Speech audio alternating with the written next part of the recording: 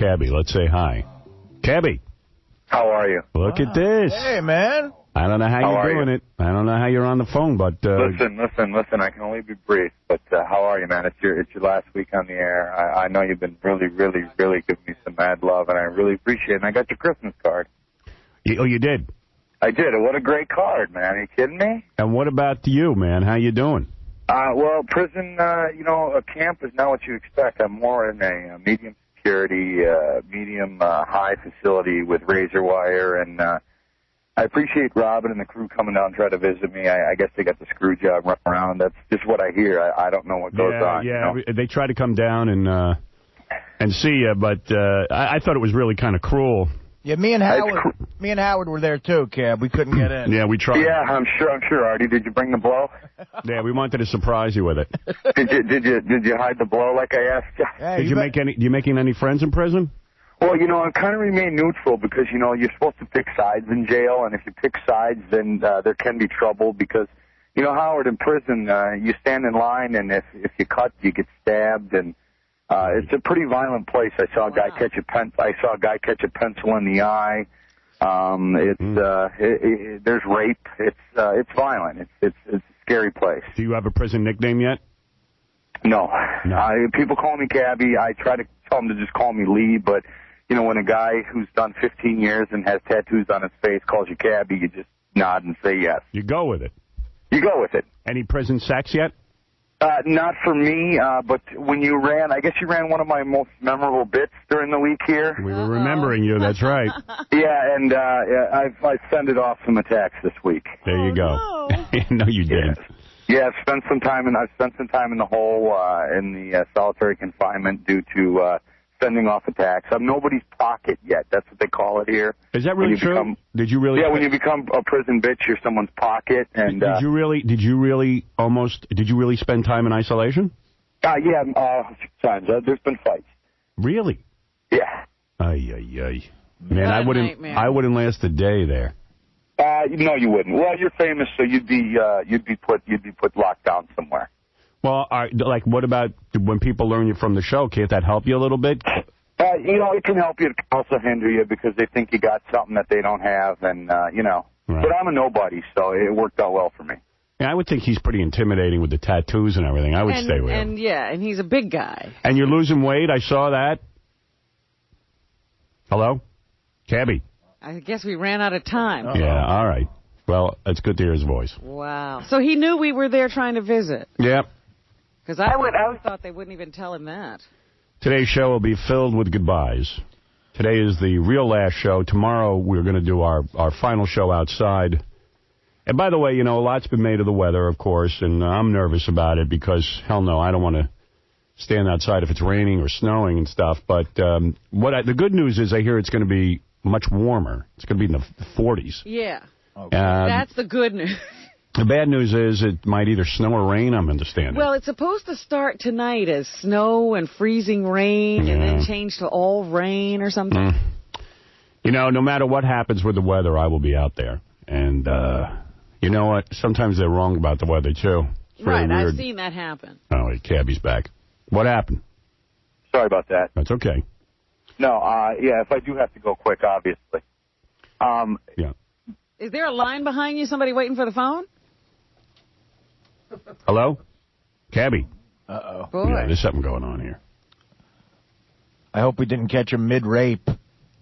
Did you understand that he is in one of those prisons where he could be raped? I didn't think it was that bad, no. I thought he was going to country club prison. Yeah, but he said he's seen rape. I mean, that's... He saw a guy get a pencil in the eye. Right. I mean, like he said, it is prison, no matter how you look at it. Yeah. Oh, wait. Is he back? No. And then when I went to visit him, they said he was at the camp. I thought, oh, that's nice. Right. Camp sounds good. Yeah. They must be singing Kumbaya every night. Yeah. Oh, well, Cabby, one of the contributors to this show, I remember back to the John Cabby fight. Yeah. Right. Which was so great, and all of Cabby's revelations, like the gay stuff. Wild stuff, man. Oh, even when he used to call us in his paranoid state and ramble and say the television was talking to him? Cabby, one of the key players on the show in the last couple of years, I think. Reuniting him with his parents or his birth mother. Oh, yeah. Jeez, I forgot about that. Yeah. You There's know, been a lot of stuff. when we had the Win John's job thing, in hindsight, I was wrong because Richard and Sal are so great. But I actually voted for Cabby because I thought every week would be an adventure. And you were right. Yeah, right. I mean, unfortunately, he's in the joint now. So What do you think about that, bitch? And don't forget his girlfriend singing Casey's Gay. I love that. The best. That's one of my favorite bits.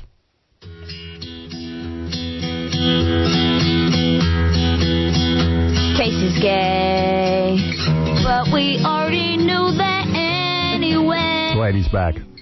Cabby. Yeah, so where were we?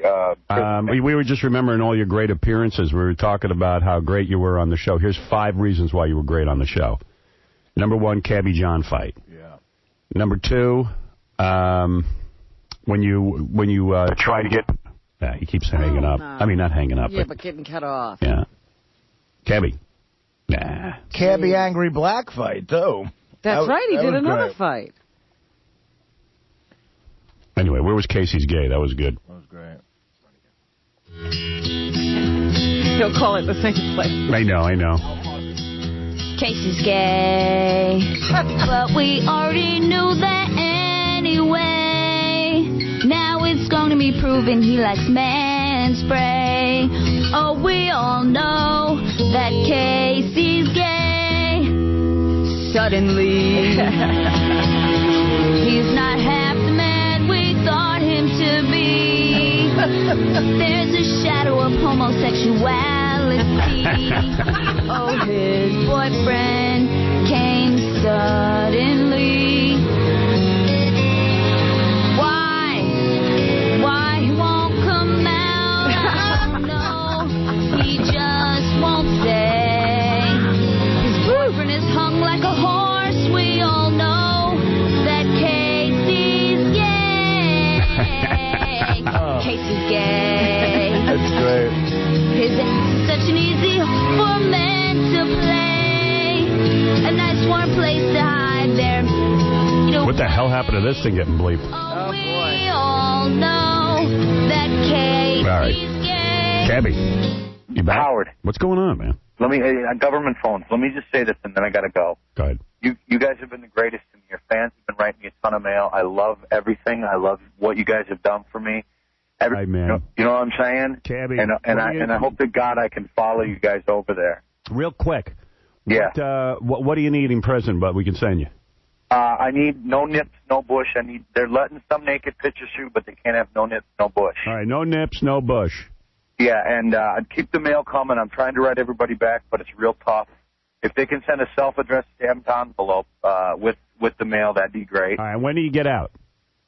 July 27th, 2008, and 2008. Cabby, there isn't a day that... 2008? 2008. 2006. Oh, I was going to say. Hey, Cabby, there isn't a day that goes by I don't think about you. This Christmas, I'll be thinking about you. I know it's tough in prison at Christmas. Yeah, man. And Yeah, dude, living in a cell with one man who's bigger than me and sexually frustrated for 20 years is tough.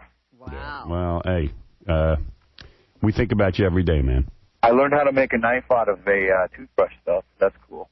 Yeah, you'll have skills when you come. Yeah, you'll have mad skills. Be careful. Yeah, hopefully I can find a job when I get out of there. You will. And how's your mental health? It's pretty good. They put me in a straitjacket and put me in a room with a nice hot psychiatrist once a week. So Do they really? yeah. And they put you in a straitjacket? Yeah, and I get saltpeter once a week. So I'm To knock down your sex drive? yeah. Well, my sex drive is pretty good though. You know, I'm around a lot of men. And you pleasure yourself with the porno people are sending you? Well, it's not considered porno here. It's they don't let you have porno. They put you around a bunch of men and they don't give you porno, and it's a sad place, Howard. Prison is a sad place. You don't ever want to come here. Don't commit crime. All right, brother. All right. But I love you guys, man, and I hate We love prison. you too, Cabby. Your parole officer's on. You want to... Wait a second. No, I can't take any phone calls. I really got to go. All right, brother. Bye. Bye. Wow. Yeah, I'm ready to... He's in lockdown for sure. Man. There was a guy on the phone who was going to be Cabby's fake parole officer and say Cabby's been raped in jail. Cabby got off the phone, fake parole officer. Hello? Yeah. Yes? Yeah, this is Parole Officer Dave. Yes. Just wanted to let you know the cabbie will be back on the phone as soon as we pull the pencil out of his eye while he's getting raped. Okay, thank you. All right, he'll be back. I promise you, he'll be back. Thank you. All right. All right. That didn't sound official. Right. AOL. Yes, I'd like to cancel my service, please. Why is that? Well, the computer that I had the service in, we're no longer using those computers, and I had to turn it back in. No, you. You can't cancel.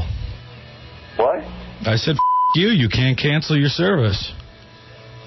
Well, I've called up like 4 other times. And Dude, look, I don't give two You're not canceling. Matter of fact, I'm going to double your charge. What do you think about that, bitch? Well, is this the right number?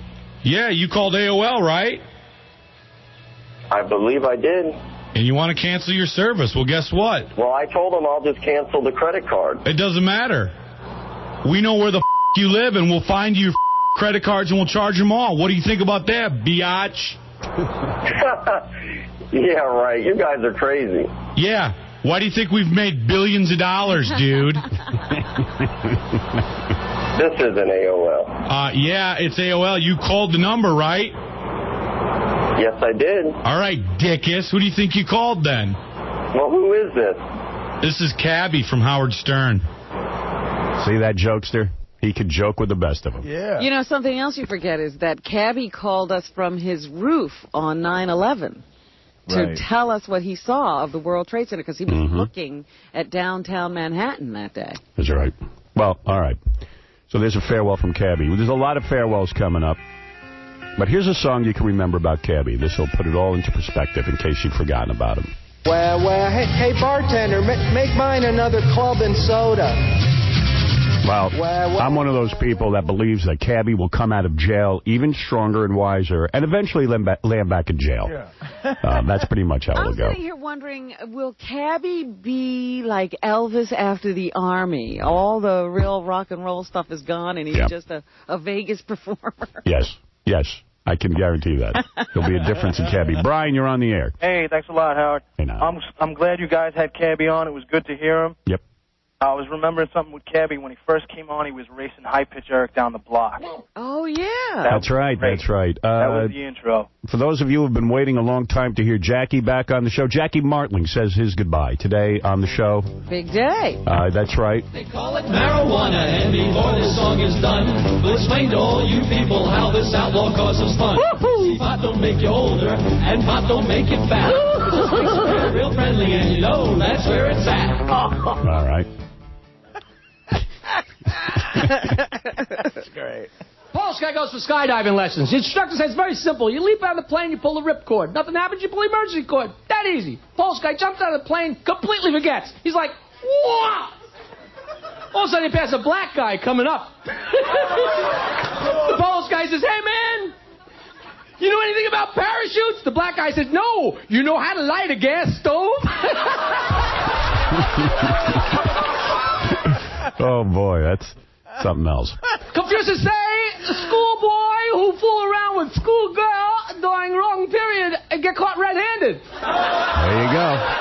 What an act. He had a million of them. Jackie the Joke Man Martling comes to say his farewell, and certainly he contributed to this show as much as anybody. I don't know what it says about me, but I can remember being about 20 years old at Rascals in West Orange, drunk off my ass, laughing till my face was red at those jokes. It does say something about you. Yes. Hey, Howard, can I add one more thing about Cabby? Yep. If you go to his website, freecabby.com, right, he takes donations. Yes. Takes 2 seconds. All you need is the number and his name, and it goes right to his deposit. Takes 2 seconds for anybody. The holidays are coming up. I know it's tough on Cabby. Yeah, and you can also go to eBay. He's got a comic book on there.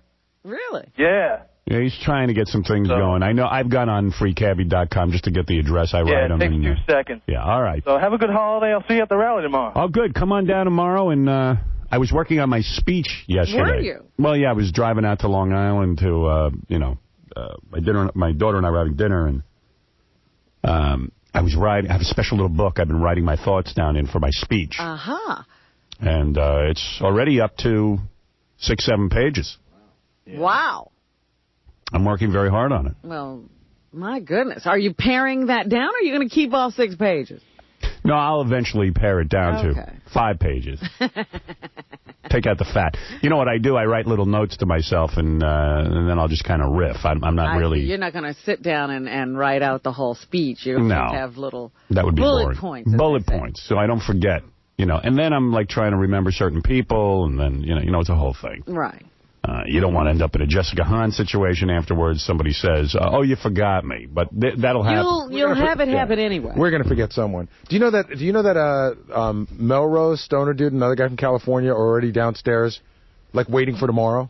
You're kidding me. No. They're already out there. They're already outside, ready to go. Yeah, I don't care. They're already, they're talking to everybody. Tomorrow for me is a piece of history, not only for me personally, but for this show and for the audience. For 20 years, we've been together, and tomorrow marks that sort of culmination of this period of time. I don't think anyone will ever pull off this is the theme of my speech. No one will ever pull off the things that we've done. And the records we've set. And this is one last time for us to congregate. The last time we had any kind of mass congregation was when I would go from town to town and promote my book, and we'd have book signings, and spectacular things happen. But I think this is the first time we've invited everyone from all over the country to come on down and say farewell to what this is. And I'll tell you what, who knows? The weather will be bad, the weather will be good. This is the day. You have to mark this day. That's it. Today I was saying, gee, we should have done it today. But okay, listen. We don't know what the weather will be tomorrow. There's always predictions, and then it's always wrong. So I'm going to go out there regardless of what's going on weather. If there's a tsunami, I'll stand out there. There is no rain date. It's the day. Yeah, it's funny. When I was meeting with all the people putting this on, they go, what's the rain date? I'm like, no, that's our last day. That's our last day on the air. We're not coming back Monday to say goodbye. This isn't a Met-Red game. I mean, I'm sick as a dog. I don't care. I'm going to go out there, probably get pneumonia and die. But and then now, that would be a fitting way to culminate your career. So tomorrow you're going to do the show, then you're going to go do this huge rally, then you're going to go do some other stuff afterwards? No, I've canceled Saturday Night Live. Oh, you did? Yeah. I was going to ask you, because I didn't hear you say anything about seeing a script or anything. No, I called them up Monday, and I said, look, I'm sick as a dog, and I have to say no. Did you see a script at all? Or no, we didn't even get that far. They were disappointed, and so am I. I really do want to do Saturday Night Live, the opening sketch. Maybe we can do it later on. Yeah, that's what I said. I said I'll do it January or February when we're over there, and maybe that'll even make more sense. It's too much, man. Yeah, I'm just dead. Yeah, it was not a good idea to wait until now. Right. That was what the roundtable said, that there was no way you'd be able to pull it off this weekend because of all the stuff you're doing. Well, I would have if my health didn't get so bad, but it's... Yeah, but it's because of what you're doing that your health is failing. I'm done. And by the way, what you were saying is, I always think about it, Jackie, I guess in some way was right. You really are the Beatles of radio. I mean, he always used to say that, but really, when you talk about all the records you've broken and everything, it's like being the Beatles. No, when he was here, it was the Beatles. Yeah, right. We haven't used that analogy since he left. Now, since I've been here, it's been Wings. Right. But tomorrow I'll be giving out money. I've got $10,000 to give away, so I'll give away $1,000 to 10 different people. We've got just everyone coming down to make speeches and congregate, and everyone can hang, and it's all the strippers are coming in from all over the country, lap dancers, all kinds of people, girls from the Bunny Ranch, legal prostitutes. I just got an email from Dennis at the Bunny Ranch. It was late last night. He's like, it says help in capital letters. So I'm thinking to myself, what's going happened? On? And he goes, we're here with the girls in the room, and they're dying to hook up with guys. Come on over. Help. He's too funny. Our last show is sponsored by TomatoVine.com. Great company. Met the owner yesterday in the lobby, and I said to him, I'm going home. I'm sick. Your broadband phone company. Save 80% on your long-distance calls. Get 2 months free. Sign up now at TomatoVine.com. Rocky the Crack Whore. Oh, from Crack Whore View. Oh, yeah. You're Meredith Vieira. Hey, Rocky. Yeah. Yeah, this is the lead person on the Crack Whore View, which we're tooling up for... I'm sorry, I can't hear you. Honey, you're going to have to turn this down. I can't... Hello? Yeah. Who's there? Hello? Yes, Rocky. I can barely hear you. Who is she with now? Ron Howard? Yes. Oh, hi. Yeah, I was at the Friars Club, and it was your agent's Christmas party. It was pretty funny. Me and a couple of my girls were there just hanging. They're like, this is a private party. We're like, yeah. And So you crashed the party? Well, we were there for other reasons, and it just happened to be, it was a wild party. There were like total drunk people singing really bad karaoke, but it was fun. All right. Well, yeah. So you were at my agent's Christmas party, and did any of the crack whores get some business, or it was pretty... We all want to become members of the Friars Club. Because what is a crack whore doing at the Friars Club? I'm like, was she working? No. I got to meet this Rocky. Well, I'm coming down tomorrow. Oh, good. I want to meet you. Yeah. All right. So we'll put you in the VIP area where I can point you out to the crowd and stuff if you're. Yeah, definitely. All right, Rocky. Now, where is she now? At home? Yeah, I'm at home. I'm in Midtown. Do you have a dude or something? You were saying turn down the television. Yeah, it's my someone's here. What? Some John? He's just a friend. Did he have sex with you? Yeah, one of those hangers. Does he pay you for sex? Well, I'm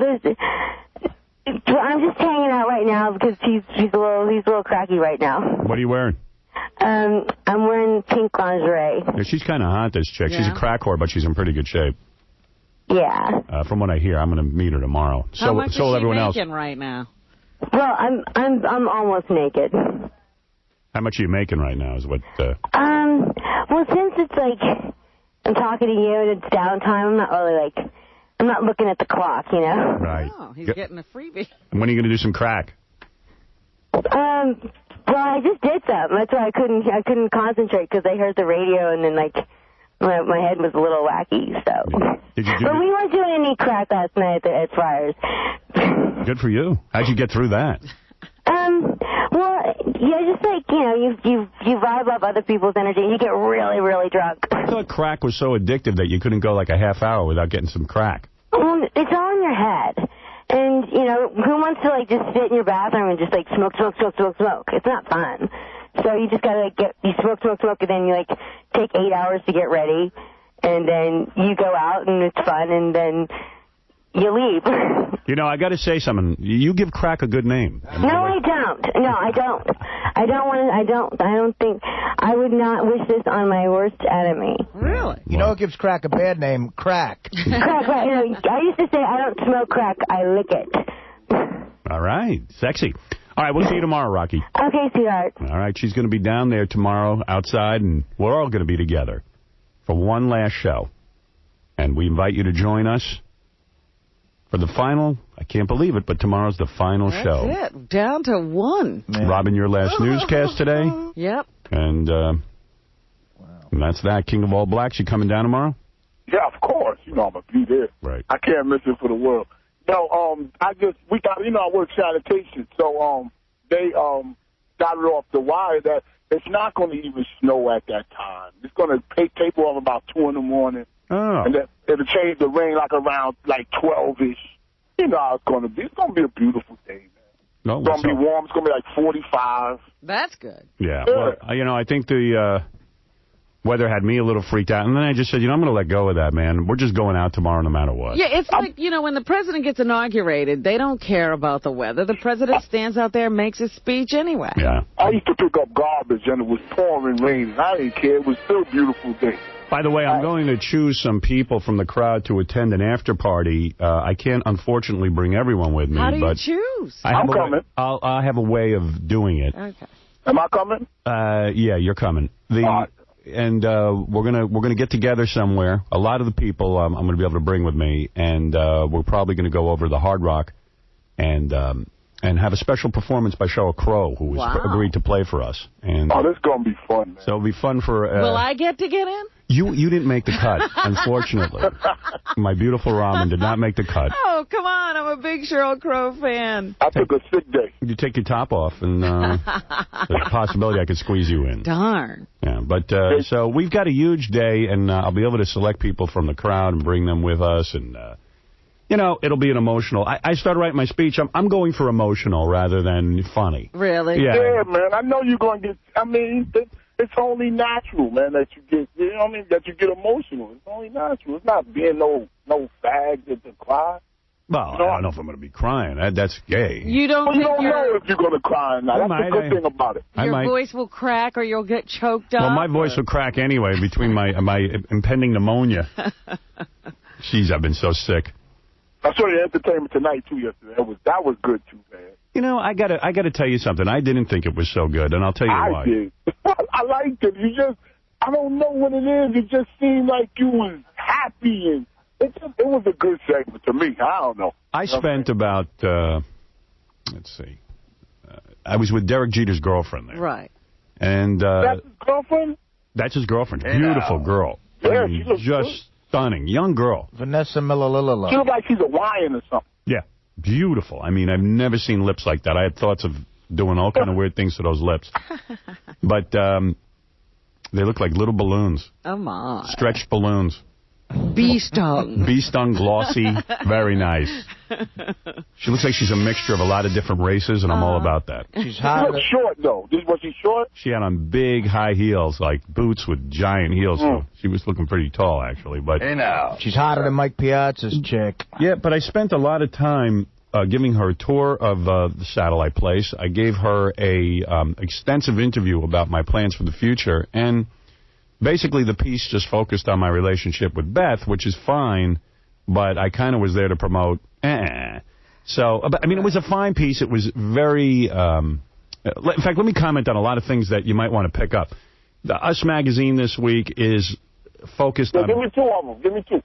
Well, Us magazine, I mean, it's fine, but I did an interview about and most of the magazine is devoted to me and Beth, and there's a nice picture of Beth and I, very romantic picture and everything. But we took I just wish they would have mentioned satellite a little bit more. But that's okay. That's just my bugaboo. Same with Entertainment Tonight. I mean, that's what, those outlets are all about, They don't, it's not really business with them. They're trying to promote relationships and... Right, but it was fine. People's personal side. Yeah, it was fine. I just wish I could have promoted more. I was on the Best Damn Sports Show, period, last night. I haven't seen it, though. Oh, that's when it came on last night? Last night.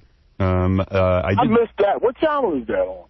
Something FX News or Fox Sports Network. Fox Sports Network. Yeah, Anybody see I it? missed that one. But they replay that a lot of times, too, right? Yes. Yeah, it'll be on again. Yeah. I forgot to mention that one. The Esquire article hits the stands today, and I'm very pleased with the Esquire article. That's a great article. And I'll tell you why it's my favorite article. Because I sat in my apartment and talked to the reporter, and what they basically did is transcribe what I said, portions of it, and I'm fine with that. Great. Also, I did the Jon Stewart show the other night, and I saw that played back. And I thought that was good. I like that. I like being with Jon Stewart. That was good. Yeah, that was good. I got a lot of positive mail about that. Here's a couple of emails. I saw you on The Daily Show last night. You look great. You had terrific energy. After you said you were feeling ill on Tuesday morning, I thought you might be waning when you went on with Jon Stewart, but it was a superb performance. My congratulations to you. By the way, I liked what you were wearing. Much better than the pathetic Wigger outfit that Ralph put you on in Letterman, but Ralph put me on that as well. Hey, Howard, I saw you on Daily Show. You were friggin' funny as hell. You and Jon Stewart work well together, bouncing jokes off one another left and right. I look forward to the day you have that Jewy sitcom. Take it easy. Did you didn't see The Daily Show, did you? No. Yeah. John made a funny joke. We're both looking into the camera, and he goes, boy, that was funny. A big Jewy sitcom. I think they're best with the Entertainment Tonight. Really? Yeah, I liked it. All right. I liked it. All me and my wife was looking at it, and she was like, he's cute. Like, then she saw one shot. She's like, I don't like him in that shot. So it was a good, I liked it. I really did like it. They focused on Beth and everything. Got some nice pictures of her and, nice video of her. It was good. You know how they do. They like to gossip about relationships. Yeah. All right, man. Thanks. I'll see you tomorrow. I'll definitely see you tomorrow, man. Right. You're the man. Thank you. All right. A couple of people I want to thank. I want to thank a guy named Mike the doorman who works here in the building. What a lovely man. Yesterday I said goodbye to him. I want to give a special shout-out to my beautiful Nancy, the receptionist, who has worked here ever since I've been here. Yeah, she was here the very first day we walked in. Really? Yeah. Yes. Was she? No kidding. Oh, yeah, she's been here a long time with the company and remains with the company, but In fact, is just a delight. Remembering the first time I ever saw her, I was writing her a Christmas card last night, and she was talking about getting married when I first met her. So we have been here through her marriage, the birth of her children. Her children are teenagers now. She started working the desk when she was 8 years old. I'm not kidding. So she's the longest employee. So I'll never forget the first time I saw her because I was nervous as hell walking in here. Yeah, I want to give a special acknowledgement to her. She's always so sweet to me, and I love her for that. And she's always helped me out. We're going to miss her. And a lot of people are going to say goodbye. We're going to take a commercial break. Tom Chisano's going to say goodbye. Joan Rivers wants to say goodbye. Jackie Martling is going to say goodbye. My agent is stopping by. Our agent. Really? Yes, he's going to say goodbye. And I have something I want to say to him. Wow. And you might get choked up today. I might. I just might. You never know.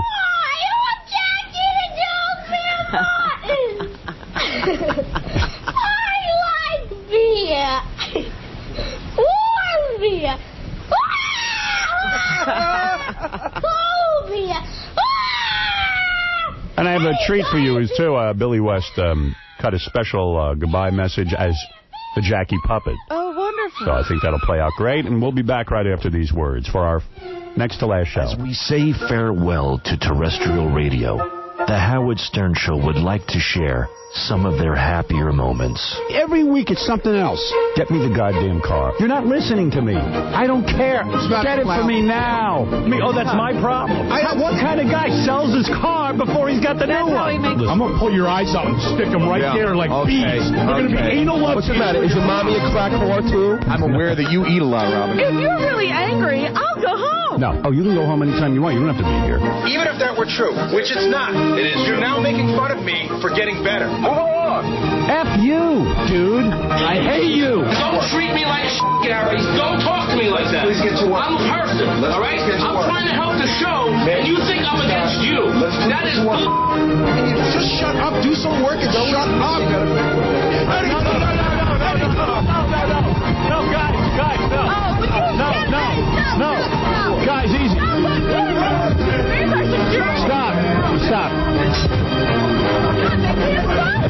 Stop, guys, stop. It's enough. On the 12th day of Christmas, my paisan gave to me 12 gobs of hair gel. Would you watch the hair? 11 Sinatra CDs. 10 new hand gestures, 9 balls of grabbing, 8 how you doing, 7 Piazza jerseys, 6 Sergio Tachinis, 5 pinky rings. How you like me now? 4 fresh cannolis, all 3 Godfathers, 2 guinea teas, and a ride in a Tyrogzine. Yeah, that's for you. God bless.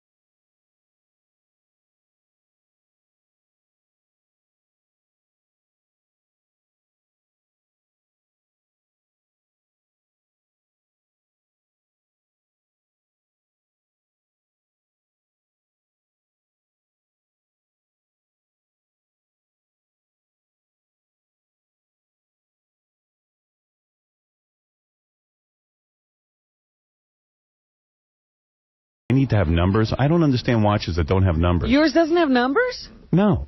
I don't understand the watches. I wear a watch by U.S. Army. It's the basic watch. You see 12, 1, 2, 3, 4, 5, 6, 7, 8, 9, 10. You can tell the time. I need to tell the time. These watches have become so wild that you can't tell the friggin' time. Right. It's a dark background, the one Tom gave. I won't be able to see. I'll wear it when I go out on special occasions. Right, it would look nice when you don't need to see the time. Yeah, when I don't want to know the time. You know, it's funny you say that. I'm wearing a watch so I don't know the time. You know, it's funny you say that because the in-demand people gave us gifts the other day, and Doug Goodstein got me this beautiful watch. But it's one of those watches that's an analog watch, right? Yeah. And then underneath it is digital time, but you have to hold it in the right light, and you don't know whether to look at the digital or the analog. It's not completely apparent what time it is. I'm very fussy about watches. It's got to be...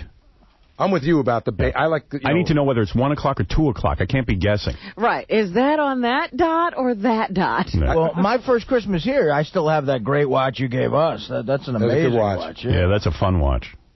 That's a stylish watch. Love that watch. I found out yesterday the watches were invented during World War I. Yeah, good for you. Hey, you know, somebody stole... We have a sign here in the studio. It says Howard Stern, and someone stole the H yesterday. People are coming in and ripping things down. They stole... what is that H made out of? Foam Wood. or something? It's wood. Wood? Yeah, it's weird. Yeah. I saw some of the disc jockeys yesterday who worked here during the K-Rock era. They ripped down all the K-Rock signs. They put big tombstones, rest in peace.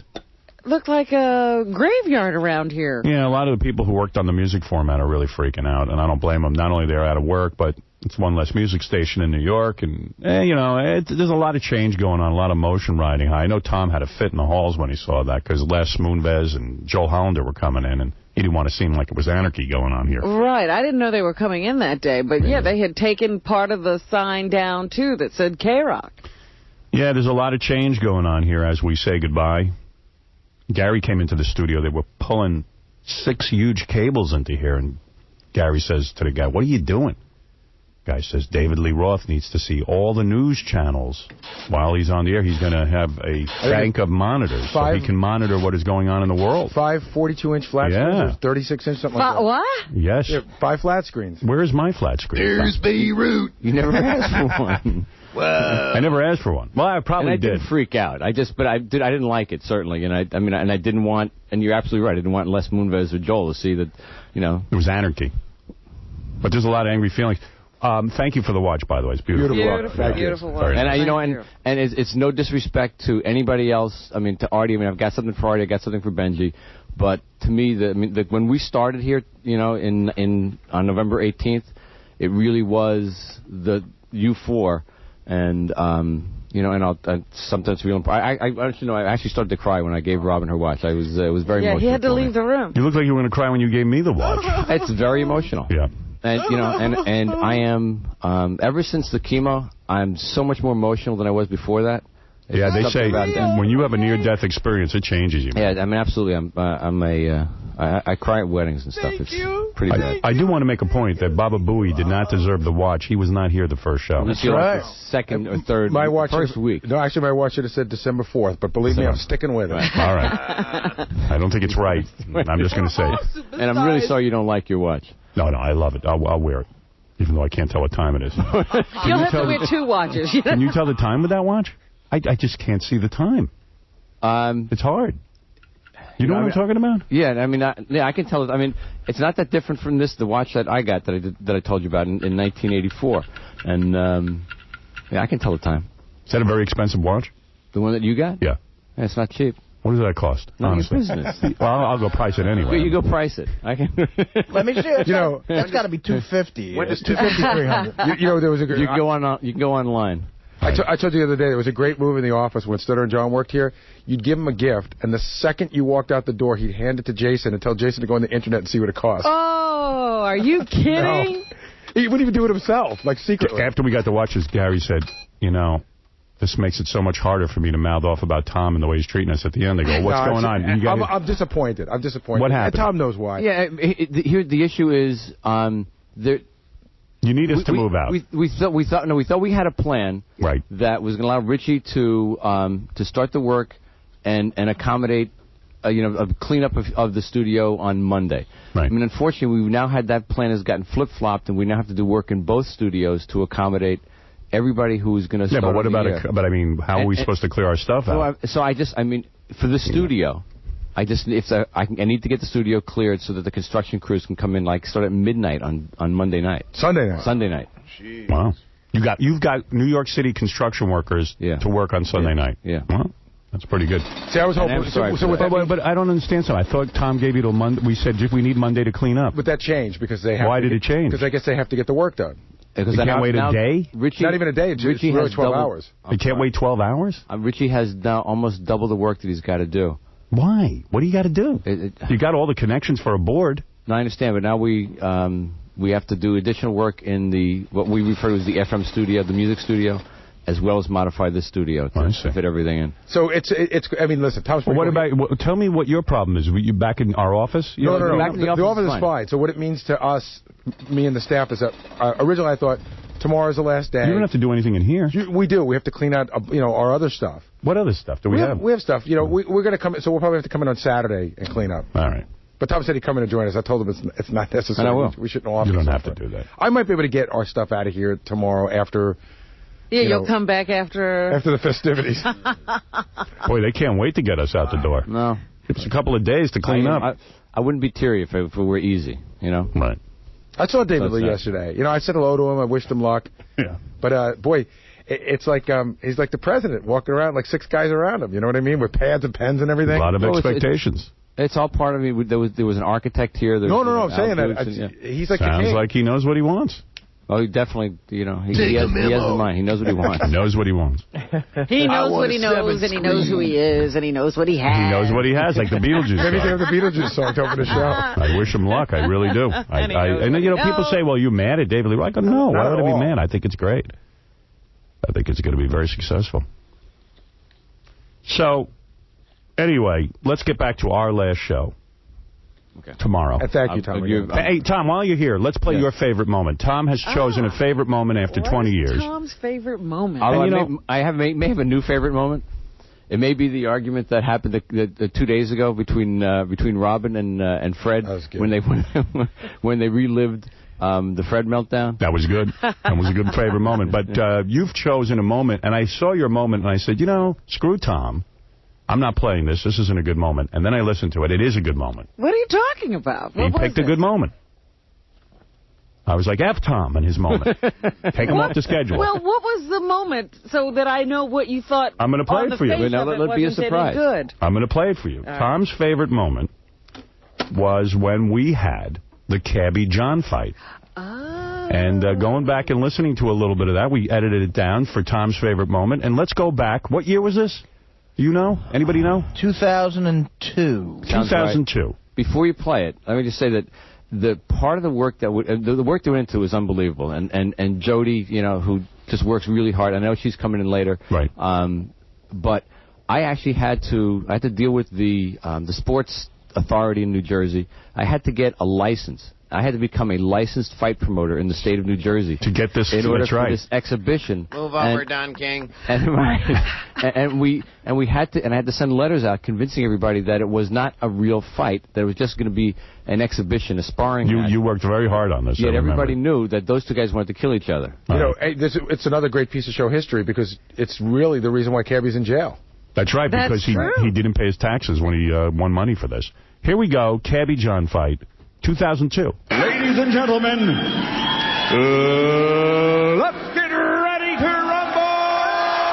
There it is, the catchphrase everyone's been waiting for, Larry. It's close. People on their feet, Howard. Look at this. Wow. Here we go, round one underway. Big right hand by Stuttering John, and they lock up. Cabby pounding him to the midsection. John needs to escape. John with an overhand right. Another. Cabby punching below the belt, a right hand below the belt, and the referee has to step in. John going right at him, rabbit punching to the back of Cabby's head, and a sucker punch by Crazy Cabby. Big overhand right by Stuttering John. What a round, another right. Cabby has Stuttering John up against the ropes. Another right hand by Stuttering John, and another. What a fight. Whoa! What do you make of that? What a round! We're going to find out who won. Has to go to the judges. Two guys went the full 5 rounds. I just saw Susanna, John's wife, cheering her man on like out of Rocky. They're raising John on their shoulders as if he has won already, Larry. Pretty premature, Howard. We've seen some strange things happen in boxing. John on the shoulders of his trainer. John on the shoulders of his trainer, swinging wildly into the air. I love it. And his bloody face there for all Saying of us I love to you see. to his wife. Howard, I got to tell you one thing. I'm standing right here in the ring. There's a big puddle of blood from where John was just standing. Let's hear from Michael Buffer what the judges think. All 3 judges are unanimous. The winner, Stuttering.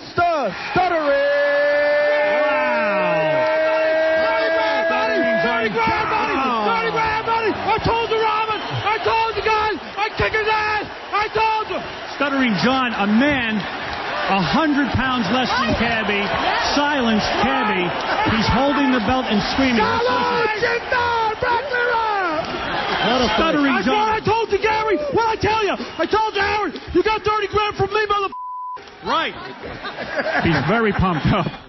Wow. That was great, man. Doesn't he sound a lot like Scott? When Yep. Scott, I don't know what the competition on the show. A lot of adrenaline. You go I 5. don't know. Do all those guys go on steroids when they do this stuff? You go 5 rounds with Cabby, you'll be screaming too. That was a shocker because I know John was tough, but really Cabby had everything going for him. It was a great moment. You remember Cabby trained by smoking and walking through the park and feeding the pigeons? Yeah, he didn't. He didn't train at all. He didn't Yeah, that was the problem. He should have thought about that. He cost me $2,000. Yep. I wrote the check. Wayne Siegel and I had a bet. Before the end of the 3rd round, I wrote the check and handed it to Wayne because I knew I'd lost. Right. I must have been drunk because for no reason I yelled Broccoli Rob. Chin dog. We're going to take a break. Great moment. Thank you, Tom. That was a great moment. moment. Tom will be out tomorrow with the crowd. He's going to address the crowd and say his farewell to the show. 20 years of service on this program. And we'll be back right after these words. Our second to last show. And yesterday's show brought a lot of email. The Jessica Hahn news report by the Howard 100 News team. What was the response to that? The girl is so annoying. The reason she wants all the old-timers around is because she's one of them. She's scared of being a has-been. Get rid of her. She's not even funny. Who is she to talk about what's funny? Blue Iris rules. Here's one. I do think it's awful that Jessica wasn't one of the first people that came to mind when you were planning your final show. I've been listening since the 80s, and she came to mind almost immediately. Here's a third one. I've been listening since Butt Bongo in Chicago AM 1000. F. Jessica Hahn. You made her career. Who's she kidding? Benji, what a faggot. Everyone trying to take your spotlight. You're the best entertainer, Howard. I've been around, and I'm in the film business. I own a Chicago studio in Chicago, and I also produce some films. Keep up with the great entertainment. Screw everyone. Here's another guy who says, Cleveland is showing us much respect. WNCX in Cleveland is running a really nice thank you commercial for 13 years on the air in Cleveland. Wow. Get a copy, check it out. Each station should be running something like this for the show. Well, I want to thank WNCX. I haven't heard if anybody has a call in with it. I'd love to hear that. Oh, here's a guy who actually has the tape. This is Terry. Terry, you're on the air. Yes, Howard. Excuse my voice. I was injured in Afghanistan. Oh. I have a copy of the NCX. I'll play it for you right now, okay? You're a soldier who was in Afghanistan? Yes, sir. And what happened to you? I took some shrapnel to the upper chest and throat. I'm sorry to hear that. Wow, that's terrible. You were on our side or their side? I think I was on our side. Our side. All right. Okay. I don't want to be praising the guy if I find out he was working for the Taliban. Yeah, really. Love you, Howard. Yeah, thank you, man. And I'm sorry that happened to you. You're a brave man. Much braver than anybody here. Thank you. Except for Fred.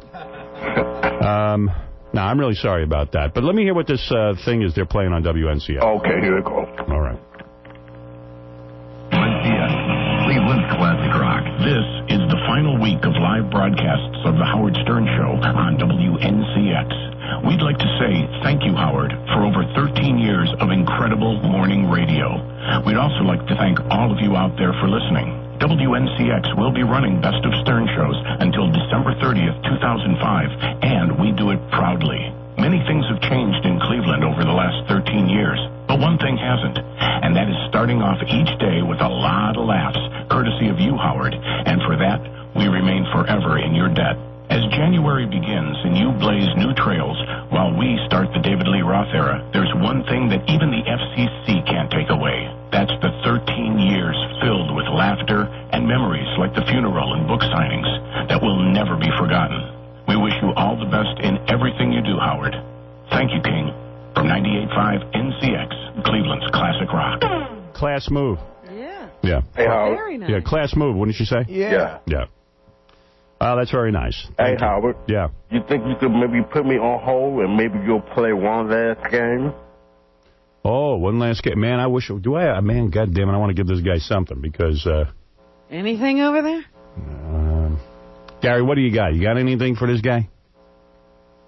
Tomorrow's our last show. We'll be out on the street. I don't care what the weather is. We will be there. And we will be outside to say our final farewell and to thank you, the fans, for being so good to us and making everything possible. And I will be able to take some of you with me to a private concert with Sheryl Crow where we can sit down and relax. I can't take everyone, but I'm going to try and take some people, try and give out some money. And we're going to look you in the eye and say thank you. That's what it's all about tomorrow. You know something? I'll put you on hold. If I find something, I'll get back to you. Okay, great, Howard. I'm not getting an answer, and you're a brave dude, and thank you for your service. Thank you so much, Howard. Right. I could send him a DVD if he wants. That would be great also. You want Artie's DVD? Sure. You sure? I could send you a signed one if you want. That would be wonderful. All right, that's one thing. You got anything for this guy? I got nothing. You don't have any Steven Singer or anything? You know what? Steven Singer. You know, I saw him on Saturday. I'm sure he'd give us one more thing on our way out. We can give him a watch from Steven Singer. We get you a nice watch from Steven Singer Jewelers, all right? That'd be great, Howard. All right. And a Joke Master Jr. There you go. Yes, Benji, what do you got? If you guys would want to send it, if you would want it, I could send him the remains of the real doll. And I'm being serious. It's like most of the remains. You want that? That's a piece of show history. Oh, that would be great, Howard. We have the torso. Wow. Yeah, we got it And the down vagina. Yeah. Is her head gone? Our head is gone, yeah. Unfortunately, it's gone. Ralph had the head. I'll tell you what. I'll be opening up my Christmas gifts from the staff, and anything I don't like, I'm going to send to you. Oh, wow. That'd be so great, Howard. The first thing I'd like to give you is my gift from Scott the Engineer. He gave me 2 DVDs of, the hell was it? I don't even remember. Oh, it was, what was it? It was Dick Cavett and John Lennon. The best of Dick Cavett. I know, you don't want it either. Let me open my gifts. I'll see if there's anything else I'll give you. Okay. All right, man. Hold on. I'll get your address. Dude, I'll send you a signed DVD, too. Thank you, Artie. Thank you, brother. What's he doing now? What's he doing? He's got a problem.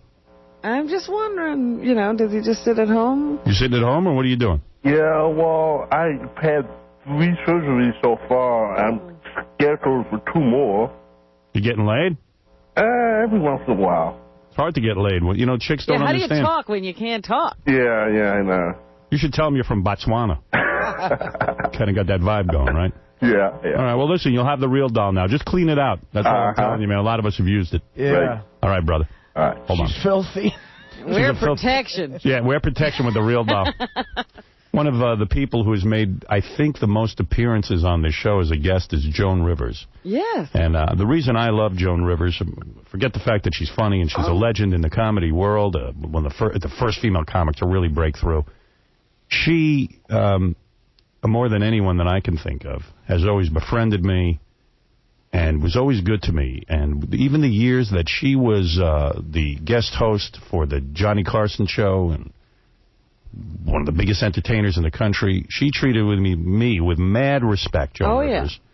And I'm always grateful. She even invited me to her home a couple of times, which really blew me away because I'm a bit of a pariah in the entertainment industry. The fact that Joan Rivers would have me to her home and treat me like a normal human being was... Yeah, even when she was having all those other people, she didn't mind inviting you along with them. She's a beautiful woman, and Joan's here to say goodbye to the audience. And, of course, we're going on, and I don't want to make this too maudlin. I mean, we're excited about the future, but this is the end of an era. And, Joan, thank you for calling in. Howard, you were one of the best waiters I ever had.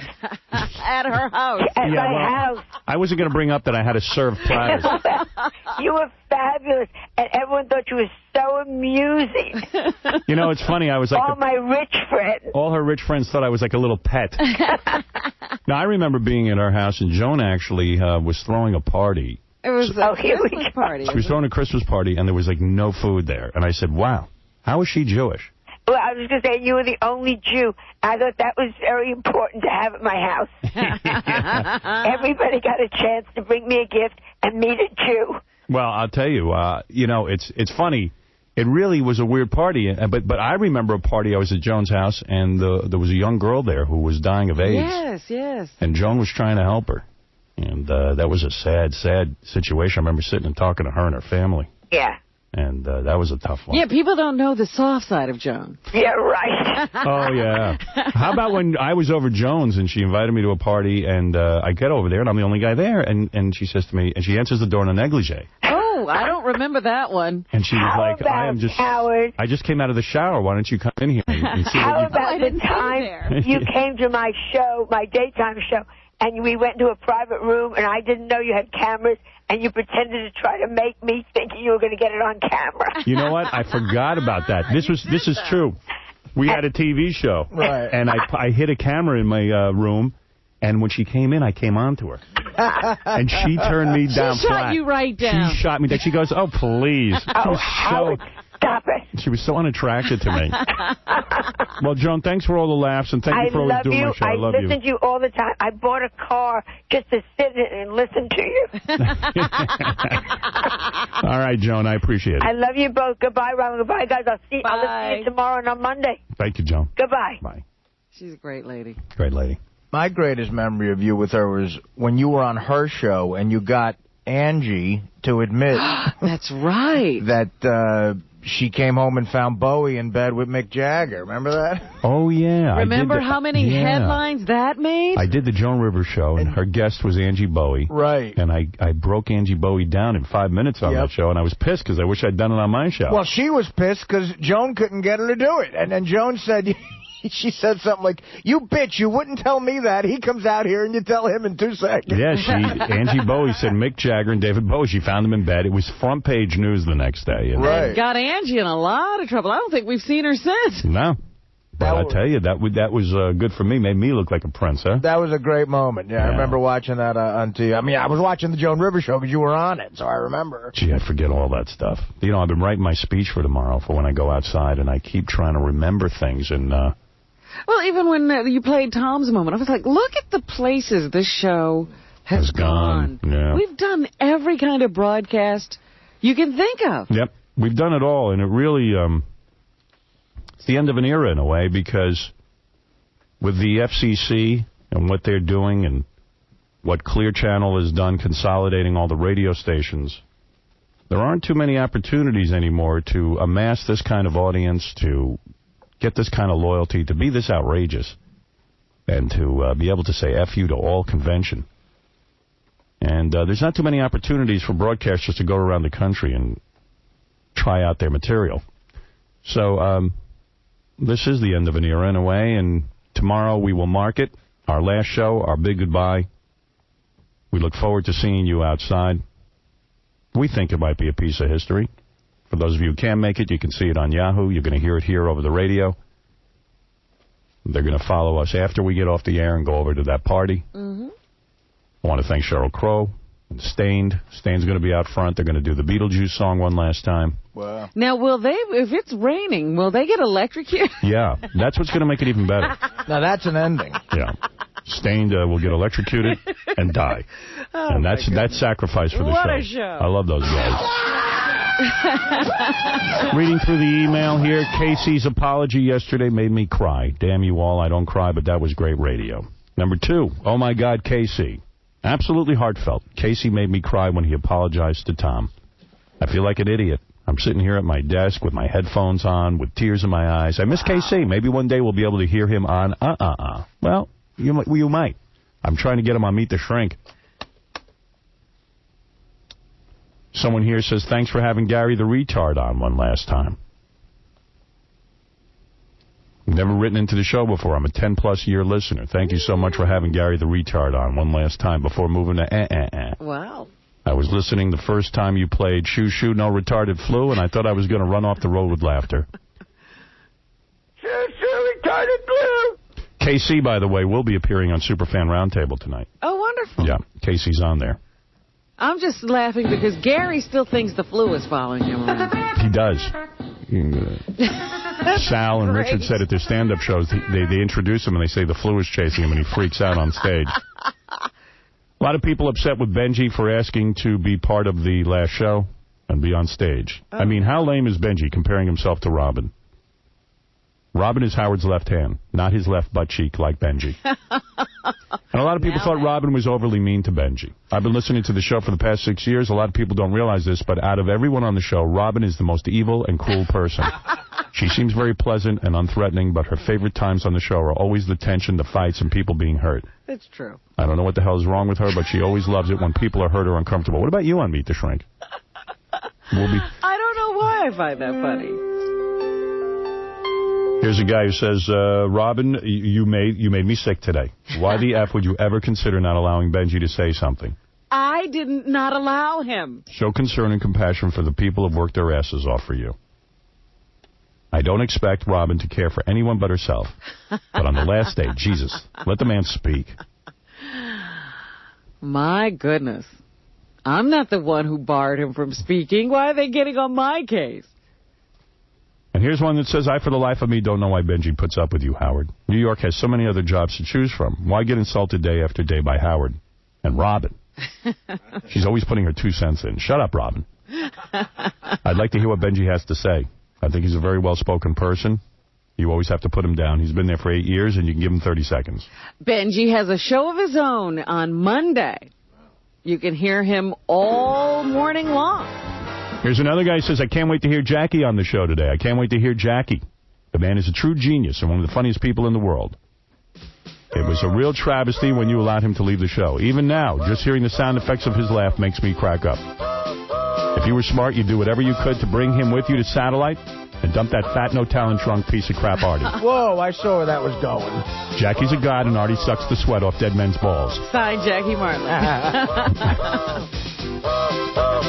And so many other things. People sick of Ralph complaining about your Christmas gift to me. Some people really... by the way, one guy wrote me. Robin and Gary and Artie and Fred got me an old RCA 44 microphone. This guy says that's a real find. He says that's a kick-butt microphone. And what a great gift. So there's a lot to be said. A lot of people writing in. This was kind of nice. Tom Green, the comedian, has a blog on the internet, and he wrote this. I just watched Howard Stern dance around Bill O'Reilly in the most awesome way. Hilarious. It was probably one of the best things I've ever seen on O'Reilly's show. Amazing. The best part was when Stern kept bringing up O'Reilly's out-of-control merchandise store on his website. Did you know they have a Bill O'Reilly jigsaw puzzle? I've never seen O'Reilly flustered. He was flustered. It was awesome. And go get and support Howard Stern and Tony Hawk over there. The more places there are for people who do cool stuff, to do really cool stuff, the better off we all are. Go Howard. And so he's a blogger now? That's what he's doing? He's writing a blog. Wow. Well, he wrote something nice about us. I wondered where he was. He's on the internet. Where's Carol in traffic? She here yet? I want to thank her, too. There's a lot of people I want to get in here today because tomorrow's going to be a real busy show. She's not in yet. All right, you get her in here when I want to say goodbye to her. I want to say goodbye to Nancy, the receptionist. There's a whole bunch of people. Let's go to Hook Nose Mike. Hook Nose, you're on the air, and then Jackie's here. We've got to get to say hello to him. Hey, Howard, how's it going? Listen, for the last time on terrestrial radio or old-fashioned radio, good morning, Howard, you hook-nosed Jew bastard. There you go. You coming down tomorrow? I'm there, dude. I am, excuse me, I actually got into a huge fight with my boss to take the day off, and he's really pissed at me, but I had to clear the schedule for tomorrow. Well, you'll come down, and then you'll go to work a little bit. You'll be an hour late. How do you... No, I cleared the whole day because I'm hoping to get over to see Sheryl Crow tomorrow as well. All right. How do you fight with your boss like that and not get fired? I don't know. I'm pretty important to the job. I mean, I'm not saying I'm irreplaceable, but... yeah, he works for the Nazi party. He's the only one who really knows how to say hook-nosed Jew bastard the right way. He knows how to set up that room. Yeah, he really knows how to get the guys going. Yeah, exactly. My boss is a short Jew, too. All right. So, listen, Howard, I just wanted to say a couple of things, if you don't mind. I just wanted to say the show was totally inspirational to me. You know what I mean? You taught me to be able to, work for what I believe in, and it's okay to laugh at myself. You know what I mean? Right. And, giving me an opportunity over at was just tremendous. An audition and being part of the round table, and this coming from view for a truck driver on Long Island. You know what I mean? A 30-year-old truck driver with no experience whatsoever. Everybody would. No, he's gone. What is going on with our phones? Is there a timer on our phone today? Cabby called in earlier this morning from prison, and he kept getting cut off, too. Melrose Larry Green. Howard? Yeah. I just wanted to say goodbye. I'm downstairs with Stoner Dude. Yeah, there's a couple of guys already downstairs ready for tomorrow. Yeah, I saw Melrose. We're freezing. Can we come up for 1 minute, Howard? Now, let the guys in so they can relax a little. By the way, tomorrow at least is supposed to be warmer. Thank God. And Howard, I love you, man. All right. Come in and get warm. Too early for you to be out there. Kyle, you're on the air. Hey, what's up, brother? How you doing? Hey, brother. You sick Santa. That's an awesome picture in us of you as Santa, man. Yeah, you know, Beth and I took a lot of pictures, some really kind of sexy, dirty-looking pictures of me as Santa and her as Mrs. Claus. They didn't use them, but... they used one of them. Yeah, Us Magazine is out. It's kind of a thing about Beth and mine's relationship, which I thought it would be more about satellite, but what do I know? But it's fine. It's a nice picture. It's cool at the bottom how you sound off on all those Hollywood relationships, too. Well, yeah, I guess that's what Us Magazine's about. The Esquire article's out as well. Awesome. Have you seen it? Awesome, man. That's the coolest picture of you, like the bat holding up to the radios and everything. Yeah, the photographer was throwing radios. It was brutally honest, man. Everything about your kids to your ex-wife to the future to everything. Yeah, awesome. I just basically spoke to the reporter for a while, and he kind of pared everything down. Yeah, well, Howard, look, man, I love you, brother. You put me through you got me through a lot of rough times, man. So I love you guys and good luck. And I'm going to be with you on January, man. Great. Okay, we'll see you then, man. Should be interesting. Should be an interesting next 5 years. Thank you. It's going to be awesome, man. Later, man. Yeah. By the way, I want to say how proud I am of the Howard 100 News team who's been covering all these events, and they've been doing a great job. I gotta say it. I mean, just awesome, phenomenal, and they do a great service. Well, they were the ones that steered me wrong on that weather report. I'm not so happy with them right now. There you go. Hey, it was great to hear that Hook-Nosed Mike's boss is a short Jew, as he puts it. Yeah, who knew? Who knew? Let's go to Terry. Terry, you're on the air. Go ahead, and then we're going to say hi to Jackie. Have a little bit of reunion here. That should be interesting. Is he here? Jackie's here. He's waiting in the green room, so I want to move along and take a break. Yes. It'll really be. You've not seen him either since he left, right? I haven't seen Jackie in 5 years. Interesting. Terry, you're on the air. Hello, Howard. Hey, Terry. Hey, actually, this is Mike from L.A. All right, Mike. And I just wanted to tell you, I'm 31 years old. I've listened to you since God knows when. As a little kid, growing up in the inner city, it's really tough. You can go a lot of different ways. A lot of people had the attitude like, "Oh, you think you're better than me," type of attitude. And as I tuned into you, getting ready for school and stuff, you just taught me to, not take life so seriously. And I think that really helped me a lot. I think Artie taught us all not to take life too seriously.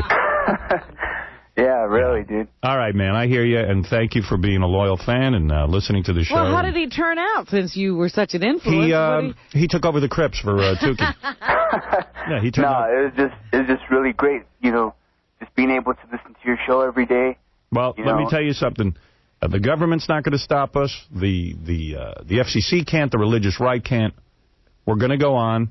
And we're going to reinvent the medium again. I heard something very scary this morning. What'd you hear? Our sister station, was it WINS? Yeah. They've been covering a lot the end of this show this week. Yes. And they've been interviewing different people. And this morning they were talking to somebody who said he's going to keep pushing the envelope and he's going to force the FCC to get involved with him. Well, I'll tell you what, that's insane. I was like, oh, my God. Well, the FCC has done something unbelievable. They've said to cable operators they're not going to approve the sale of Adelphia unless cable operators clean up their act. Cable television, something you pay for. Time Warner's supposed to clean up its act. Wayne Siegel from Legend Porsche Audi, Saab. All of it. All of it. Yes, Wayne, go ahead. Yeah, Howard, I wanted to thank you for all you've done to help me grow the Legend Auto Group. And, I was there as the first sponsor when you went to K-Rock, and I remembered the hot body Jody Dunowitz calling me to say you were coming on. I said, fine, just run every day, every week for the next 3 months. She said, don't you want me to come visit you? I said, I don't need to. I know the man's great. Just buy the spots and put me on. There you go, Wayne. You know what? You helped Legend grow, but you couldn't help him grow. Yeah, Wayne is still 4 foot tall. You know what? I also wanted to thank you for all your friendship for all the years and being associated with your celebrity and all that it's meant. And I wanted to recall a story, if you'd remember that. Your celebrity, remember when we went to Atlantic City and we saw that fight and those great seats you were given by Steve Rossi? Yeah. Wayne, you said it all, pal. You're rambling now. Nobody remembers that. Wayne, thank you, and thanks for being loyal to the show. You've been great. You're the best. We love you. Thank you, pal, and I will see you over there. Right, and hope to see you tomorrow. I'll see you tomorrow. Good. Everyone's coming down for the big, our final show. What else would we do? But get out on the street, all the fans together, everyone just getting to know each other. All the strippers are coming in from all over the country. Lonnie's coming down from Scores with all the girls. It's going to be great. And you next, said the Bunny Ranch girls are already here. They're already in town. In fact, they're looking for business, quite frankly. They called last night and said, would anybody come over and do us? We're out of practice. They know it's not legal here. They've got to be a little, they got to calm down. I think they were looking to do freebies. Wait a minute, it's not legal here? We're going to take a break. When we come back, a 5-year absence of Jackie the Joke Man Martling. We're going to honor his contributions to the show and remember the Jackie years. Next.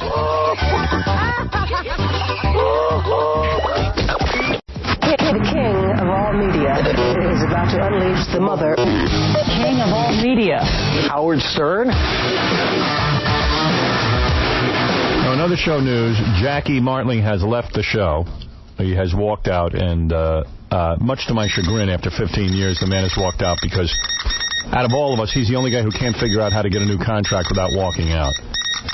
So that part of our history is over with. I don't agree with the guy walking out. It's a shame he didn't even say goodbye. No, he I got a note. Leaving on Friday. He tells me he loves me, but he sends me a note. Yeah. Doesn't even call me. Oof. So, they're like, I'm not going to be in. I'm not going to be in. I am. It breaks my heart. Yeah, it breaks my heart. If it breaks your heart, you find a way to keep working here. That's right. So we're going to play Win Jackie's Money. And what that means is, here's how you win Jackie's money. Because from what I understand, they offered him a boatload. Yeah. Wow. What you do is, if you're a comedian or a comedy writer or a voice guy, like, you know how Regis held auditions on the air to replace Kathy Lee? We're going to do that. All right. And you can win Jackie's money. And whatever they were paying Jackie will give you. What? How do people apply? Send tapes or? Send tapes. Contact Gary. Let us know what your story is. You got some radio background. Well, Jackie didn't. He didn't seem to hold him back. Comedy background, something, whatever. The guy just walks out. I know. It's like, screw you guys. Keep the show going while I walk out. That was 5 years ago. And, of course, the guy who ended up working here was Artie. And Artie's credentials were that he did a bunch of blow on Mad TV and got himself fired. Exactly. Let's say hello after 5 years and honor the contributions, and there were many. Jackie the Joke Man Martling. He is a drunk, a big, stupid drunk, whose wife makes him build a recording studio. And half the size of what he used to be. They're dumb and are never going to... He's shorter. Don't shake my hand, thinner. I'm sick. You don't care? It's true, he doesn't care. He uses other people's toothbrushes. Right, remember that? I stick my fingers in people's butts. Oh, remember when he ate the chicken after... Jackie, actually, Artie offered to give you back your old chair. Would you prefer sitting there? No, that's not fair. How is it? How you doing, Jack? He's keeping it warm. Take a seat, man. There's this a lot great. to remember about Jackie. Oh, I love this. I love this. No, you don't. How come you haven't been here before? Well, I wanted to be very special. Jackie, how are you? I'm good, and you? Jackie, let's honor today your years on the show. You were with the show. How many years? 15 regular and 3, once a week. Irregular. It's good to see you, man. It's great to see you. We almost went out to dinner. We will. Almost glad that we didn't, because that makes us... This is better. Yeah. It's been 5 years since Jackie's been on the show. And Jackie has made many, many endless contributions, including coming up with the name King of All Media. Is that right? That's right. That's almost true. Oh. Because I wrote King of Media, and you... You're like John Lennon and Paul McCartney. Yeah. Oh, it didn't seem right. I still have the note somewhere. It says King of Media, and you said King of All media. Hi, Fred. How you doing? When you walked into the studio, and it's been 5 years, what went through your mind? I mean, was it weird? First of all, I didn't know whether I was going to be tripping over the real doll, because that was there when I left. And there used to be so much crap and drums and everything. Right. And for some reason, I thought that this was much more built up. I didn't expect to be able to see you so well when I first walked in. Well, Wasn't there a lot of crap? Well, they've ripped out a lot of the stuff because we're leaving. Tomorrow's our last show. Yeah, it's lighter and brighter in here because the E cameras and the lights are gone. Right, it's much more spacious. This is beautiful. You should stay. It's good here now. One of the things, I was shocked. Maybe not so shocked. I used to predict this all the time, and maybe this is a painful subject for you, but after you left the show, you and Nancy got divorced. You know what? I think a lot like you, we were practically separated for years before. It's not something you talked about on the show, but there was no time to separate. You know, you do the show day in, day out, and then on the weekends I'm going and do gigs. Were you separated? We were still living together. But he just saw her so rarely, is what you're saying. No. I mean, we were like broke up, but living in the house. But when I finally had a free weekend, I wasn't going to go looking for a bachelor pad. And then all of a sudden we got that other beautiful house that and it made it easy to. It killed me because of the years you were on the show. You know, this show is a girl magnet. It would have been great for you. The minute I leave, like, yeah, the minute you left. Well, that never went through my mind. Not 90% of every second, Are you sorry now that you left, or are you happy and content with your decision? I'm having such a great time, but of course, of course you miss. You know what? You don't miss the money and the fame and all this. I almost cursed. But I didn't realize how abnormal it is to sit and laugh for 5 hours a day, 5 days a week. Right. Like it's withdrawal. That's just not a normal thing. I'll get together with my friend Burp and we'll sit and laugh for a half an hour and it'll be great. And I'm like... So when you left the show, all right, a lot of people thought you were nuts, a lot of money on the table. A lot of people still think I'm, I even used to say to you, Jackie, 5 years, big salary, add it all up, stand up, selling all the tchotchkes. All that stuff. I know. I said, you'll retire. I mean, not that you didn't have money, but you would retire with a lot of money. I drew a line in the sand, and you know me, I'm such a stubborn... Right. And I couldn't get it together to go to sleep. They say the definition of an idiot is somebody that watched something happen 99 times and thinks it's going to be different the 100th time, right? Right. For 15 years, I couldn't go to sleep. You can go home. You used to go home and go to bed at 8 o'clock. I don't know what your thing is now. You live in the city. I couldn't do it. In 15 years, I bet you I went to bed at 9 o'clock twice. I couldn't do it. I'd lie in bed and watch TV till 11 o'clock. I couldn't make myself go to sleep. And then by Wednesday, I would be out of my mind tired, and I was miserable all the time. But I bet you now you realize you could have worked the schedule better. You know what? I still realize I probably... made too much of it. I should have been able to. Right. But I know I wouldn't have. I would have never quit drinking. I would have never got separated from Nancy. I would have just gone on in the same... Like I used to walk around like... I'm rich, and I got the world, by the balls. You can say that. Yeah. And I got the world by the balls, but I was unhappy because I was so tired. Now, that's not your fault. That's not anybody's fault. That's my stupidity. But so do you think did that lead to your decision, just being exhausted and saying, you know what, it ain't worth it and anymore? being the whore that I am, instead of just saying, I got to get out of here, I'm tired, I said, I'm leaving unless I can get this. And, right. So that's how you were able to negotiate, because you said, I don't care anyway. Right. That's the only way to negotiate, is if you don't care if you get the gig. Right. So you made an unreasonable demand, so you I still don't. I stand by the fact I don't think it was unreasonable. So now you're poor, unknown, and well-rested. I got lots of sleep. You got a lot of sleep. You want me to build a house? I got the energy. So did you start dating right away? Because the separation happened quickly, and a lot of us were saying, "Oh, that's we were like, I can't believe Nancy's leaving him now that he doesn't have a job." No, but you're saying that was going on for a long time. You don't run out and say you think that like it's all of a sudden like a gun going off and you can't wait to get out there. Like right away you just don't. I always thought you two were in trouble. I used to say it on the air. I thought they were in trouble the day they got married. Yeah, I thought you weren't in trouble. Just every relationship. I think I could have gotten Nancy behind your back. I always felt that way. I thought you did. I came close. I was zero. There were a couple of times. And I was hoping, because if you had done that, I was going to bang Robin. That's right. You can't have her. Jackie. She still wants me. I wrote that down as one of the things to reminisce about. How long did you wait to get laid? Like, did you find girls right away? Oh, that day. That day you got, as soon as, that's it? I had numbers on speed dial. Are you seeing someone now? No. I'm seeing a bunch of people. Right. And You know, it was so He's funny. got to spread it around. It was Howard. so funny. When how old are you now? You're like 60 years old. 150. You're 160 years old. I'm Everybody- actually 57. Is it hard for a 57-year-old guy to find chicks? He was 57 when he left here 5 years A ago. million. I thought you didn't talk anymore. Fred, are you mad at Jackie right now? Right now, no, it's good to see him. We actually had lunch one day. Did you? But I didn't want to bring it up because it was also at a time when he wasn't sure if he was going to come in here or not. Right. And I didn't want to say anything, get anybody infuriated, and start bad rapping him because I wanted him to come in. Oh, this is recent, huh? This is recent, maybe in the past month or so. The day we were suspended. You and Jackie got together.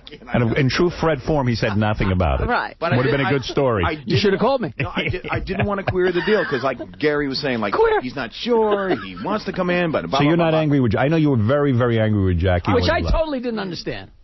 You know. The fact Explain it to Jackie. The fact that you walk out and I being didn't- being very in all selfish fairness. after everybody told you for like a year solid, Jackie, take the deal, don't make No, waves. hold on. This is after 4 times. people have been I'm asking. going to walk out. Fred. I'm coming back. I'm going to walk out. I'm going to come back. Do you control his mic? As a matter of fact, in Vegas, the first time we went to Vegas, I sat in a room with him, and he probably doesn't even remember because he just tunes it out. And He was very drunk, goes into probably. Jackie Land. You were talking. He goes into Jackie Land. He goes into Jackie. He created his own universe. Like you guys listen when Fred's talking.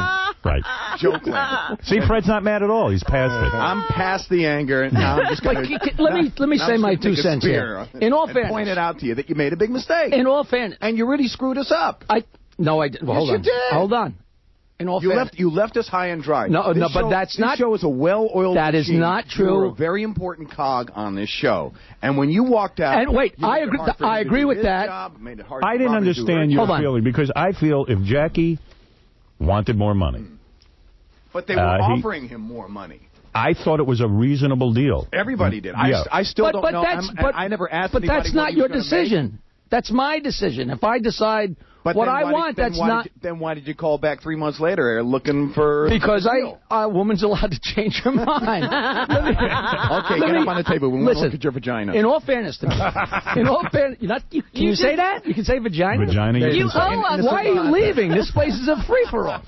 Listen, in all fairness to me, I couldn't even begin to talk to anyone because nobody knew if you were staying. I don't know if you remember. It was like, What are you talking about? Hold on, Robert. It was like the second week of December of that negotiation that nobody knew if But you were Jackie, staying. I would hold never. on, What are let you me- talking about? I would never abandon you guys. No, hold on. So finally you said, listen, I'm cutting a deal. And that was the second week of December. And I started talking to Tom. And it went back and forth like once or twice. And then there was no communication from him. Like, he said something and we hadn't offered any. I think everyone had given up. They just kind of basically but said. we went 2 months without any response from him at all. And after 2 months, I said to Tom, I got nothing to do except not come in on Monday because there's been nobody's budged. I guess I decided. I said I'm moving on. Jackie left, and I'm moving on. That's which you're it. allowed I to was do, ready. and I'm allowed to do. But this whole thing that. Go ahead, Tom. Hold What on, do you this wanna whole say? thing that nobody knew I was coming in that Monday. That's false. Go ahead, knew Tom. It's regal the way you stand at that podium. Thank Tom. you very much. Thank you. Jackie should have taken the deal, right, I've gotten Tom? comfortable here. No, I absolutely. I mean, I begged Jackie to take the deal. And I agree that you did. Right. And I was stubborn, and I admit I was stubborn. And you lost out on a watch today because Tom gave That's us all right, the we original got members' watches. watches. You lose. You would have had one of those. I got to tell you another thing that's true. I Thank you. have Saved a never, couple of grand. ever worn a watch. So now another reason you I made felt the radio. Jackie really missed out on a good deal. I did. I mean, because we had I really had stepped up big time, and made Jackie a firm offer. It was a 5-year firm deal. Jackie had never had a guaranteed contract with the station, with the company for all the years he'd been here. He was always. I'm not disputing any of that, but it's my decision. No, I'm allowed to say what I want to work for. I don't debate that at all. You know it what was the your big decision, but it was a bad one. You know what the big thing we're leaving out too? Because we talked about I forgot those lips. a couple of weeks ago.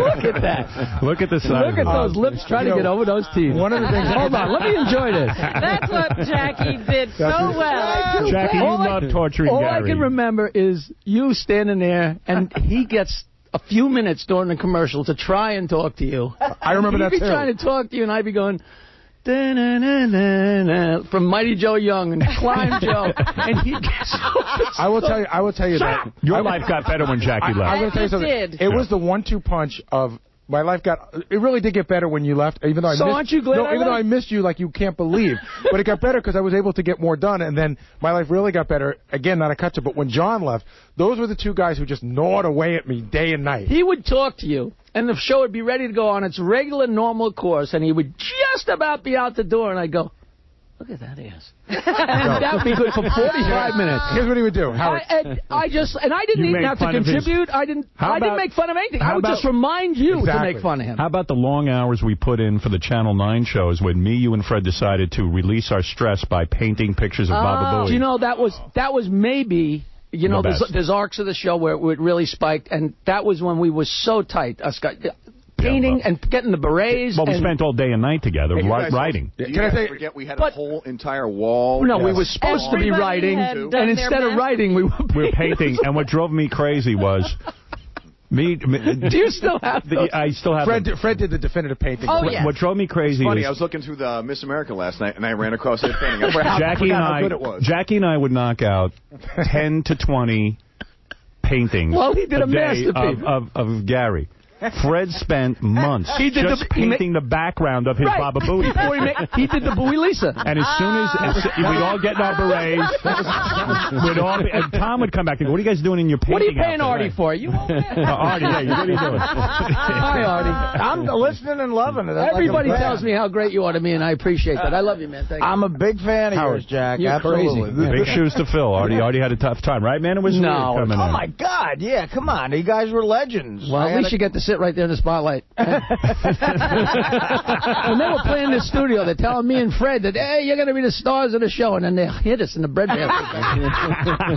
And they put Benji up my butt. How's he? Is he over there? Benji took your job. He smells. Yeah, there's Benji. Benji, you never liked Benji. You felt he was trying to take your job. I like Benji. I just didn't like when all of a sudden he climbed up my ass and took my space, but that wasn't his fault. Benji, you want to say something to Jackie? No, I owe him money. Yeah, actually, about $3,000 worth of grapefruit, but... All right, thank you, Howard, do you know, that's not a joke. Do you know that Benji used to get breakfast for everybody, and Benji has yet to submit bills? Yeah. Everybody here owes him around $3,000 or $4,000. Benji just paid for breakfast for 4 years. And I kept saying, what do I owe you? What do I, like Christmas time, I give him $100 or something as a bonus, but I'm like, where's the bill? And he just never gave it to me. He'd sound like $4,000. Man, there's so many stories to go over. Can I just, we should be doing this for a month. I just want to say, the one thing that Jackie used to do that would drive me crazy. Doing it for 5 years. What'd you say? He should have been doing it for 5 years. Right, go ahead. The one thing that Jackie would do that would drive me crazy is, you're right, like you would goof on me and you would be done. And Jackie would remind you, the way he would do it, that would make me crazy. You'd tell the last joke on me, and you'd already be thinking about what to do next. And all of a sudden, there'd be a little bit of silence, and you'd hear... and that would remind you to keep making fun of me for another hour. I remember we write to each other. Not only do we work on the show in the morning, but all day we'd be in touch with each other on that computer, Lotus Notes on Lotus Notes computer system. And in one time, Gary wrote a note, and you know when you're typing fast, instead of the word make, he wrote AMKE, A-M-K-E. Common mistake. Common mistake. And Jackie relentlessly wrote AMKE. That was good for about 2 years. 2 years. Yeah. Howard, I will show you an email Jackie sent me within the last 3 months. Yes. That has it in there. And always. Like it's like you killed someone and Jackie follows you around with the police photos. But that was the thing, that Jackie's goofing on you didn't end with the show. Oh, no. No, he's still goofing on you. There's that whole Mighty Joe Young. I haven't seen you in so long. They had whatever the holiday is, Rosh Hashanah, when all the Jewish people go to Long Island at like 4 in the afternoon, and I didn't realize the Jewish holiday because I'm, been living on Long Island 50 years. I don't know the holidays yet. And I leave, and I'm going down 56th Street to go to wherever I was going home, maybe the Tri-River Bridge. And I'm driving along, and I see a car stuck in... The traffic is not moving. And I see a car a little, one length in front of me. And it's the unmistakable Mighty Joe Young head, right? And it's so funny. And I pull up next to him, and he's got the windows up. And I guess he must have been blasting something on the radio. So... and I'm honking, and I'm honking, and I'm honking. And by the way, you're describing that Baba Booey, the back of his head looks like an ape. He's Mighty Joe Young. Right, yeah, he's a chimpanzee. Yes. So finally, he looks over, and he collapses, and he rolls down the window. I said, I didn't think it could possibly be you, because it's an unmistakable head, but you should have a much better car than that by now. And he's like, you never stop. You never stop. That was it. Let's go to... I was listening to Bobby Slayton, new CD. Tomorrow is our last show here. We're going to be outside. We're going to say goodbye to the fans. After all, who supports us more than the fans? And Jackie knows it better than anyone for touring the whole country. And I'm here. The reason I'm here is to say congratulations. This is such a wild thing. That's serious. Oops. You could say that. Congratulations. That's such a big deal. That's so wild. Dead air hit it. Before you go, and we need to give Jackie a plug, by the way. Jackie's. You don't need to. Did he get a plug from me? Jackie's Joke Master. Wait, before you give me a plug, I'm going to give you a present. I brought you a present. A present. More T-shirts? I don't think Brokeback Mountain T-shirt. Oh, thank you. I would actually. No, he's not in that. Thank you. You're not in that movie, are you? This is a fag movie. Yeah. My friend, I got a great friend, Tom Bernard, who's like the president of Sony Classics. I got these big friends now, and he said, hey, they keep talking about this movie. If you go in there with something from that movie, they'll be inside, and they'll love you guys. I said, they're not going to attack me. I'm going to have a great time in there. But they sent me over those T-shirts to send them. How much do you pay for it? Jackie Joke Master Jr. 1 and 2 are available at all Bed Bath & Beyond stores. This is the thing that's keeping me afloat. It's making me... Is it really making you... And it's so ridiculous because I've been telling these horrible... We don't think you're making any money with it. I know, of course you don't. Right. But I've been telling these filthy jokes for my entire life since long before I met you, and now I'm making money with Knock Knock, which is just so ridiculous. My kids love that thing. Jackie's Dirty Joke Machine is... Voodoo. Voodoo who? Who do you think you are? Jackie's Dirty Joke Machine is available at all Spencer gift stores. And see Jackie this Tuesday at Ferrara's in Point Pleasant, New Jersey. And I want to just tell you, Howard, I'm not fooling around. That seat's 90. Wow. Has your business dropped off since the show? I mean, no, it's non-existent. It's non-existent. But you don't care. I don't. When you do a gig, though, I mean, you're used to thousands of people showing up. And my gigs have completely decimated, but it's the same thing. Like, I work at the Laugh Factory last night. I'm doing this one-man show, and there's like, 40 people, but I'm... But you're happy. I am. All right. Common question, which I don't even think I know the answer to. How many homes do you own now? Still the same? The truth? Yeah. I'm down to one. Well, one and I own my mom's home. One home. That's it for you. So two. So Nancy took all the other houses? She didn't take them. She earned them. Did you get wiped out in the divorce? I mean, no. I was counting your money going, okay, so he wasn't planning on this. No, I was totally, right down the middle. And I understand that you two are still in business together. Is Jokeland still a business? Jokeland.com is still there, and we're still selling CDs. I mean, Jokeland, the physical property. No, that's gone. virtual concept now. But we're going to be doing downloads and video downloads. But and all that stuff, had to kill you. You saved so much money. You saved every penny you made. Turn the garage into a recording studio. Then you start to believe your own myths. I spent money. But you quit the show. And then you had to give up half your money. No, I gave up half my money after I lost everything in the tech crash. so I got cut in half about 3 times. Jackie, so you had to be saying to yourself, I shouldn't have left the show. No, but Really? Howard. Wow. For 5 years I've been believe it or not, I quit drinking 5 years. I haven't had a drink. Hey, you really aren't drinking even now? I haven't had a drink in 5 years. And no wonder you look miserable. I still smoke a little pot. Right. And I'm a happy camper. That's it. Okay. I wish I was 30, but everybody wishes they were 30. Let everyone say hello to you. Dominic Barber, you're on the air. First of all, Jackie, of course, made up the name Bloated Attorney when I was big and fat. Right. In all fairness, that might have been Fred. Fred? Could be. Who knows? We're like Lennon and McCartney. We didn't know who wrote what. He earned the title. You did, Dominic. Well, not anymore. I'm sitting in you, Jackie. But 2 things I wanted to ask you. One more less wife than me, right? Yeah, he's been divorced Dominic just got divorced again. That's 3 less wives. They come and go like Twinkies, and Dominic? I want to ask Jackie 2 questions. One, did you pay Rodney Dangerfield's widow with the joke show? I told her I cannot pay a lump sum. I have to do it monthly. I send her monthly. What's your other question, Dominic? Does he remember the flood in his basement? That was some of the favorite moments when Jackie's house got flooded. I was always really nice to Dominic, and I thought he came over and he was so sweet and so understanding, and then called up and made fun of the fact that we had a flood, and it was, and now it's very funny. Yes. But at the time, it was like, what a betrayal. Oh. Let's say hi to Beth. Beth, go ahead. You're on the air. Oh, Jackie, I have loved you for 15 years. We used to go to Club Benet to see you, and I would leave my husband and my kids in a heartbeat for you. When I heard you were divorced, I was dialing that phone so fast. Oh. Really? For 2 seconds, I thought that was your Beth, and I thought you said you loved me. She's dumping me for you. No. Are you getting laid a lot? Seriously? Yeah. You are? Yeah, but I still want to go on that date that you promised me. You said you're going to fix me up with Beth's friend, and we're going to go have fun. Is that true? Didn't you tell me that she had a beautiful friend 5 years ago? I don't even know what you're talking about. Oh, okay. Well, maybe I do. I don't know. I'm trying to think who it is. Find me a friend. Well, after a show at Club Benet, my friends and I waited, and Jackie took pictures with us. Oh, wow. And well, wait, you took the picture. But what else did he have to do? Yeah. I mean, really? Well, wait, he took a picture, and when they took the picture, the three of us were in the picture with him, and he bit my chest, and I freaked out and was screaming the whole way home, and no one knew why, so we got the pictures developed. Yeah, I think Jackie was responsible for more sexual harassment than any person on the planet, quite Beth, frankly. I don't know whether you're bragging or complaining, but thank you very much for coming to I the loved show. it. Thank you. I love you very much. At least you didn't get a finger up anywhere. I have. You know, can I tell you? Oh, I You're the forgot best. that one. Thank you, honey. All right, I appreciate yes. the There was another great moment. A classic moment. Where Jackie just couldn't behave himself. You know, Tom had to set up this whole sexual harassment talk, and we all had to go into the conference room. And Tom said, he specifically pulled me to the side. He said, "Please talk to Jackie and Fred. Very serious. I'm in charge of the place. The sales guys, don't make a mockery of this." Yeah, right. And there's 40 people sitting around a conference room with a TV. And when Tom walks in, taped to the TV is a giant penis. A picture of a giant penis. That was a show. If there was a camera, Fred, do you remember that? At the sexual harassment, yes, at the sexual harassment meeting, there was a giant penis there. And Tom was just so angry. There had just been a suit in the company. You know, something happened. So now we're all getting the messages. You got to show the tape. It's got to be serious. So all the men and women from the company are sitting there waiting for the... And he hangs a penis up.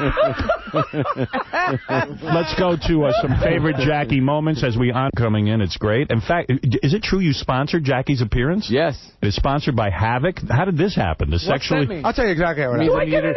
Means we needed to get a plug in. I'll tell you, no, here's what happened. Yeah. No, nothing personal to Jackie. We were supposed to have Mike Tyson in yesterday. Right. That was what we were working on. So I went to Tom a week ago, Yeah. and I said, I might need some money to get Mike Tyson in. So they got Mike Tyson's appearance sponsored. Mike Tyson's management is less than together, let's say. So they at the last second, they decided not to come in. So we'd already sold the sponsorship, so we just... So now Jackie is sponsored. No, exactly. What happened? Last week you were supposed to do the last Mike Walker game. Havoc was supposed to be the sponsor of that. We didn't do it, so we had to find a way to make it up. So thank you, Jackie. All right, so here it is. Finally got something out of you. Havoc, the gritty and sexually provocative film starring Anne Hathaway, available now on DVD. Wait, at least tell me the name of the movie. So I just did. What is it? Havoc. Havoc. Do I get a copy of the movie, Tom? I'll make sure you get a copy. Howard, that's the one we showed you the naked pictures of Anne Hathaway. That's very good. Princess Diaries. Because we're running out of time, I just want to say a couple of things. First of all, a couple of favorite Jackie moments that we wanted to play. This is Jackie apologizing to his wife. How did I know? How did I know we're going to... I even want to hear this. Jackie, of course, being a married man, we went away to... Pennsylvania, I think. Philadelphia. Yeah. And Jessica Hahn was there. And I guess we had all gotten into a bathtub with Jessica Hahn. You remember that night. That's right. And we talked about it on the air. Nancy was livid. And she made Jackie come on the air and apologize. There's so much more to it than that. But that's not true. On the bus ride home, you guys being goofy... took Jessica's wet nightgown and put it in Jackie's luggage. Yeah, Nobody, I did that. Hold on, but nobody knows that. Yeah. That had nothing to do with it. Right. Oh, really? So Jackie got home. He found the wet lingerie in there. I laughed. And you already did with it? You did? Because that was it. Jackie... Let me tell the story, because the actual story is funny. The truth of it is that we were leaving the next day to go to Paris, where her sister was getting married. We were going to Venice. We had a European vacation planned. It was a big deal. We were going on. It was like the last day before vacation when we went to Philadelphia for the funeral. Right. And you and me got in the tub with Jessica Hahn, and I left my pants on because I thought there's no foul if I got not just my underwear, I had my pants on. So we got in, me and you and her. Next morning, you made it sound like it was a full-scale orgy. Right. You know, meanwhile, we were in there for about 2 minutes, and it was so stupid and non-sexual, but it was really fun. Right. I was drunk. We were all crazy. So you made it sound like an orgy. So she's out of her mind. When I got home, it's a miracle she didn't kill me. Okay. Then she stormed out of the house and left, and I was like, I didn't know what to do. I thought I had covered myself by leaving my pants on. I thought I was fine. And then I opened up my suitcase and saw the pink. If Nancy had been there when I opened that up, I would be dead. Yeah, that's what we were planning on. What'd you do with it? I went out back and threw it over the fence, but I was laughing. He threw it away over the fence. Yes. So, meanwhile, I called my therapist and said, what am I going to do? She doesn't want to go to Europe. And the therapist said, do whatever you can to get her on the plane, because once you're on the plane, it'll be forgotten. Didn't even know there was a therapist involved. So she never said to me, do anything. I came in and I figured this was the only thing I could do and said to you, give me the mic. So that was my own... This was your own thing. All right, let's go back. Here's Jackie. Poor Nancy got the rap, like, you better go in there and... She didn't even know I was going to do it. 601, Jackie Martling grabs the microphone. Give us my Hail Mary pass. There it is. I just want to apologize to my wife, Nancy, for the Jessica Hahn bathtub incident.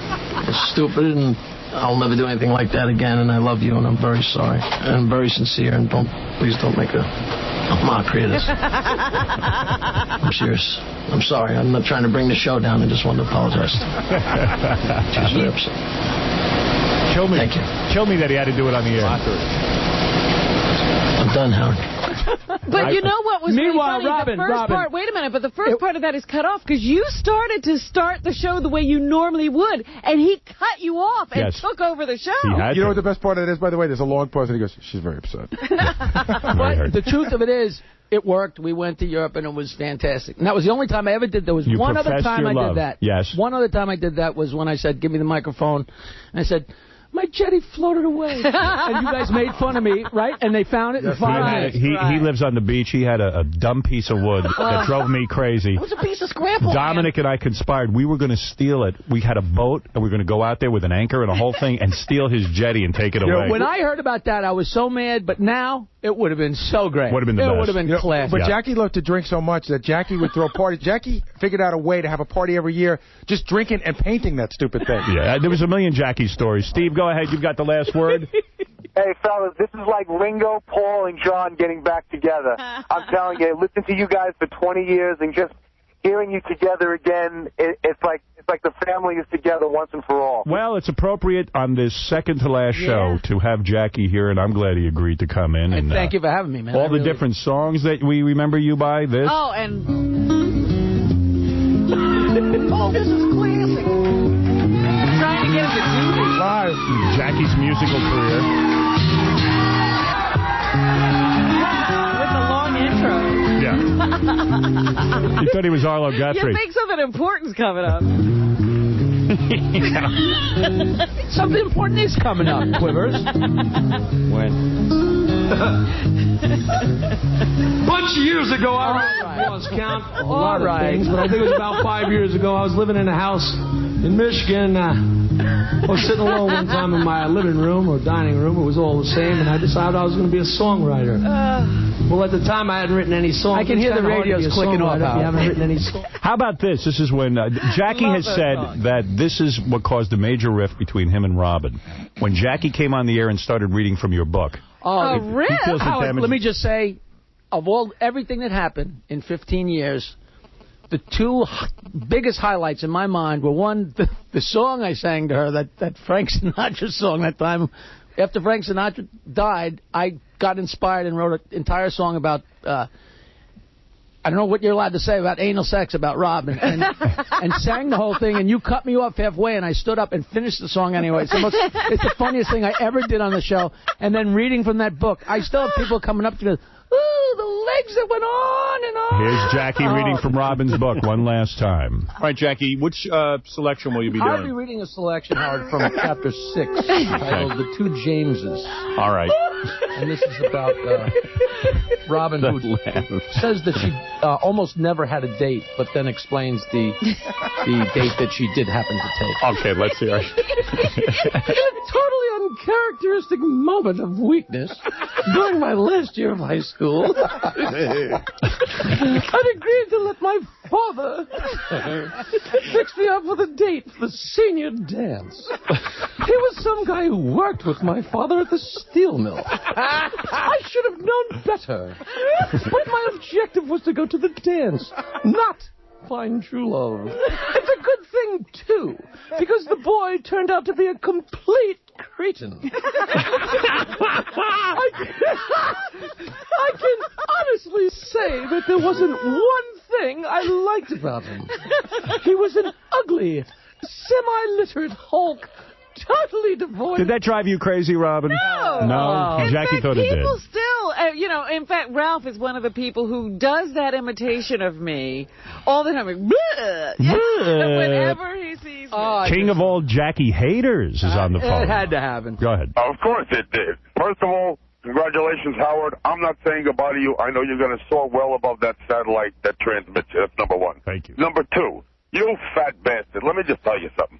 I came in the studio. I was on the phone hundreds of times saying you were talentless, that you had no clue what you were doing. And I knew that the show made you what you were. When you left, you became nothing again. please allow me to be the last person on terrestrial radio to say F Jackie. Wow. Well, Jackie, you had your lovers and your haters, as we all do. And I accept it all. That's right. And let's go to, let's take one last call. Wait, let me say one thing. Yep. Just so I can say that I said it here when it happens. There is now Jokeland Industries. Okay. Oh, well, that's a big announcement. And they have a sweatshop where people are cranking out these products. Me and my partner, Louis Rosalia, have Jokeland Industries. A subsidiary of Jokeland Industries is Jokeland Films. Oh. And we have a film. Tom Ellis wrote it. It's called Lucky, and we're making a movie, and it's going to be great. And I know you guys... What's the budget on it? 3 teeth. No, it's, we don't know yet. Is it going to be... It's one of those things, the budget's going to be however much we raise, but it's going to be a great movie, honestly. And well, who wrote this movie? This guy, Tom Ellis, and he's very talented. And you are the star of it, Jackie? No, I am not. I'm smarter than that. But I'm taking acting classes because I'm only 57, and I have a small role in it. And... it's going to be great, and I just wanted to say it here so I could say, I told you so. Well, they're good for you, Jack. We're in the Sounds like you're on the thing that's going to make him. Imagine it becomes the biggest movie of the year. And I got to say one more thing. Go ahead. Paul Bernard is going to kill me if I don't say his name. He put me in Potluck. Remember Potluck? You guys made fun of that forever. Yes. And he also put me in a movie called Venus in Vegas, where I make out with Mrs. Brady, Florence Henderson. One of my favorite things about Jackie, he was always involved in a cockamamie project that you knew was going nowhere. Those get-rich-quick schemes. He was, and I remember Jackie turning to me and goes, you see this? WWW, World Wide Web. Gonna make me a rich man. Let's go to JJ. Go ahead. Hey, now. Hey, now. Come on. Hey, what's up, everybody? Long-time fan. Hey, want to be honored if I can play Stump the Joke Man one last time. All right, go ahead. Try Jackie out for Stump the Joke Man. Here we go. All right, here we go. Hey, what would you call the Flintstones if they were black? I know this one. So do I. What is it? Niggers! That wasn't the answer I knew. What was the answer you knew? Gorillas. Gorillas. Oh, my goodness. That's so racist. That's worse, I think. Terrible racist joke, and no prize for you. Oh, I ain't looking for a prize. Hey, just want to say, man, congratulations. Fire to the revolution, man. Thank you. Good luck where you're going. Good. And, come see us tomorrow if you can. Everyone come on out. We're going to get together one last time, and I think it'll be a lot of fun. Even if the weather's horrible, we're just going to go out there and try to do the best we can. While you talk about that, and it's appropriate because Jackie's here, I got to get plug in for 2 companies that have really helped us. Go ahead. Cohen Optical on 57th Street between 5th and 6th, and Hale and Hardy. Also on 56th Street between 5th and 6th, have both let us put phone lines in so we can make this broadcast happen. Oh, great. And where should people meet tomorrow? Where's the spot? I can tell you this. People they're going to start letting you in about 5:30, 6 o'clock. Enter on 56th Street from 5th Avenue. That's the way to get in. And by the way, by the way, the other thing I have prepared my speech. Good. Emotional speech, actually. Yes. Heartfelt. One other important thing the police want you to know, no camping out overnight, meaning you'll come and they'll give you a bracelet, you come back, be right up front. But you can't camp out. And the other thing is we do have to, if there is a strike. No gathering. Yeah, I mean. All right, okay. So anyway, thank you, Tom. Jackie, you know what? There's not enough time to go over all I have to say one more thing. He has to say one more thing. I'm looking at Gary, and this is a long time ago, like 20 years ago when we first started at the other building. I don't know if you and Fred remember, but it was way in the beginning, and there was a point where he would come in and talk to you, or he'd lean over my mic or Fred's mic to talk to you, and he would leave the room. We'd go to commercial, and me and Fred would have honest discussions. Somebody has to tell him about his breath. Do you remember that? Yes. And finally, we had to have the intervention and tell him. Who did it? I think. Oh, yeah. You did on the air. I could never tell someone that in their real life. We recruited somebody else to tell him. No, you guys always tell me on. No, that was back in Washington. That was the guy with body odor. I'm the guy with bad breath. Right. Well, we're still trying to tell him. Howard, before you wrap, I just have one more thing I want to say about Jackie. That it's great to see him back in here. And the thing that I'll always remember, especially when you go back and listen to Best of, and obviously which we won't be doing it much longer, is Jackie always laughed the hardest when you were delivering his lines. Yes. Oh, yes. That's how you always knew. Absolutely. Jackie denies that. He says, you know why I deny that? Because if Fred wrote something really funny or Benji or something, I laughed by how hard someone was. There was many times I went home and Nancy would say, the funniest thing you wrote today was blah, blah, blah. And I go, That was Fred. That wasn't me. She said, well, Hold you on, laugh so Jackie, hard. you would laugh hard at other people's jokes when they were funny, but you would laugh hard at your jokes whether they were funny or not. Let's go to Tony. Go ahead, Tony. You're on the air. Hey, guys. Hey, F. Timmy, man. F. Timmy, right. Timmy the cat, yeah. Hey, you know what? This is fantastic listening to you guys, and one of the questions that I have is, any chance of him going over? What, Jackie over at Yeah. There's a full house here. You know, people ask me that, and I tell them there's already a shortstop. You got Derek Jeter, you got Artie there. You don't need another shortstop. You know, I understand. Jackie says he can't get up. Jackie can't get up in the morning. Artie has no problem getting up in the morning. I'll be there to wave when they come out of the building. Hey, It was you know what? I'll tell you what. It was a tough transition. Everyone was used to hearing Jackie on the show, and I know when Artie first started, it was a tough transition. They were used to the sound of the show with Jackie there and all that stuff. And Artie, you've done tremendously well on this show. You're an awesome entertainer. Can I say something about it was big shoes to fill. Jackie was a very important player on this show. It was not an easy job for Artie. It was. Yeah, and guys, don't get me wrong. I love Artie. He's been fantastic, like you said, and it's just great to hear everybody together. It is great. It is great. I feel good that this has happened. Oh, this is so much fun. It is. Really I'll tell you something, though. It's funny. Jackie could party when he could party like nobody's business, but Artie is 10 times the partier that you ever were, and has never missed a day, and has never been a minute late. Wait a second. Now, in all fairness to me, I didn't miss a lot of days. Wait 1 second, Gary. Remember the time we were in L.A. and we were knocking on his door? One time we were going to go do a show, I guess, at the Hollywood Roosevelt. That's right. I remember that. We couldn't get him up. We could not get him up. But that didn't happen a real lot of times. My favorite ones were that you remember. I remember. I didn't get my wake-up We knocked call. on the door. We pounded on the door. I don't know how many times we called the room. We finally had to have someone go up with a key and let him out. You thought he was dead. And you and Robin were coming down. We're going like, oh, crap. Here's what I For remember. him. I remember that Jackie was trying to lose weight desperately, and he was on Nutrisystem, which was our sponsor at the time. Oh, and yes. he was... Nutrisystem would give you these little meals, and he would lick these meals with his finger. Oh, man. But he was losing weight. Well, we went to, I think it was Vegas, and I knock on Jackie's door. I find Jackie passed out in his room naked with his legs spread. He's on his back. On his big belly is a giant tray of food. Shrimp, French onion soup, French onion soup, cheese, and bread. The same trip. And he was naked, and everything was hanging food out. Everywhere. Food everywhere. And I went, what did you do? He goes, I don't care. He goes, I'm in Vegas. The other thing that I remember is Jackie would get these challenges from Nutrisystem. Yeah. And he'd come in here whenever his weigh-in day was. Yeah. And he'd, jump on the scale or whatever, and he had to make a certain amount of weight, and he'd get all this money. Remember, he was always working at Gary and I were there was a time when I had to go to 180, and we were going on vacation for 2 weeks. Right. And I knew there was no way I was going to be on a diet during vacation. And the morning of the weigh-in, honest to God, I was on my side on my kitchen floor, and I swear to you, I gave myself 2 enemas. Yes. Put on a silk shirt and silk pants, and came in, and that needle, ask Gary, that needle was on 180 exactly, and I got my 10 grand, and we went and went. We had some great times together, brother. I love it. I love it. And you're a true pal. And well, you know we what? get to go out to dinner still. We will go out to dinner. Howard, can I just say something real quick, too? Because I grew up listening to the show as a teenager, and me and all my buddies went to go see Jackie about 10 times at Rascals in West Orange, New Jersey. That's very nice. And we He didn't say he liked it. No. I'm going to say we laughed our asses off every time. Every time he killed, he brought my cousin up on stage once, this girl, to do a Stump the Joke Man, and he abused her, and we all laughed like crazy.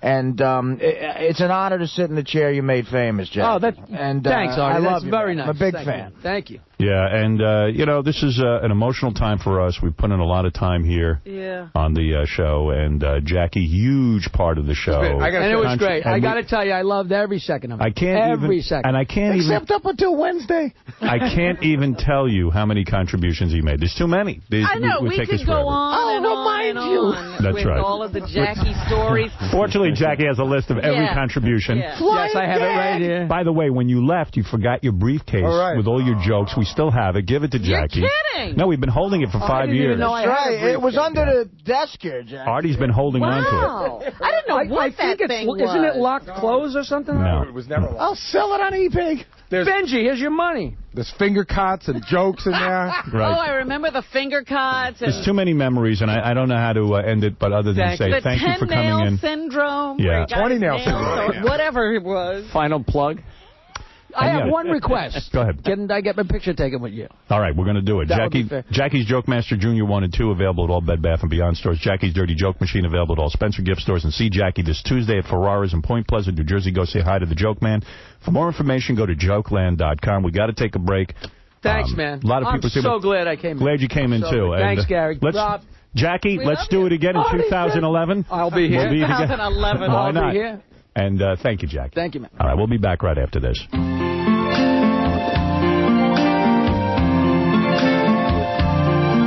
What if Gary the Retard wasn't retarded? 243 plus 647 equals 890. What if John the Stutterer didn't stutter? I told you not to be stupid, you moron. What if Daniel Carver wasn't a racist? I love blacks because blacks are so beautiful. What if Beetlejuice was just Lester Green? Hello, this is Lester Green. R-E-D spells red. Then this world would suck because they wouldn't be on The Howard Stern Show. I'd like to thank him. Here being our second to last show, and tomorrow's going to be so crazy, you probably won't get to do a proper thank you. Yes. But this is my friend and my agent, Don Buchwald. Oh, wow, look at that. Hey. Hey-oh. The great Don Buchwald. There he is. Super agent. Super agent. Uber agent, they call him sometimes. Uber agent. Absolutely. Well, that was a walk down memory lane with Jackie. That was really something. It was seamless. It was yesterday. Yeah. And it very emotional, very important. You know, Don, I don't even know what to say to you in terms of my career. But when I met Don Buchwald, it changed my life. More so than just about anybody in this world. I mean, I can think of a few people. Of course, Robin, when I first met her, and Fred, and all the guys. I have individual stories about each person. But you, wow. You are my rock. You are the guy I can turn to in my personal life and my professional life, and you have helped me every step of the way. Wow, it's very nice to hear you say that. In some of my toughest times, you've been there for me, and one of my toughest times professionally is when I was at NBC and I was getting the crap beat out of me, and I remember I interviewed a bunch of different agents. Oh, yeah, I remember you going through this whole thing. I was like, man, he's seeing everybody in town. Well, I didn't know agents. I didn't know from that. Obviously, because if you saw my contract with NBC, you would have said... You would have said, you don't know any agents, do you? Yeah, I mean, you are to me what I am to Sal. You know what I mean? So you know, I remember I sat down with Don, and I talked to a lot of different agents. And Don sat me down. He says, listen, I'm not giving you hype. I think you can be as important as Johnny Carson. And I think you can make some money here. I think you could have a very important career. I think I said you can make some money, then you can be as important as Johnny Carson. Well, I don't know how you said. You even quoted me a figure. And I went, man, this guy believes in me more than I believe in myself. Right, yeah. And I went home and I discussed it with my dad. And I actually went to my father's house. Because you had some other very big-name agents at the time that you were considering. It's true. But Don, I had an instant connection with him. And the day I got fired for NBC, Don came walking in, and I was at a low point, and he opened up a bottle of champagne. He says to me, this is the best thing that's ever going to happen to you. You know what? I was going to say that was my first impression of him. I had never met him. We had just been fired. You walked into your office at NBC, closed the door, and called him. Right. And he came in. He was wearing a black fedora.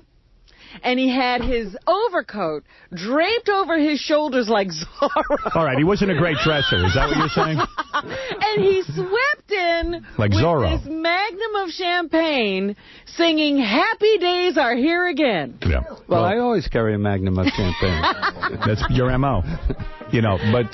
So when John Hayes, the guy who had just fired us, walked in to see you, we were drinking champagne. We weren't crying. Well, I was nervous after that, and I used to call Don and go, Don, do I have a job? He says, slow down. A lot of people want you. You just got to take it easy. And he started to teach me about business and how to conduct myself in a certain way. Showed me a path to think about myself differently. And I started to learn a lot from this man. And for those who are fans of this show, more so than anybody that I can think of, the reason this show is on the air and the reason for the success of this show is that guy sitting right on the couch, Don Buchwald. Well, and it's the truth. There you go. And you talk about, you hear people on the Academy Awards, they think you're their agent. You go, what are they insane? But I really do want to thank you for everything you've done for me, and you are so special and dear to me, and everything you do for me is greatly appreciated. Oh, that's the truth. Thank you. I mean, obviously, the feeling is mutual. You and I have laid the compliments on each other over the course of time. It's been a tremendous experience, a very exciting time.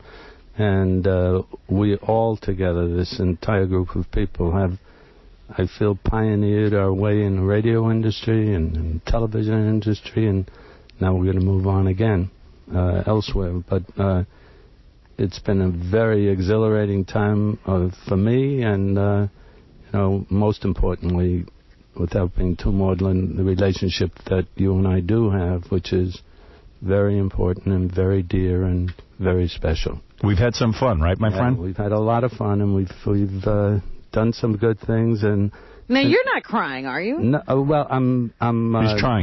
There's a kind of choke in my throat, but no, not real tears. But sit one step closer to Fred, you'll be crying.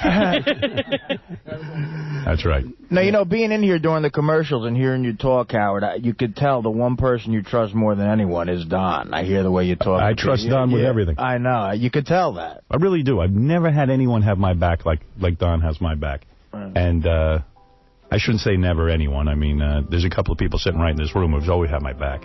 But you really look out for me, and you look out for this show. I was going to say, we don't mind because Don has all of our backs. He does. Yeah, well, he's one of the unsung heroes. He doesn't get a lot of the credit, but he masterminded a lot of the syndication, spreading throughout the country, TV deals, making sure that our show kept growing. Yeah, and get the respect it deserves. And even this is a sad part, leaving here, but Don said to me, we're not growing here, and it's time to move on.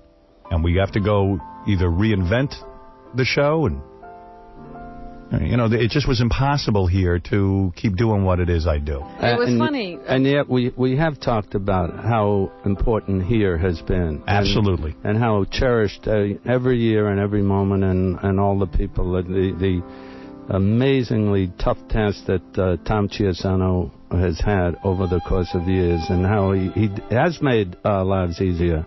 And and that Infinity has their own agenda as well. They should, and they're going to go on and be very successful, and that's important to us too. He's talked me down a couple of times over the last few weeks. Yeah, we can get ourselves worked up. We can get a little ahead of ourselves. Right. No, Don keeps me pretty level-headed, and you're right. The reason that it's so important tomorrow, our final show, we've made history here, not only as a show, but with this company. And there's a lot of history here. This couldn't have happened without this company. Without this company and without Don Buchwald. And I thank you. And tomorrow I will certainly mention you in my speech when I'm out in front of the fans, but this is a better moment to let people know how important you are to the show. Well, thanks for acknowledging me again. And, I feel good being part of the entire system. And it's been great. And I want to say goodbye on air to you and to the fans out there. I hope they'll come with us and join us, and the future is before us. I think it'll be as exciting and more exciting than the past has been. And by the way, Don is also one of these people who's taught me a little bit about having some fun. took me to New Orleans, and we had oysters, and we drank beer, and you know me, I was always all business, and he would say, you got to lighten up a little bit. Yeah, you got to enjoy the success. That's right. That's the reward. Beyond whatever material compensation you get, you got to feel good about yourself and what you're doing, right, and enjoy the process. A lot of times young people will say, well, how do you do whatever it is you do, or how do you get to do it? And the one thing, and I've never seen anybody like Don who loves what they do as much as he does. Who do you love more, me or your beautiful wife, Maggie? Well, Make a choice. This is a toss-up. Yeah, this is Sophie's choice right now. I got to go with Maggie. I mean, she's probably listening in. It's too bad. But you know the real answer. All right. Just give me a wink if it's me. Listen, Don, what can I say? We're on to the future, and we've had a spectacular past. Yeah. And thank you. Yeah. I don't know what else to say. We're gonna take a break, and then we're going to come back. I want to say a farewell to 2 or 3 people here. There's a couple of people on the phone we got to say farewell to. Tomorrow we'll be out front, and hopefully we'll get to say goodbye to everyone. Don will be out there, I'm sure. I'm sure Don will be. Our last show is tomorrow, and it's a big goodbye. We're going to take a quick break here, come back, say goodbye to a few more people, let Robin do our final newscast right after these words. Las Vegas, is the U.S. stingy with foreign aid?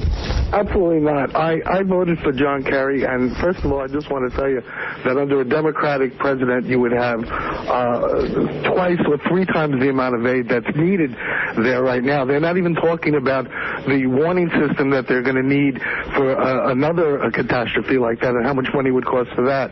If they would have beacons, radio where they could receive Howard Stern, then everything would be... Next call, Cincinnati. Good morning. The Howard Stern. It's Major Dave. Yes, it is. It's Howard Stern. So many people on the phones want to say goodbye. A little bit overwhelming right now because there's so many people who just want to say How goodbye. How are you feeling? You must be welling up with emotion at this point. Well, first of all, management here cut a beautiful spot for us to wish us farewell, and I want to play that first. Okay.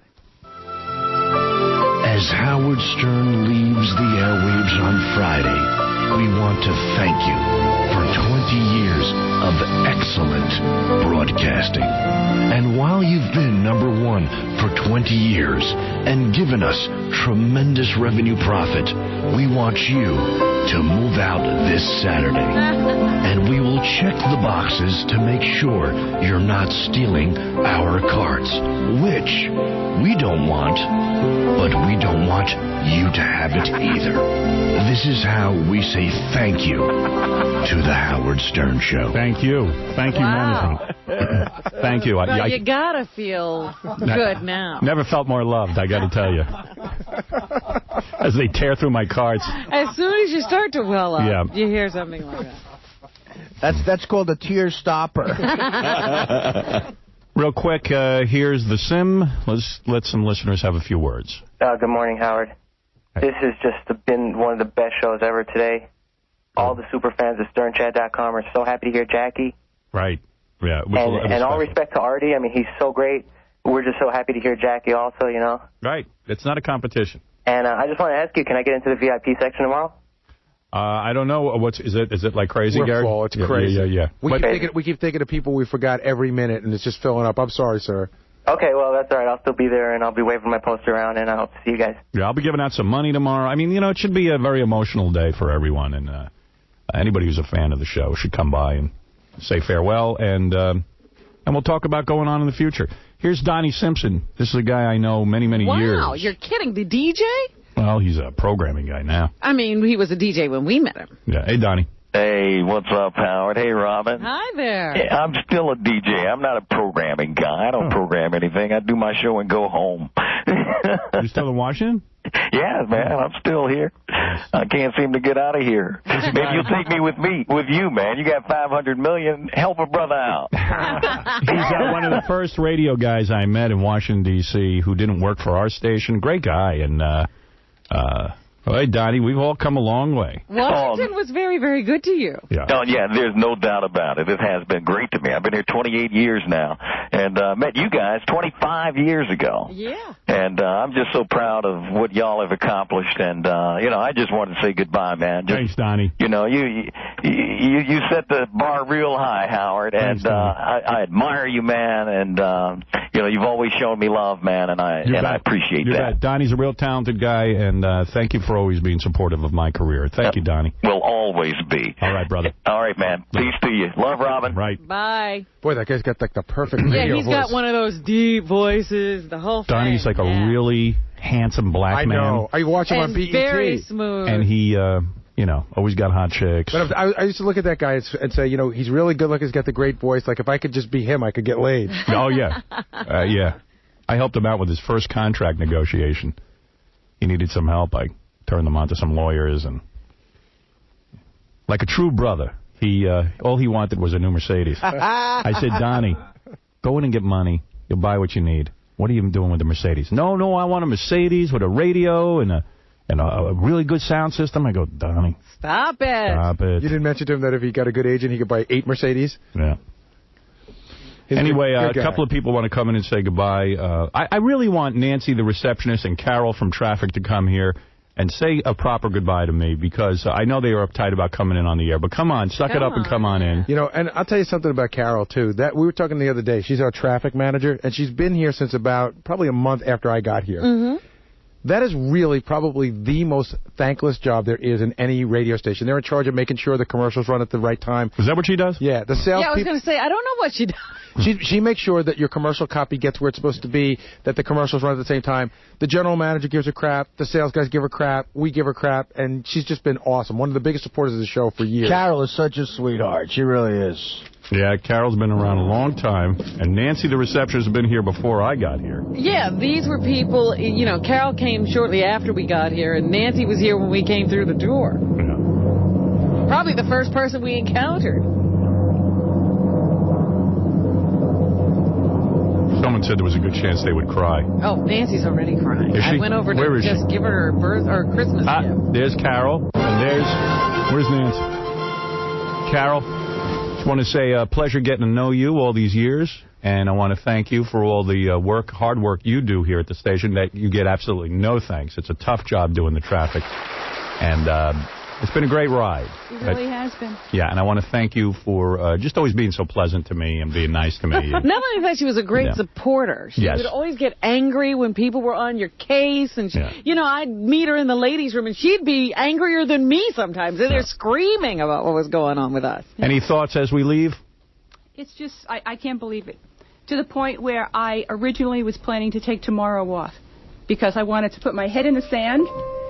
And when I came back on Monday, we would be in best of, and that was it. Right. Wow. Yeah. Well. But I'm not taking tomorrow off. Nah, you're a hard worker. No, Tom G is sick. Oh. That's what it is. We were supposed to go away, and now we're not going away. Oh, no.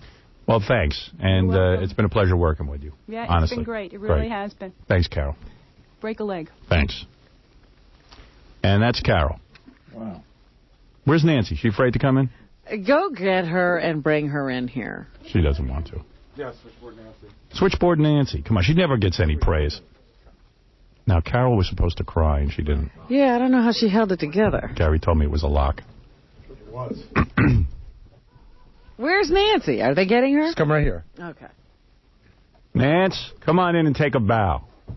You've been working hard all these years. And Nancy walked in crying. Nance, you've been working hard all these years. You take a bow. How are you? I'm fine. Okay. Nancy, you were here the day I got here. And you represent the station to me more than anybody. Because the second that you walk into the station, you're there taking all the phone calls, and you've got the most thankless job. No one ever says a thank you. But you've always been so great to me. Every day before I leave this station, I always blow a kiss to Nancy. Absolutely. And she's such a great girl. And Robert's right. We've watched her family grow. I've watched her kids from baby pictures to grown-up kids. Absolutely. What are your thoughts on the last day? You've seen it all. Any favorite moments, anything? No. You don't want to. All right. But I wanted to say thank you. Oh, come on, Nance. You can talk to us. I wanted to say thank you to you. You know I love you. I love you, too, and I'm going to miss you. All right. Enough said, Nancy. She's a sweetheart. She's great. Always happy to see She's the best. her. She's the always best. got a smile on her face whenever we come around, except for today. Now, coming in to say goodbye, Bucky, one of our top sales guys here at the radio station. Cry? Good man. Bucky would never cry. Bucky's never cried his whole life. Bucky's a Marine. Jody, who does promotions for the station, and Denise, who is Tom's secretary or assistant, however you want to say. But Denise has been with us a real long time. I think Denise, too, was here the day we walked in. Bucky, a pleasure, my friend. Thank you. Nobody had more fun than Bucky, because you know what one of my signs of success were? What? When Bucky would come running into me, he goes, Howard, I just sold a spot for, I don't know, $10,000. Bucky's got the record. $30,000. You got the record. You have the record. Talk about that, Bucky. Well, what was it, about 6-7 years ago? Eddie Moore was here, and we're all sold out. We're all sold out. And I threw the order down on his desk, and he looked up and he said, we're bumping something. And that's the way it went. Who was it? I think that was it. Who was it that bought the spot? I forget something. I think it was either a tech company. You forget. Yeah. Bucky, you work so hard for this show. See, here's another guy. He works hard all the time. You just don't know it. He's out there selling the ad time. And without the advertisers, let's face it, we'd have nothing. You know what Bucky's brilliant at, by the way? At the height of the tech thing, when every commercial was a .com, Bucky would go, I need you to have a meeting with somebody. And I go, who is it? He goes, I don't know, some goddamn .com. Like, Bucky didn't even want to know what they did.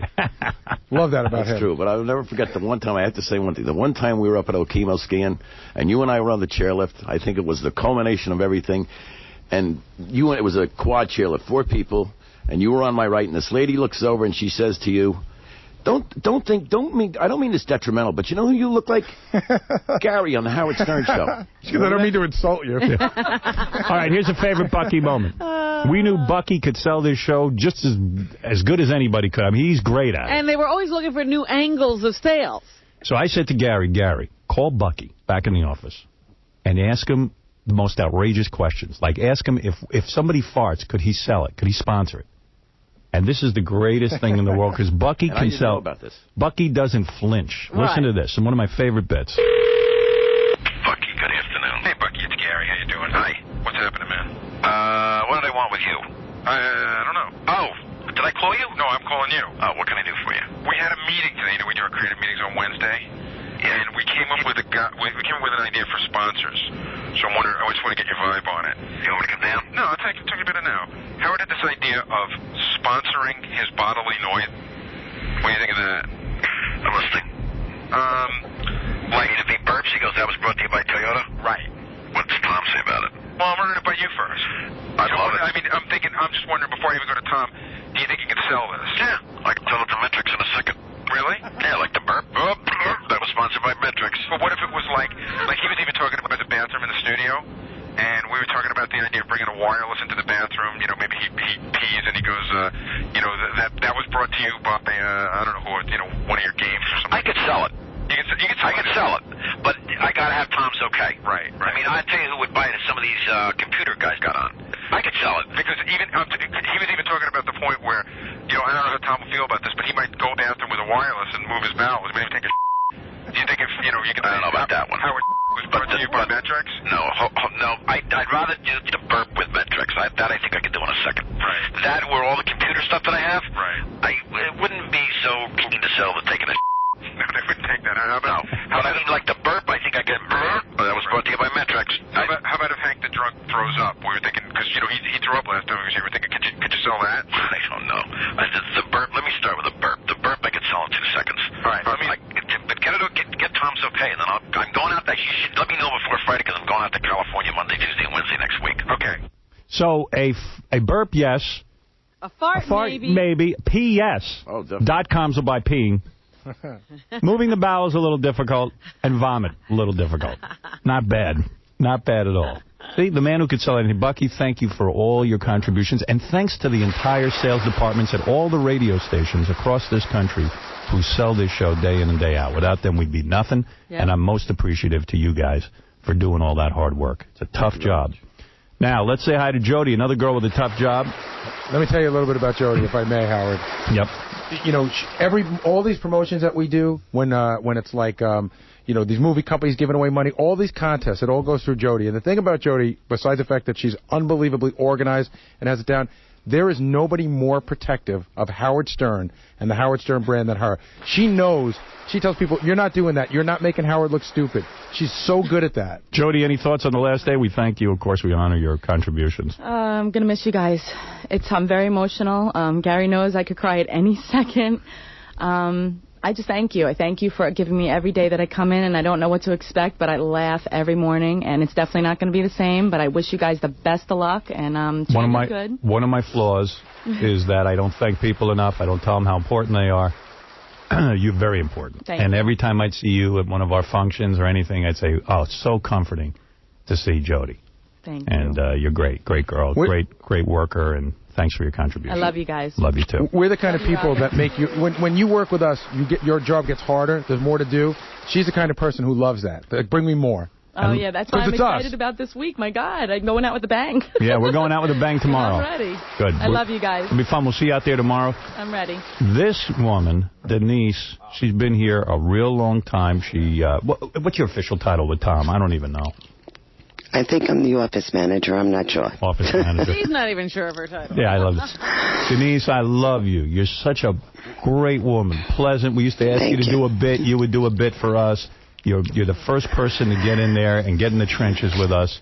And I'm used to seeing you all the time. Now I don't see you so much, but you're a doll. You're just the nicest woman in the world. She's done some great voices for us over the years. She was Larry King's second wife. But my favorite was she was Fred's new daughter. That's right. Oh, that's right. Yes, you did that. You were great at that. And no matter what you do, no matter where you go in life, I'm going to always have a warm spot in my heart because of all the hard work that you did and everybody around here. Thank you. Thanks, I Denise. really appreciate it. All right. Good luck in the future. I'm going to miss you guys. Miss you, too. It won't be the same for us either. It won't. You will not be forgotten. Oh, definitely. All right. Good time had by all. Thanks, Denise. Thanks, Jody. And thanks, Bucky. And Nancy and Carol. That's right. I know we can't thank everyone, and I know there are tons of people on the phone. I don't know what to say. There's just too much stuff to get to. You know. I can't believe we have one show left. And, not a regular show. It's going to be the big celebration. Howard's right. We've been leaving in a year for a year. Yeah. Yeah. No, for 10 years. This seems like forever we've been leaving. Now we really are leaving tomorrow. I'm looking over the schedule. There's a lot going on tomorrow. Fans will be outside. I know. I see some of the guys are in the green room already who are here for tomorrow's show. We sent them away. You did? Why? Because we didn't think we'd have time to get to them. Oh. Yeah, I was going to get to them, but it's hard. Well, who can we expect to see tomorrow? Do you want to go through the lineup? Well, let's just say a lot of people are going to take to the stage, and we've given them a minute to say hi to the crowd. There's a lot of people. I do have a major announcement to make. Yeah. Benji has been added to the rundown. Benji will be speaking to the crowd tomorrow. He'll be sharing the stage with Scott the engineer and Ronnie the limo driver, but they all get their own minute. Good. It'll be interesting to hear what everyone has to say. We'll keep cutting back and forth with coverage here. And Robin, have you worked on anything? No. I know Yahoo is going to cover it as well. And right. A lot of the TV channels are stopping by. Today is the day I work on the speech. There you go. Last minute, Robin. I've carved out a whole day for it. Nice. I worked on my speech last night. I was in a car for about 4 hours, so kept scribbling some notes. Artie, you know what you're going to do? Yeah, I'm just going to be brief, and, what I say, it really isn't that important. The pressure's not on someone like me, unfortunately. It's just... Who would it be on? I feel, you guys, I feel more like a fan, I'm just... Well, why don't you get over that already? I'm honored to be here, and I know exactly what my feeling is going to be when I'm up there, and I think it'll just flow out. Are you going to cry? Possibly, if I do a shot too quickly, yeah. He cried at the Michael Jackson concert. I don't see why I wouldn't cry here. You gotta make him cry. Are we drinking tomorrow? There'll be booze. There'll be booze flowing. Yeah, but here. Yeah, if you want to drink this, drink. I got a bottle of Jack Single Barrel right here, buddy. Eddie, the produce guy. Hi. Good morning, Howard. Hey, Eddie. How you doing, man? Listen, I got an update for you. The cops are down here. They're setting up barricades and everything. I'm not working tomorrow. I'm coming in. Great, great. Everyone will be downstairs tomorrow. Chance for all the fans to meet each other. You know, I was saying earlier that one of the greatest experiences in my time here was when I would go sign books and, 25,000 fans would be all carrying on. And then the next day we'd hear all the stories of what happened online. Yeah. Nice. Fans always guys were getting it on, guys were getting married, the guys were having sex in sleeping bags with these chicks who were there. I mean, it was just like a crazy scene. And tomorrow, as crazy as it gets, it is a salute to the fans. Because without the fans... Typical holiday. It's a holiday tomorrow. In fact, I got an email. There's a college that gave off everyone the day off from college. Really? Nice. We said that this should be a school holiday, but we were kidding. And let me see if I can find that. Hey, Howard, can I thank the band that I work for? They're giving me the day off on Saturday. All right. I work for Unforgettable Fire, us2.com. It's a YouTube tribute band. You can check it out. It's a really great band, Howard. They were working on I Will Follow. It goes, if Howard walks away, I will follow. All right, thank you. I just spilled water all over the console. I'm like, that guy's rattling on too long, but I just electrocuted myself. Somebody's got some towels. I could use them. Thank you. I've been dousing myself with hot water all morning. Trying to... Does this help for now? Yeah, thanks. Is that your pizza napkins? No, it's plain. No. That's fine. Hold on.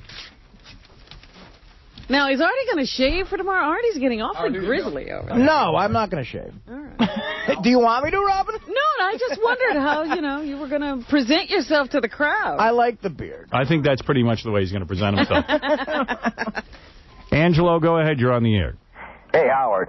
I want to say that the Wonderful World song was very touching. I'm 48 years old. I'm sitting in my office, and I'm over here crying. I can't believe that song really touched me the way it did. And I'm going to miss you guys when you leave, but I have to tell you, last year I happened to call about the same time, and my son did buy me the new radio, and I got it in the office, and I'm ready to go, and I can't wait to hear it when you start all over again. All right, brother. Thank you. All right, thanks, Tom.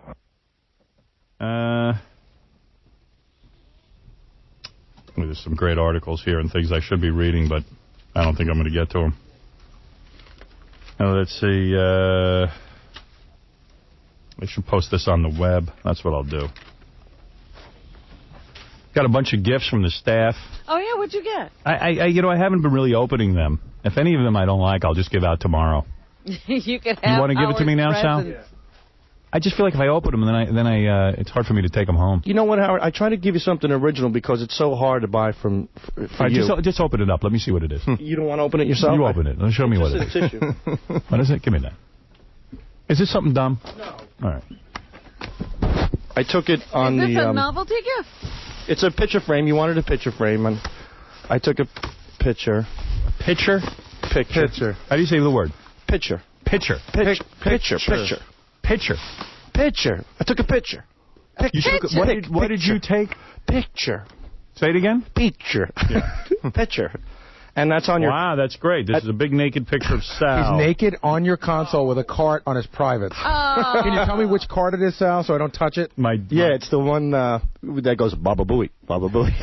Very nice. But in fact, take this and we'll put it in the new office. Oh, thanks. I thought you were going to say in the garbage. I'm so Let me see what that is. Okay. You're not giving that away? I can't believe it. I'm going to show this to you because I don't know that you want to touch it. Yeah, let Richard open it. It's an original piece of artwork that I worked on last night. And it's something very personal for me. Oh, that's so wrong. Would you say it's your DNA?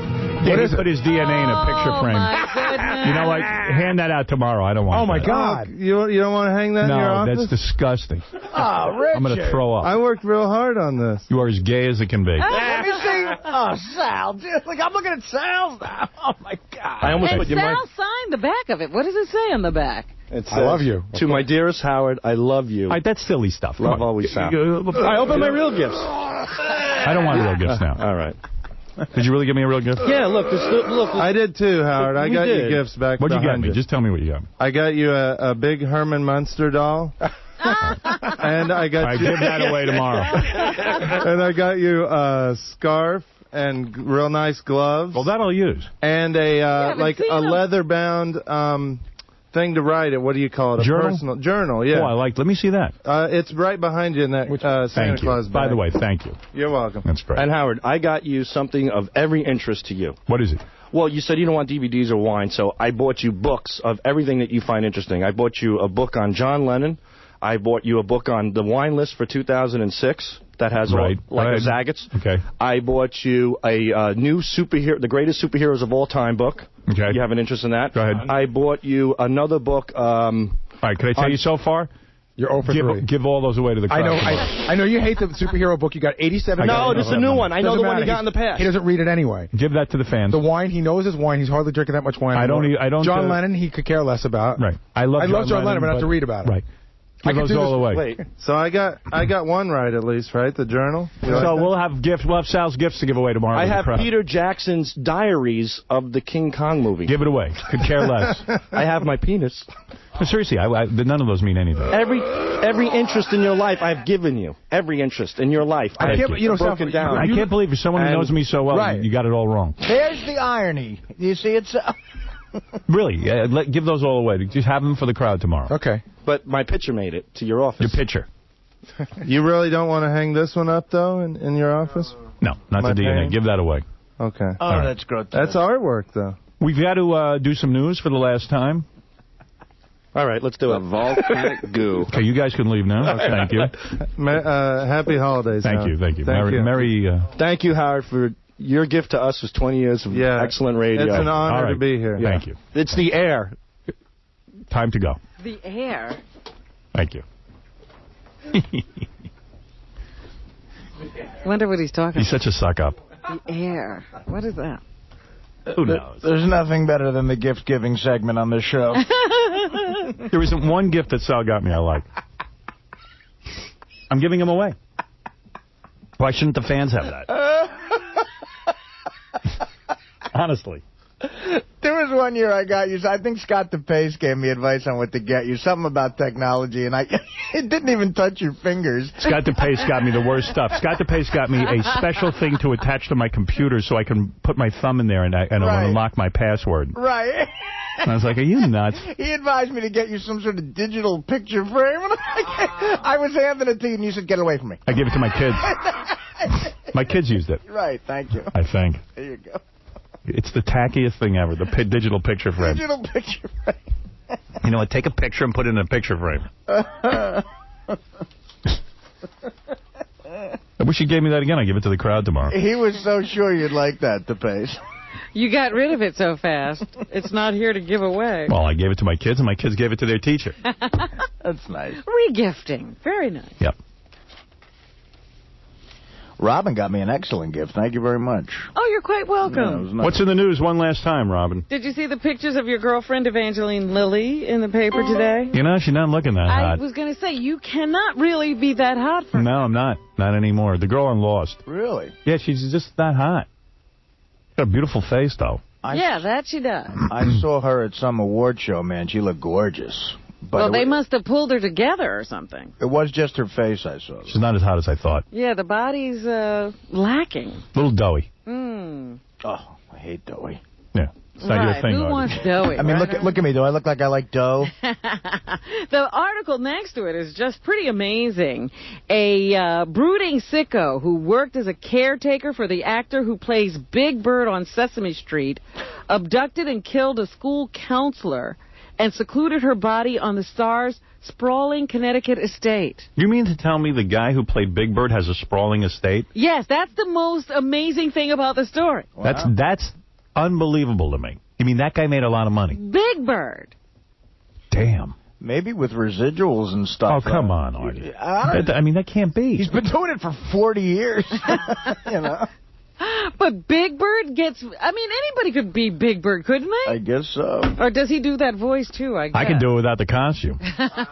I'm telling you, he's probably an after a certain amount of time, but he makes a lot of money. My favorite story in the news, you're probably going to do this anyway, but I got to say it. What? The phony gynecologist.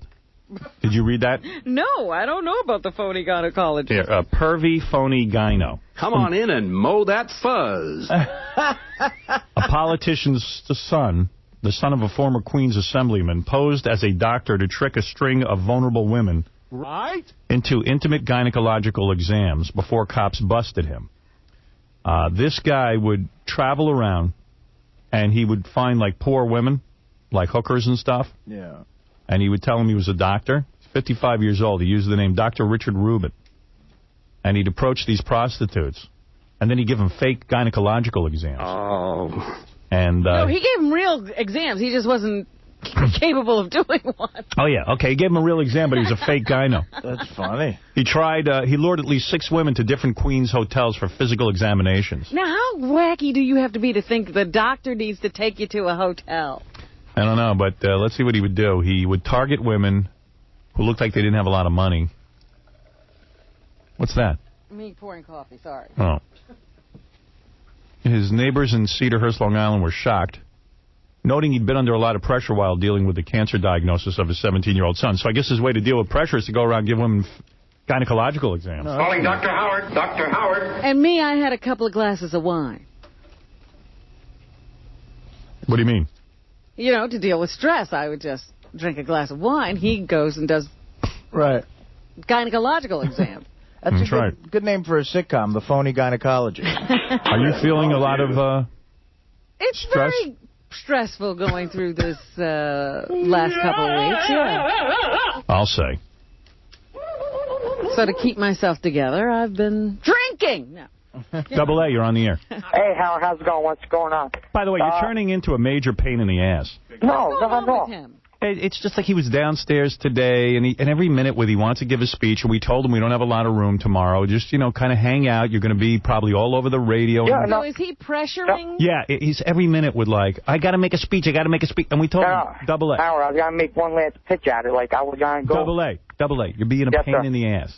You're going to be all over, I'm sure, Howard 100. You're going to be all over, the color commentary tomorrow. I mean, calm down. Okay, but I was going to say... Stop taking it as such a rejection. It's my last time talking to you, so I want to say thanks for everything, Howard, for all the years of great radio and everything like that. Yeah, Ronnie, go ahead and say what you have to say. Dude, he's starting to scare me a little bit. He's starting to get really, nuts with this whole thing. Why? When you tell him he has to leave, he gets, but Gary told me to stay here. I said, Gary said he's very busy and he'll talk to you in the morning. You know what it is? Then he came up with Doug.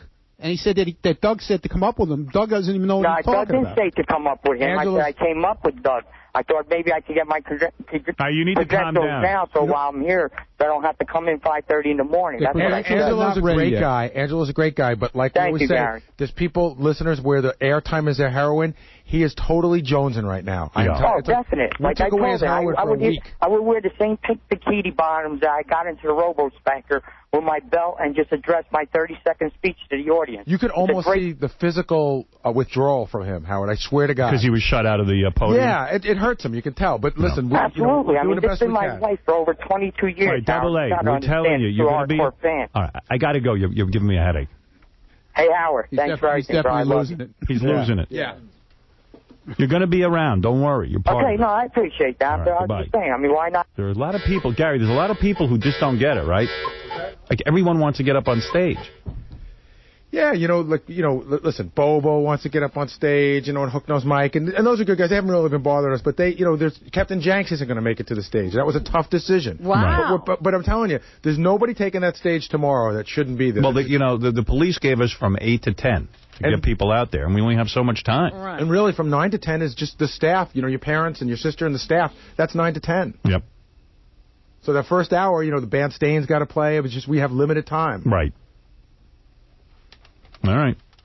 And I told Double A, he'll be around. He'll be part of the festivities. Just calm down. Why is it so important to him? Because you know what? I'll tell you what happens is because it takes you out of the inner circle in their mind. The Whack Pack has some sort of hierarchy. And Double A's been pretty high in the hierarchy. Got his own show at Right. We've been using him a lot. And it puts you in the inner circle. Or if you don't put him on, it takes him out of the inner circle. What I'm saying. In other words, by not using Double A, I've taken him out in his mind. Right. All right. Robin, what else is in the news? Yeah, because he's acting as if this really makes a difference.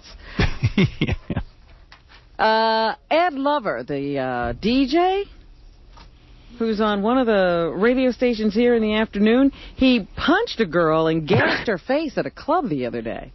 There's a whole bunch of good move. There's a whole bunch of like black DJs that I see in the paper every once in a while for getting in trouble, but I've never listened to them. I've never heard of them. Right. Ed Lover I know just because he used to be on MTV, right? Yo MTV Raps. Yeah. With the other Dr. Dre. There's two Dr. Dre's. Yeah. Dr. Dre is his partner, so that's the only reason I know him. But you're right, there's a bunch of black. Yeah, but have you ever heard any of these guys? No, never. No, me neither. No, not on the radio. But every once in a while you read they're punching somebody or they're just insane. Yeah, these clubs are just causing nothing but trouble. They were at a club and his girlfriend got into an argument with this girl and he punched her or slapped her, according to her, and she's now got a gash on her face that took 20 stitches to close, and she's going to need plastic surgery. So it does not sound good. She has filed a complaint with the police, and so I guess they'll be talking to him at some point. She was a blonde, right? Yeah. Yeah. I get it. You get it? Yeah, I know what's going on. What's going on there? His girlfriend's having an argument with a blondie, Whitey, and it gets into a whole anger issue. Excuse me? I get the deal. Can't you let the women settle it on their own? Who cares? Let these two broads fight all night. Really? Why do you have to get in it? I mean, certainly this woman was no threat to your girlfriend, I don't think. Supposed to sit there and laugh at these two broads yelling at each other. Yeah, get into the entertainment of it. Yeah, we really calm down. Let the broads fight. It's sexy even. Because this is not going to be good for you.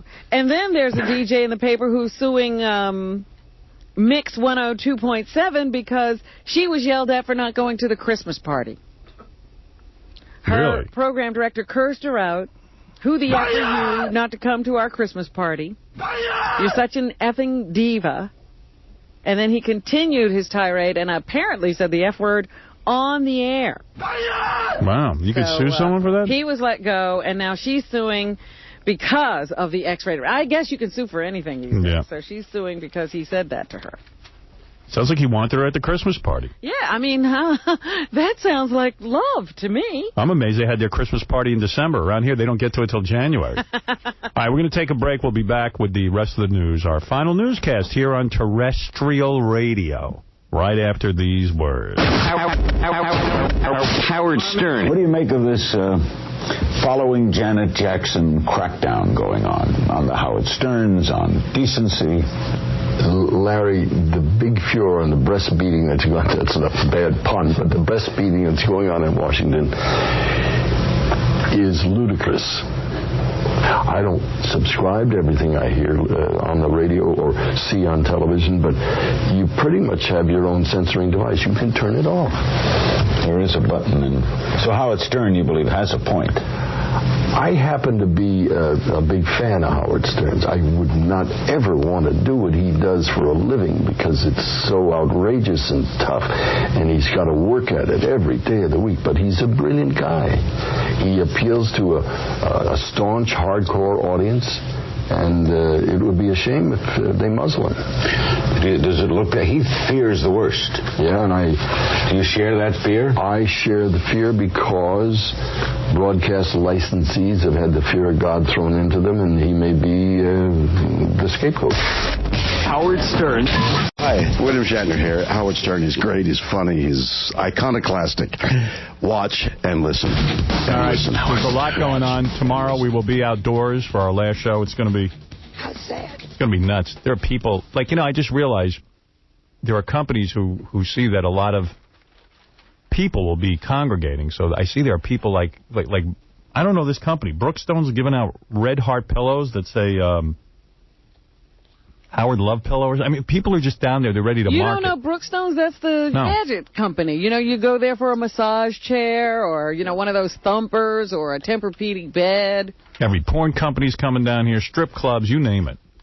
Staind made up a bunch of lyrics to the Beetlejuice song, and they're giving out, Staind Santa hats. Really? Who's doing that? Staind? Yeah. Sheryl Crow just got into town. We're going to take some people over afterwards for a private concert with Sheryl Crow. She's agreed to do that, and she's great. Very nice of her. Girl. Yeah, I always enjoy watching her. She's just friggin' sexy. I just saw a photo shoot with Sheryl Crow. She's practically naked, and it was on Entertainment Tonight or something. She's almost 45. And she looks awesome. She looks great. Yeah. Don't even say how old she is, because that ruins it. I saw the set list, Howard. She's not almost 45, yeah, I know, her and I are the same exact What's she doing? She's wall-to-wall hits. Yeah. That chick. It's wall-to-wall hits. She's not gonna. She's just gonna lay them all out for us. Yeah. Every day is a winding road. All I want to do is have some fun. Good. Yeah, we're gonna have a nice time. So we're gonna be able to take some fans with us from this outdoor thing that we're doing after the broadcast is over. All right. There's just a whole bunch of things going on. Oh, here's something great. You know, one of the things I'm most excited about is that we have our own TV channel now. Howard Stern On Demand, and the boys, Richard and Sal, and Artie's in it, Elephant Boy's Ronnie. in it, Ronnie the limo driver. High Pitch Eric. They did. JD is the star of it. They did a movie called Super Twink. And Would Ye. Yeah, and we contacted Richard Roper and Ebert to do a review of Super Twink before it hits our channel, you know, on January.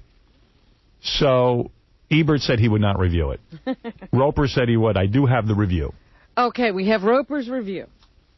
This is Roper's review of Super Twink, a movie that will debut on our channel. It's about a 22-minute film about Super Twink, played by J.D. Artie plays a plumber who pulls a gerbil from Elephant Boy's behind. Exactly. From now on, only Roper on the show. I don't even know how that is part of the plot. But here it is. Hello, I'm Richard Roper. Now, normally Roger Ebert would be sitting across the aisle from me, but when he heard that Richard Christie's naked ass and Sal's dangling scrotum would be featured in this film, he became violently ill, and I haven't seen him since. All I can say to everybody involved in this movie is, what the were you thinking? I've seen better special effects in a preschool Hanukkah pageant. I've seen better acting from corpses, and I am never going to recover from the sight of all that flabby, white, cottage cheese man flesh. Now, in a movie filled with bad acting, with the exception of Artie Lange's scene-stealing performance as a crabby plumber, the grotesquely ugly, high-pitched Eric gives the worst performance in the history of motion pictures. It is impossible to understand a single word this guy says, but you know what? Maybe that's a blessing. Now, there were a lot of gay movies this year, from Rent to Breakfast on Pluto to Brokeback Mountain. The actors in those films are actually straight guys playing homosexuals. After watching Super Twink, there's no doubt in my mind that Sal and Richard are deeply gay, and this project was just an excuse for them to express their gay man love for one another. I hope they'll be very happy together. For Howard Stern On Demand, I'm Richard Roper. Wow. I'm so glad he reviewed it. And I'm sure that Roger's kicking himself now. Yeah. I think that's a thumbs up. You got a good review. It's the first good review you've ever gotten. Thank you very much. See, that's what you have to do, Artie. You have to be in a movie with non-actors. What was that review after you did Dirty Work? What did the guy say about you? A guy in one of the papers in Dirty Work said Artie Lang has all the charm of a date rapist. And when the first time he describes me, he calls me the beefy, unfunny Lang. And my mother was upset about the date rapist thing, and Norm MacDonald said to her, hey, Mrs. Lang, that's great. A date rapist has to have way more charm than a regular rapist. Doug Goodstein, who heads up the on-demand effort. Yeah. Hey, you know what? that was the first time I heard it. That was brilliant. It was great. But as great as that was, I don't think he did it justice. It's so awful. Is it? I can't wait to see it. It's worse than worse. Is it a train wreck? It is, but for any fan of the show, it's the best. Like, I could watch that thing 1,000 times. And why is that? Because it's just, you're seeing people that you know. Like, you're seeing Artie with a plumber pulling a stuffed animal out of Elephant Boy's tuchus. And it's just so, the juxtaposition of the whole movie is just so disturbing. And you see Sal and Richard. Are they all nude? Doing they're like. They don't care. They're simulating sodomy, and it's just it's just so gay, but it's so funny to see the big blubber of Joey. All right, when does it debut? Because I'm having a party at my place. January 1st. All right. January 1st. And Artie doesn't get back till January 2nd, so I'll wait. Yeah. Howard, I just saw the coolest thing walking here. I saw this. There's trucks all around the city apparently from. I don't know if I can say the company. What company? Moishes Moving. They had your big fist symbol for your future. It was so cool. Oh, no kidding. Yeah, I walked down the street, and there were people cheering your name, screaming, Howard, Howard, to a truck. Maybe that's our moving vans to move all our stuff. It was awesome. Howard, real quick, there's a theater that is willing to premiere it, that Doug's working on. Uh-oh. A private, real screening in a theater. Oh, so let's do it there. Yeah, it seats 100 people. Great. Is that good? Yeah. Okay, we just got to pick a date and we'll do it. Okay, that's great. Awesome. Love to do that. Howard, you're the best. Mazel tov. Good luck. Thank you. I'll see you on the other side, bro. You're the best, too. Okay. We'll see you there. Doug will be coming with us from the television side of things. That's right. High pitch Eric. Out there you say I'm a bad actor. I'm a good actor. The guy hit it right. You can't understand a word you say. Oh, but the sausages were choking me when I was eating it. They were spicy. All right. See you tomorrow. Hey, what are you doing with that furniture in the green room and the pictures? How big are your balls? I don't know what the pictures we're going to bring with us, I imagine. Is that leather couch belong to you, or does that belong to the station? Station.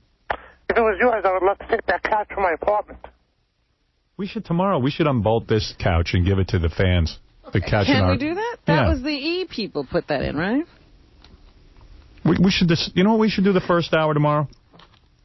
We should dismantle the studio and give away bits and pieces away. Oh, that's fun. Yeah, to the crowd. You know, because I was wondering if those cushions came off. They do. Because you could give a cushion to a lot, different cushions to a lot of people. Good. Anything else in the news? Yes, Kevin Federline, they say. You know, there's lots of speculation about the Britney Spears-Kevin Federline marriage now that she's had a baby and he continues to act like Kevin Federline. Kevin Federline, yeah. Mm-hmm.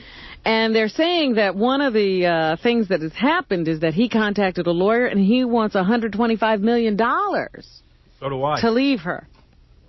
He has a prenup, I thought. I don't know. I think that, it's like some kind of a negotiation. I don't know if they settled, did a prenup or not, but they say they're feuding about his demanding a $125 million settlement if the marriage ends. Imagine the balls on that guy. He's been married to her for a couple of months. Now he wants $125 million for doing nothing. Jesus. Well, we don't know this for sure. What her people are saying is that they fight and they make up just like any other happy couple, but they're fine and happy. But he's smart. If he is saying that, he's saying, hey, if you don't give me the money, I won't leave. That's right. In order to get me out of here, you're going to have to pay big time. Now, I don't know what is wrong with Nicole Richie. She always seems like a really nice girl when she's in here. But that DJ Adam she was dating and was engaged to and planning to marry, he dumped her. That's hot. And one of his friends said, it was just something he knew he had to do. And she didn't even see it coming. So she's apparently devastated by the fact that they're no longer together. He lost 200 pounds.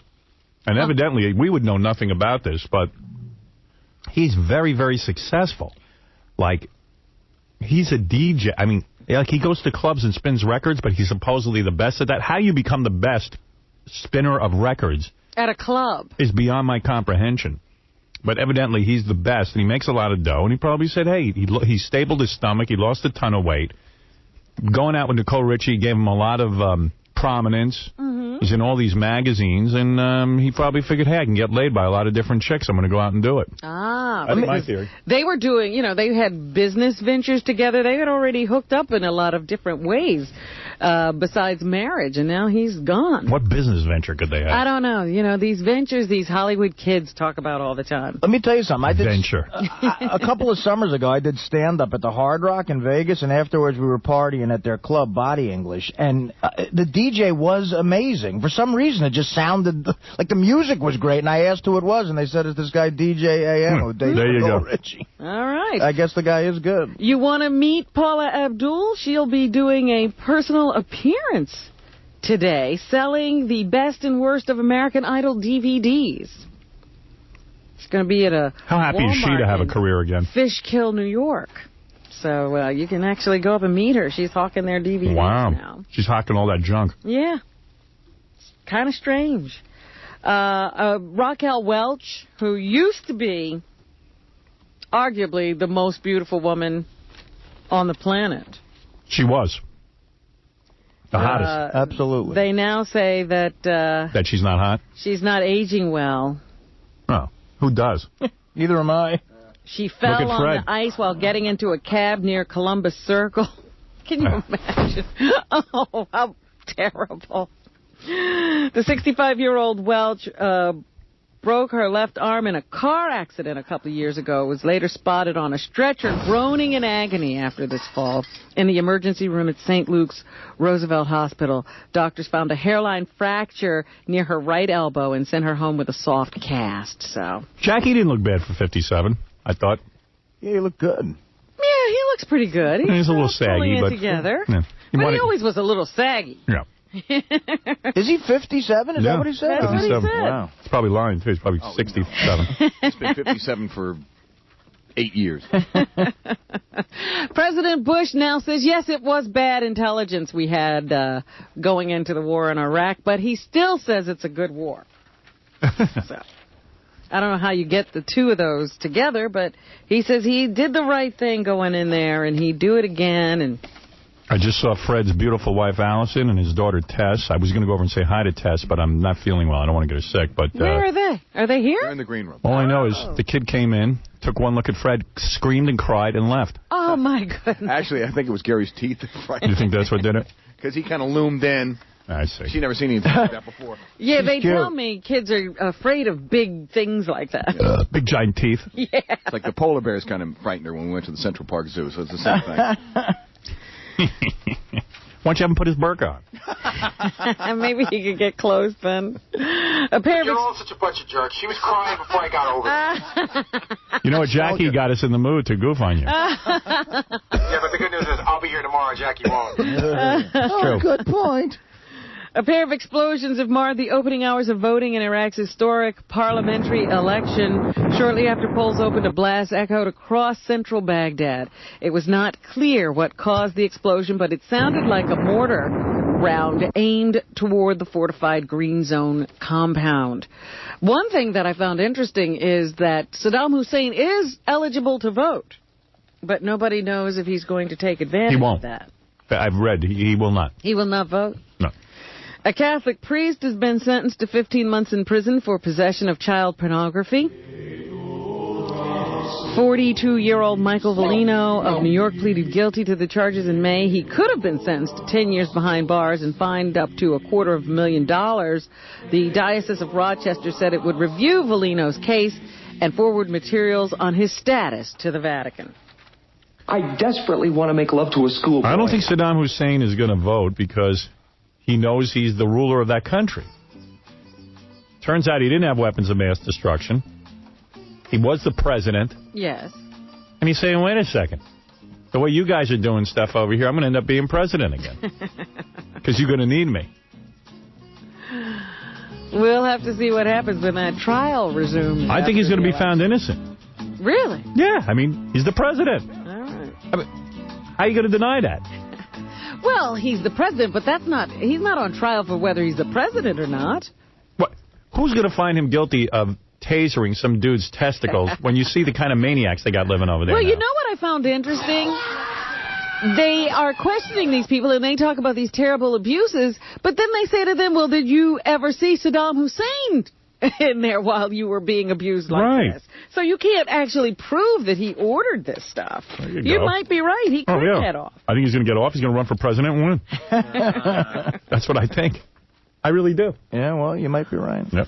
By the way, speaking of tyrants, I told you about that Hitler documentary I saw earlier this week. The other thing I was going to ask you, the reason I brought it up, I was going to ask you because sometimes I think there's some kind of there's some similarities between you and Hitler. Very much so. We both have bad mustaches at one point in our lives. Do you ever get turned on by your own voice? No. Never. It's never happened to you? Because I know sometimes you used to say that you fiddle around with yourself while you're on the air. Robin, I said that in confidence. Oh. All right, that's true. No, because they said that Hitler was very embarrassed because he'd have a full... arousal. Not only an arousal, but a completion. Wow. While he was speaking. All right, I've never completed. And he was very embarrassed about that. And he went to one of his doctors and said, can you stop it? And they said, maybe we shouldn't stop it because you might lose that fire that, you have when you speak. So he used to just get off on... He'd do it in his giving pants. his speeches, yeah. Wow. So would he put tissues in his pants? I don't know how he stopped showing, Do you think during my speech tomorrow I might actually get off? If you get all worked up. If you guys start Sieg Heiling me tomorrow, I might actually get off. I mean, when you have a whole country Sieg Heiling you, it's got to turn you on. It is a turn on. Everyone's like, Sieg Heil, and you're the guy? I mean, that's got to be a turn on. Right. So in some of those famous clips of him, he might be completing while we're watching him. Right. Yeah, we have to look for Sting. And I now know why Johnny Knoxville was accepted by Hollywood. Why? They had to have somebody to be in movies like The Ringers, where they're goofing on retarded people. You know, you're not going to get Robert De Niro to do that. I would have done that. So they took Johnny Knoxville. De Niro goofed on retarded people in Awakenings, didn't he? Here's Johnny talking about his hesitation about making this movie, where he he's a ringer because he joins the Special Olympics. He had hesitation? A lot of people have hovered around this project, but they got scared off by it. And I read it, and I was like, wow, it could be, tough if not done right. But why would he care if it was done right? I know. I mean, this is the guy who starred in Jackass. Yeah, Johnny. He's having hesitation. Yeah. Let's see. You can blow your balls off with a shotgun to get on MTV, or you could be in a movie. Yeah, Johnny, we don't want to insult you. We know in your last film you tasered your taint. Yeah. You shaved your taint and then tasered it, then shot firecrackers out of your ass. Now we have a movie for you to be in. Yeah. Well, I'm very concerned about how it would come off. We don't want to insult you. Johnny Knoxville. Who is he kidding? Yeah. Here he shares his Just thoughts. take the paycheck there, Olivier. He shares his thoughts on the Special Olympics. the kids are amazing, man. God's like taking something from them in one area, but he's made them like extraordinary in all the other areas. What area? Wow. Yeah, it's great. It's great to be retarded. And he talks about working with his co-star Leonard Flowers, who is mentally challenged. I was doing the scenes where I'm supposed to be racing Leonard, and they're like, okay, they have the cart in front of Leonard, and I'm supposed to be behind. And we'll go see the movie. How's that? Matthew Broderick is back as one of those decided they couldn't run that. Can you imagine? Hey, Howard? Yeah. CBS actually passed on that TiVo commercial for, during Survivor and a couple of other shows. They wouldn't run it. Because they throw a network executive out the window. Right. I guess Les is afraid someone will really do that. There's something I wanted to say to you about him, too, because I'm reading a review of a new CBS show. Yeah. Les is always talking about what's good for CBS and the Tiffany Network and blah, blah, blah, blah, blah. Yeah. One of the reviewers says the second episode of this Yes Dear is so crude they can't believe they're putting it on TV. Yeah, well, they're trying to get a younger audience. They just came out with a statistic. The average age of the viewers of CBS are 54 years old. To dead. Because of the success of Survivor and Big Brother, moderate success, the average age of the viewer at CBS is now 49 years old. Wow, that means they brought in a lot of young people. They did. They brought in a lot of young people, so they're bringing the age down. That's what they're trying to do. So, they're trying to get some crude programming on. But while you say to him, why didn't you take a look at Son of the Beach? Oh, we couldn't do that. Well, you didn't look at Son of the Beach because it's me. I know that. But, I worked for this company for so long, they still treat me like I'm an idiot.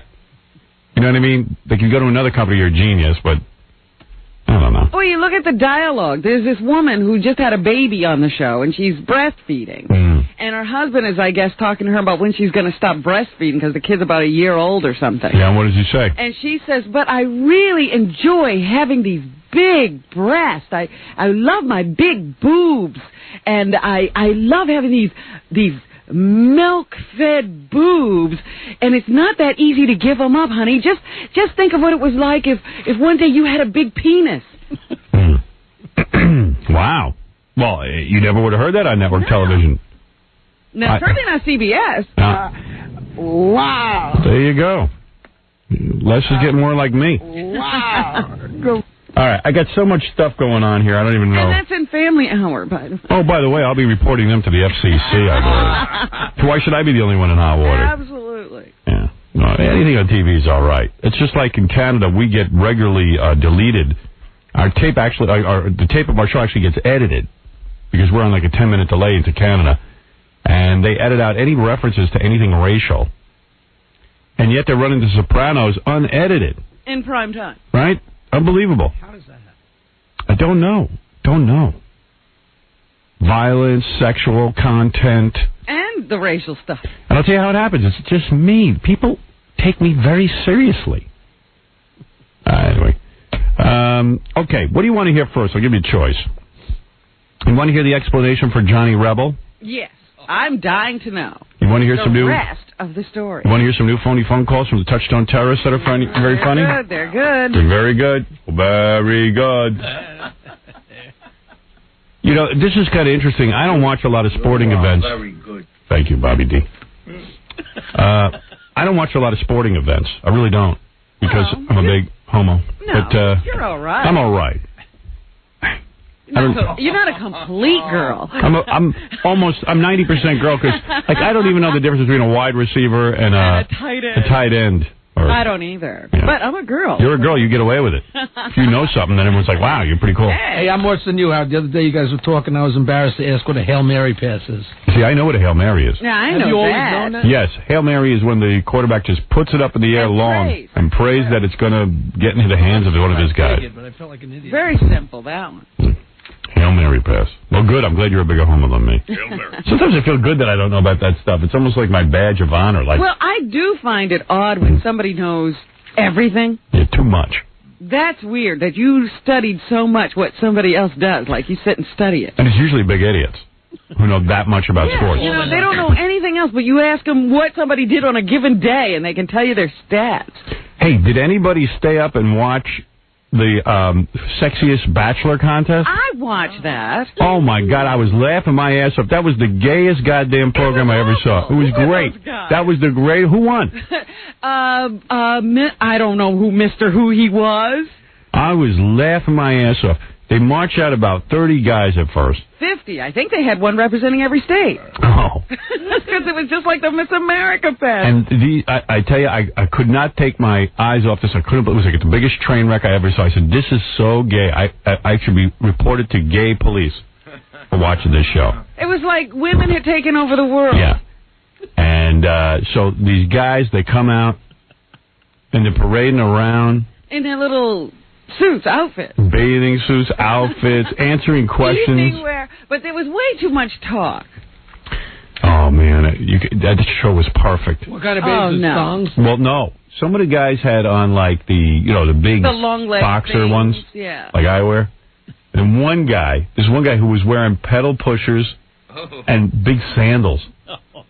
He switched into like a very tight bathing suit. You wondered where these guys came from. Yeah. Planet Homo. Yeah. Judges were women or men? And one guy was doing real well, and then he was like a little too hairy. And then they took off points. Nicole Eggert was one of the judges. She gave every guy a 10. Yeah. Every guy. I was like, I wasn't paying attention to the judges, but I'd see the rundown. It was 10, 10, 10, 10, 10. I said, this chick is like Gary the retard. 10. Whatever's the last number she heard. Yeah. Give him a number from 1 to 10. 10. Every guy was a 10. 10. But they didn't score anybody really low. The best part, though, is each guy had to come up in evening wear and dance. Evening wear. They had to dance, like a tuxedo or something like that. Then they had to dance with one of the chicks in the audience. Yeah, they just give him a chick. So this black dude starts dancing, then he starts singing to the chick, like riffing, like making up words. I love you, baby. To like some song. And I think, he made up the song. He got bad scores. Yeah, he that was a douchebag. Real awful move. Real bad. Took off points because he's a douchebag. The woman who was dancing with him was in shock. Yeah, it was embarrassing. Oh, my God. What do you do now? What a douchebag. It was great. But they had to come out. It was almost like a strip show because they'd come out in a top and their little shorts or briefs or whatever they decided to wear, and then they'd peel down. I couldn't figure out who was watching this thing. You. I know. I couldn't take my eyes off it. Girls like you. It was great. And guess who I called right away? I said, hey, Ralph, you got to watch this. You and Ralph. Because Ralph could have done the show. Everybody had those little spiky haircuts. Yeah. It was funny. And the little physique. Yeah, it was great. Great show, man. Bravo to Fox. Oh, it was just, but those women, oh. It's great. And I'll tell you one thing, the audience was chock full of hot chicks. All digging it. What's up? Screaming every time Fox the guy called said here anything. a couple of months ago, and I couldn't really get a handle on what it was going to be about. And they wanted Casey to go to the New York auditions. Oh, that would have been great. I didn't know what it was, and it looked stupid on paper. Oh, you should have sent it. Oh, that would have been great. I don't like girls. That would have been great. They asked the guys questions at every Which was the best, juncture. because each guy was a bigger moron than the next. And you know what? I'm sitting there, I go, thank God God gave me an ugly face. There were Because guys. I tell you something, if you get a good-looking face, you become a blithering idiot. There were guys who were doing very well until they opened their mouth. Yeah. You really idiots. You know, it's a bad generalization to make, but when you're really, really good-looking, immediately, you don't have to work on other facets of your life. You don't. So here's the deal. I'd rather have some personality, some sort of rap. But this guy, although I don't know, life must be easy for these guys. Yes, because they don't have but wait, the lady on the show goes, okay. And the lady is that lady from the witch show. Caroline Ray. Yeah. From, Hollywood. Sabrina the Teenage Witch. So, I don't know. I just sitting there going, good looks are the highway to idiocy. I mean, so they say to this guy, okay, where is, what was your most unusual sexual experience? And he goes, most unusual question. Well, being a gentleman, I don't... he don't like to tell. Like, you can't even get the word out. Were any of the guys... Were any of the guys like straight out gay, or nobody? In my opinion, at least half. You know what? Howard, every guy was answering the questions like they think women want them to. Yeah. You know what I mean? I would. Oh, and my favorite part of woman is the eyes. You know, it's like The soul. Yeah, and like because my one guy they go, do you believe in sleeping with a woman before? Yeah, How many dates? And the guy's like, to me, sex is very sacred. Yeah. And I think if two people are joined together, that there should be some special bond. And all the women are like, ooh. And in fact, one of the questions was, is there such a thing as bad sex? And that's when the guy said, when you're going to do something like that with someone, you really ought to know that person. Well, and better yet, did you catch? Where it's going to go. He couldn't say the word sex. He was like, when you're going to have... something like that with someone. Yes. But you had a question, do you think you should sleep with somebody before you marry him? That's a tough question. I don't know. Like, get the hell out of here. There was one guy who was kind of cool. They said, do you believe in living with someone before? And he goes, I got to be honest. He goes, why not? Well, there was one guy that was the only cool guy. That was from Jersey. That guy was from Jersey. Yeah, I think that guy. And the annoying guy was the black guy, wherever he was from, because he had that smile. Yeah, and he had a real skinny head. Oh, you want to... Yeah. He actually, when they come out, they do that same thing like Miss America, where they tell you some facts about the guy. And when he came out, the woman said, and he will admit that he was a geek in high school. I was unbelievable, man. It was unbelievable. It was just great. And I know, I know this is homo stuff, and I should have been watching Monday Night Football, but really. I could not take my eyes off the thing. Kansas City, big comeback in the second half. Yeah, it's supposed to be a great game. They were down 21-7. They won 24-21, something like that. How do you watch? Who was it? Kansas City and who? Seattle Seahawks. I watched the first half. Kansas City won? Yeah, Kansas City won. Big comeback. Man, how was Dennis Miller?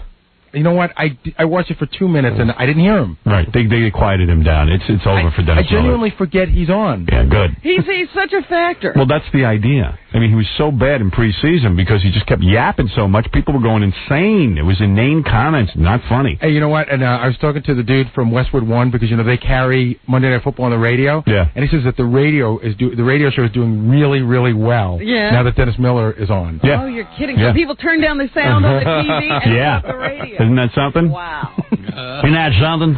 Good to bring Dennis on. Yeah, good work. Way to go. You got both channels working at the same time. The Premier Radio Network and the Monday Night Football. Yeah, baby. So, anyway. But I think that guy last night won $100 million for being Bachelor of... $100 million? Not $100 million, $100,000. Oh, damn. I don't even listen to myself. I'll get on there. My wife, to show you how much she loves me, she said, you're just as good looking as these guys. Ah! I think I lose a few pounds. That's when you know a chick digs you. Like, all right. Unbelievable. Do you think she means it, or do you think she just wants you to feel good? I think she means it. That was unsolicited, right? You didn't ask her what No, I didn't ask her. I looked at that pretty thing, and I said to her, I said, it wouldn't be funny if I was on my huge gut. She goes, oh, you're just as good looking as those guys. Oh, it was solicited. If you just lost a few, if you just whip yourself into shape. Yeah, that's the only thing they've got on you. They're in shape. Because they don't have good bodies. What is wrong with your wife? I figure she must have had an accident. What is wrong with her? She sees good looks. I don't know. She didn't have a head injury, did she? That's what I'm saying. I think she had an accident. Some girls find me attractive. No, but I think you're a good-looking guy, but, she loves him. She really does. And I mean, anything John does, she is totally supportive of. You know what I mean? She's like, John's my man, and, you know, I'm there for him. I'll never forget the day we were sitting out there on the beach at that party Jackie threw, and John was drunk out of his mind. And he was lying in her lap, screaming insane things at whoever was in the garage playing at that moment. And she was saying, "Oh, honey, your music is wonderful. You should do this song. You didn't do the right song when you were up there, and then they know how talented you were. Wow. People don't see the side of you that I see." I didn't hear that. She catches his vomit for him. Damn, that girl loves you, bro. I'll tell you that. They don't know you. But wouldn't it be funny if there was a guy on that show who didn't look like... every one of those guys were like buff, you know? Yeah, I know. Except for one guy. The one that they all liked his personality, he had kind of a chubby belly and stuff. And a big hairy chest. Yeah, and that's the guy that won. He did win, that guy? Yeah, that big guy. He was a big, goofy, ugly guy. That guy was from... Wasn't he from... Was he in New Jersey? Louisiana, I think. He lost a lot of points when he took off his shirt and he had so much hair on his body. Chicks don't like hair on the body. And plus he was kind of chubby. You see the guy with the big ears, that little skinny guy with the real big ears? Yeah, how did he get into the final He came in second. I was watching it because I'm going, you know. Who's going to win? I'm better than these guys. I might be better than two of them. Is it gay for you to pick a winner in your mind? Yes. Of course. Because Ralph called me and goes, "Who's your favorite?" I can't believe it. They were so funny because they first went down to the 10 semifinalists. Well, I said to Ralph, I go, "If you have a favorite, you're gay." Well, I asked my wife, she goes, all the personalities suck so bad, I can't even choose one. All right. I know they were really awful, and the women were screaming at those lies. Great show, though, man. Sexiest Bachelor contest. What do you think? They asked one guy, if your girlfriend makes a dinner and it's really awful, do you eat it? Oh, you gotta eat it. It's all lies. I'm like, they're all lying. All right, they're just lobbying. They're like politicians. It's like Darwin's speech at that thing. Like they're all full of crap. Right. You know? Yeah, they should have had to marry somebody. That's what I said. They sort of ruined it, that there wasn't any big thing like he had to marry somebody. And Rashumba gave everybody a 10 also. I think so. Nicole Eggert and Rashumba. So it's the only number she knows as well? Yeah. I think they only know one number. They were just happy to be there. I think Nicole Eggert and Rashumba were sharing a brain at that point. Anyway. All right, so that's TV news. But they did. They had called me and asked me to be one of the judges, and I just... Oh, you should have been. You should have been. No way. That would have been great. I didn't want any did the judges part of talk out? I don't remember. Did the judges... No, they just got introduced, and then you saw their scores most of the game. Rob would all give them twos. It looked bad on paper. You know, it really did. On paper, it looked like a disaster. Yeah, but Casey should have gone and done it. That would have been great. Well, he would have won. Anyway. Slam dunk home run. Why, $100,000? Yeah, and he would have won. He would have made it to the finals. He would have won. He would have. He's a good-looking guy, and he's brilliant. Compared to those guys. Yeah, he would have put them all away.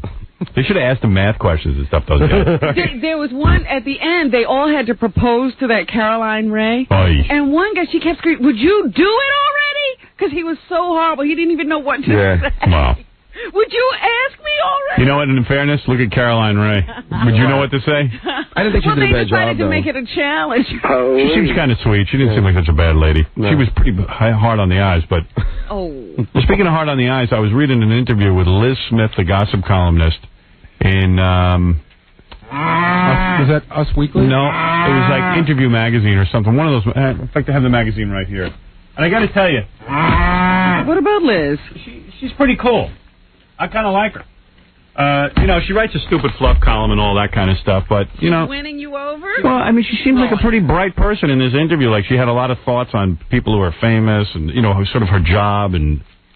I don't know. I mean, I could go in and read you some of it. It might be kind of boring for the radio, but I'll just give her props. The interview in Interview Magazine, if you get a chance to read it, you might think differently of her. I thought that she was pretty bright.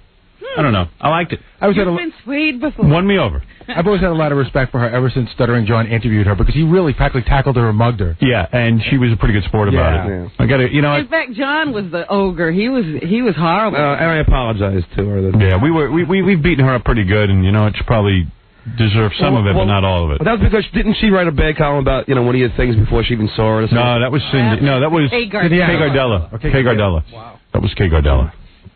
No, I didn't really have a beef with her. It was just that the column was just such an ass-kiss column. It drove me crazy. Well, see, the thing that bothers me is the column. That's all I know about her. Right. And she said the other day in an interview, well, I'm nice to the stars because I like to get invited to parties. Yeah. She's honest. Yeah. I admired her honesty. That's a very honest statement. Because there's plenty of people who will put people down. I'm there to help people. I want to be on the guest list. Yeah. I'm fat and I like to eat for free. I'm hungry. Yeah, I'm hungry. When you go to sporting events, you know how they always play Gary Glitter's rock and roll?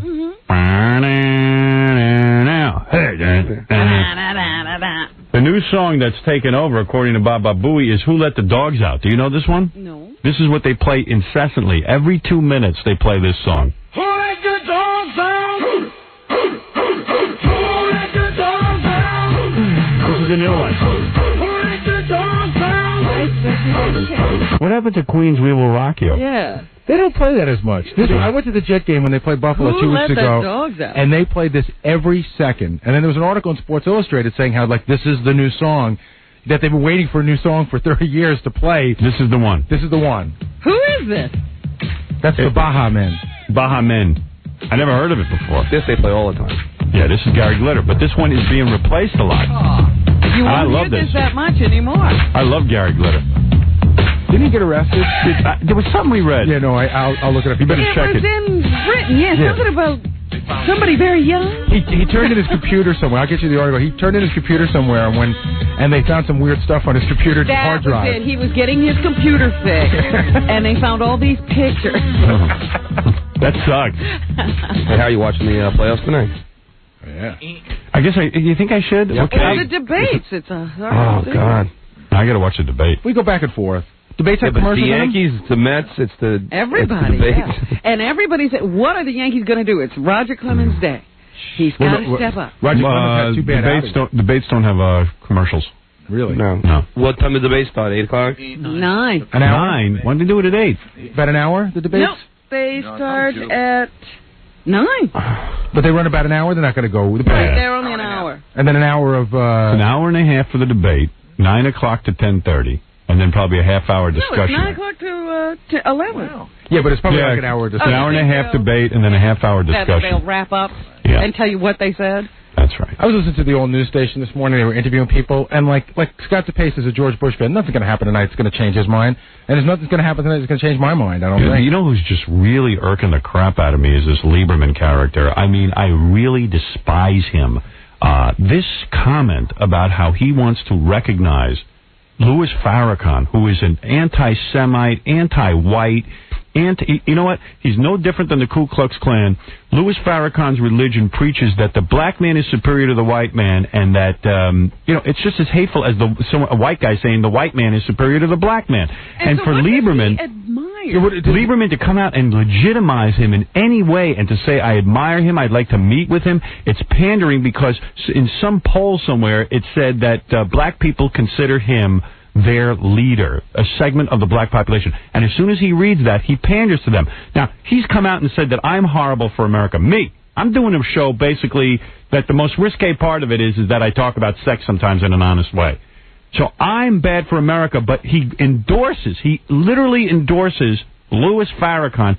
How could this guy be a heartbeat away from the presidency? Literally a heartbeat. And I got to tell you something. He's irking me so much, I might just become a George W. Bush supporter.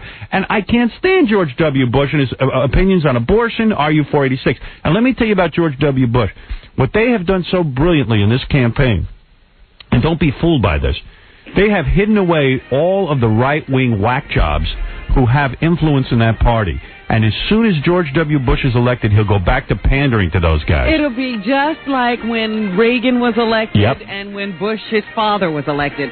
My God, what came out of the woodwork. What George W. Bush would support in terms of Supreme Court candidates is a nightmare. If you have any decency about anybody's rights, right to choose, gay rights, any of this stuff, your Supreme Court's going to look like a bunch of goddamn hillbillies from the backwoods. So between Lieberman being a heartbeat away from the presidency, and George you don't like Cheney either, right? Dick Cheney, no. Something. Did you hear the big rumor yesterday? What? That Dick Cheney was going to step down and Colin Powell was going to take over and become the vice presidential candidate. Major rumor.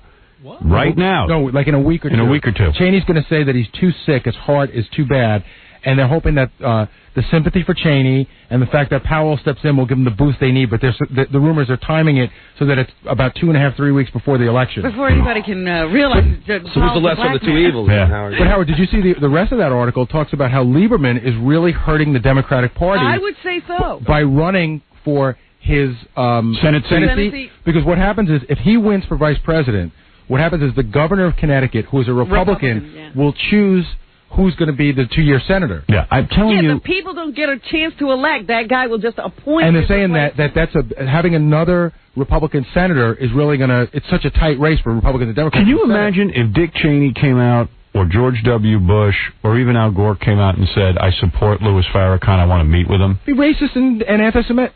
People would question. So why is Lieberman getting a buy on that? Why is no one busting his balls? The first question at the debate, if I was George W. Bush, I'd stand there and go, hey, I don't care what you guys ask me tonight.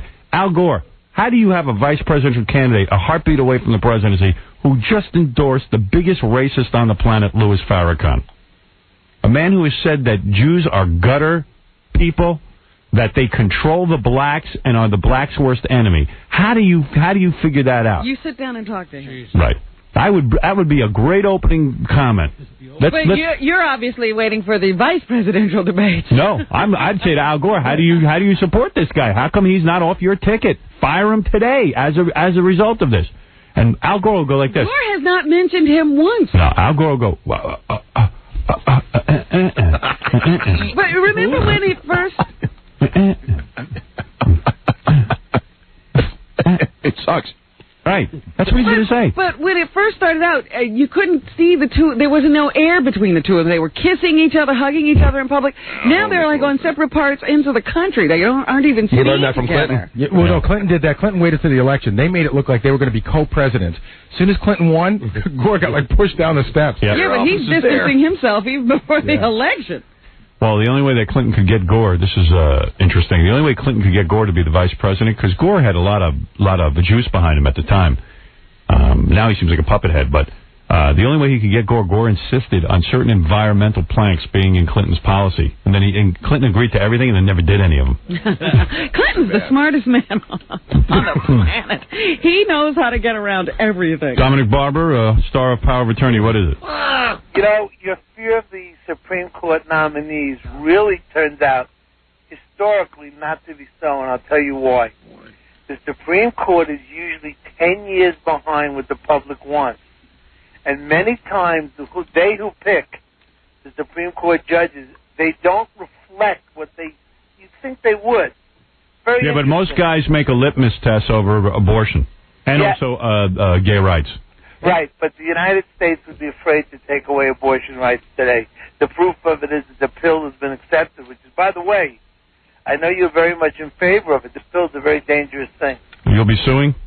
Well, the lawyers will ruin it. This great pill. Why is it so dangerous? Listen, if the door opens the wrong way, I'm serving the papers. Right. Why? Because the people that are poor are going to use the pill bought off the street without proper doctor care.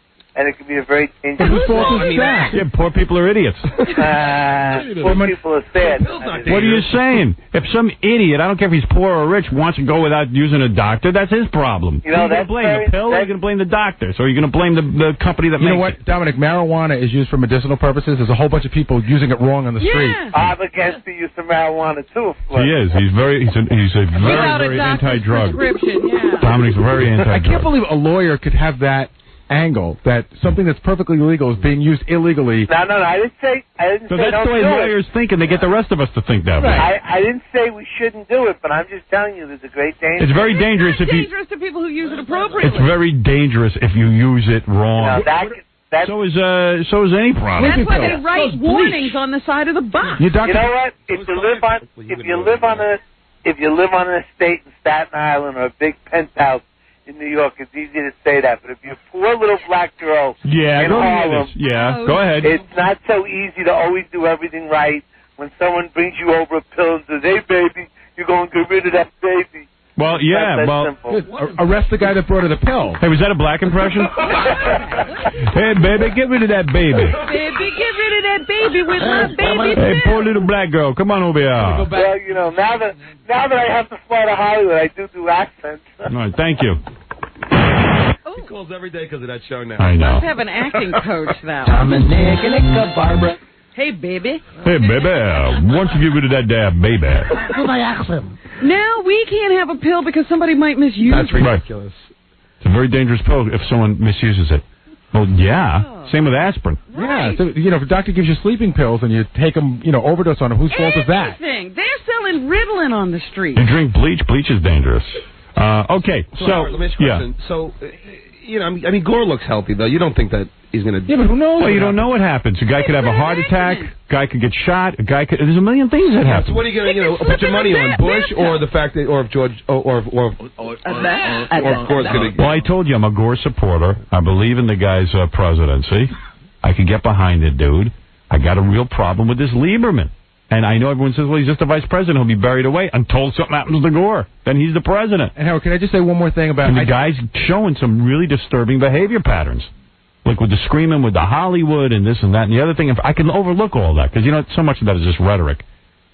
But, endorsing Farrakhan? And where's he coming from? That's a strange thing.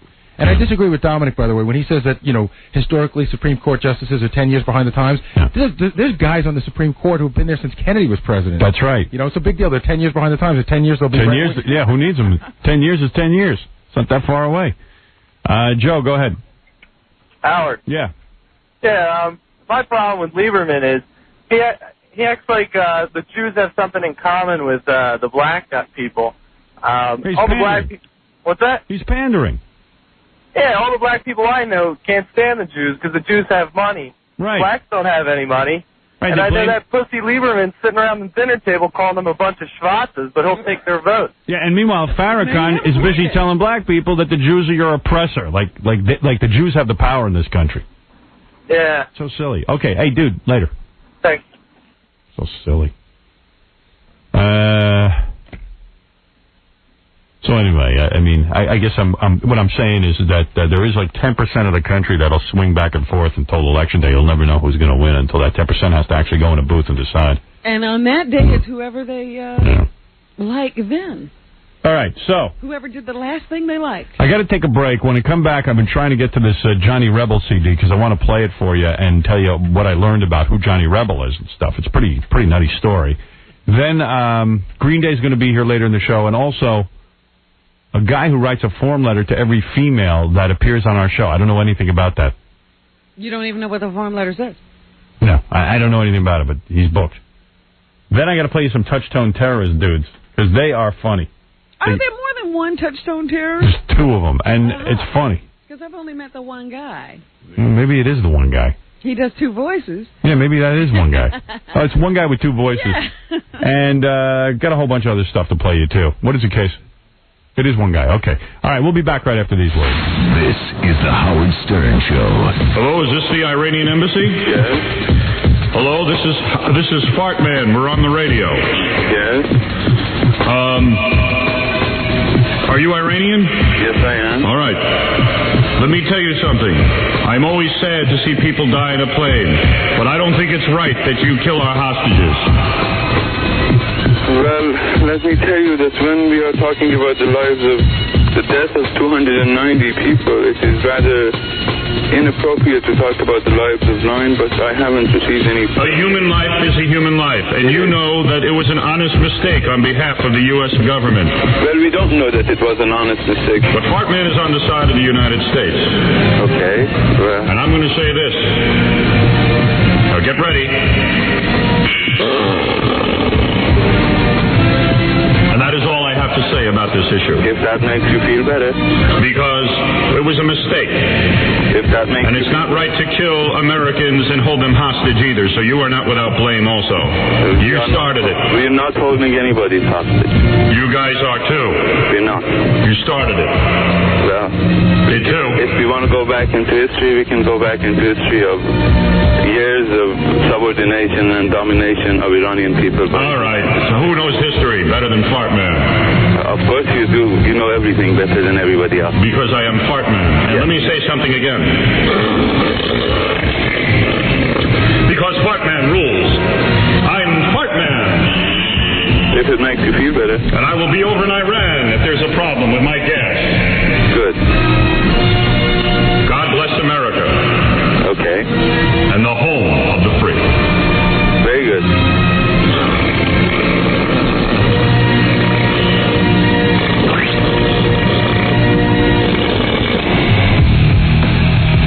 You're listening to a man with nice feet, Howard Stern.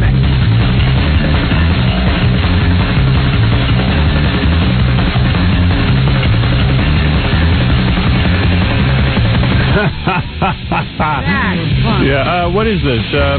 These are all... heritage, dependability. No. Just you. Just you? No, you don't have anything to do. God bless you. There you go. You didn't realize that. All right, let me get into this rap. You got more of this Johnny Rebel stuff? What?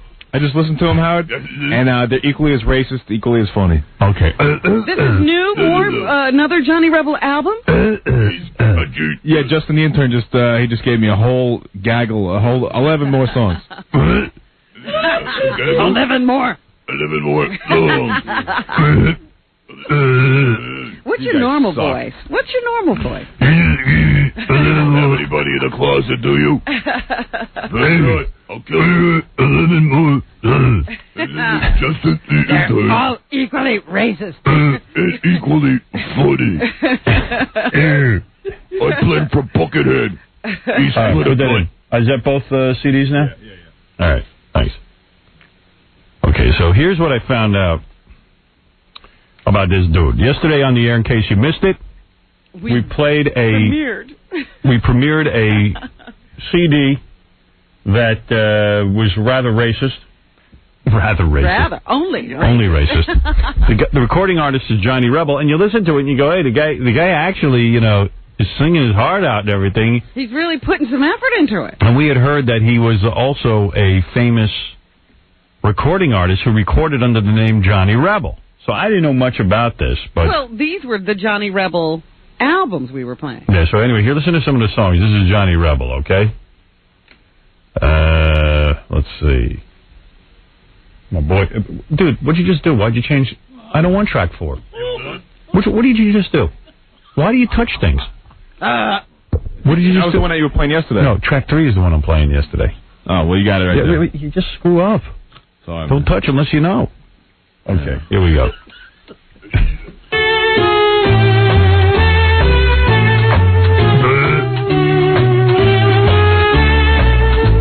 house next door to me's been sold to niggers.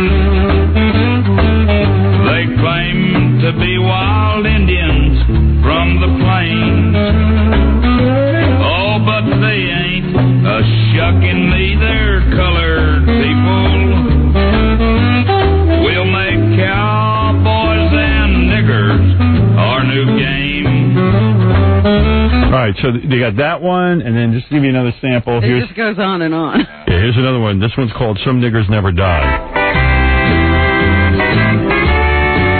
It's about a guy named Banjo Lips who goes... You got to listen to it.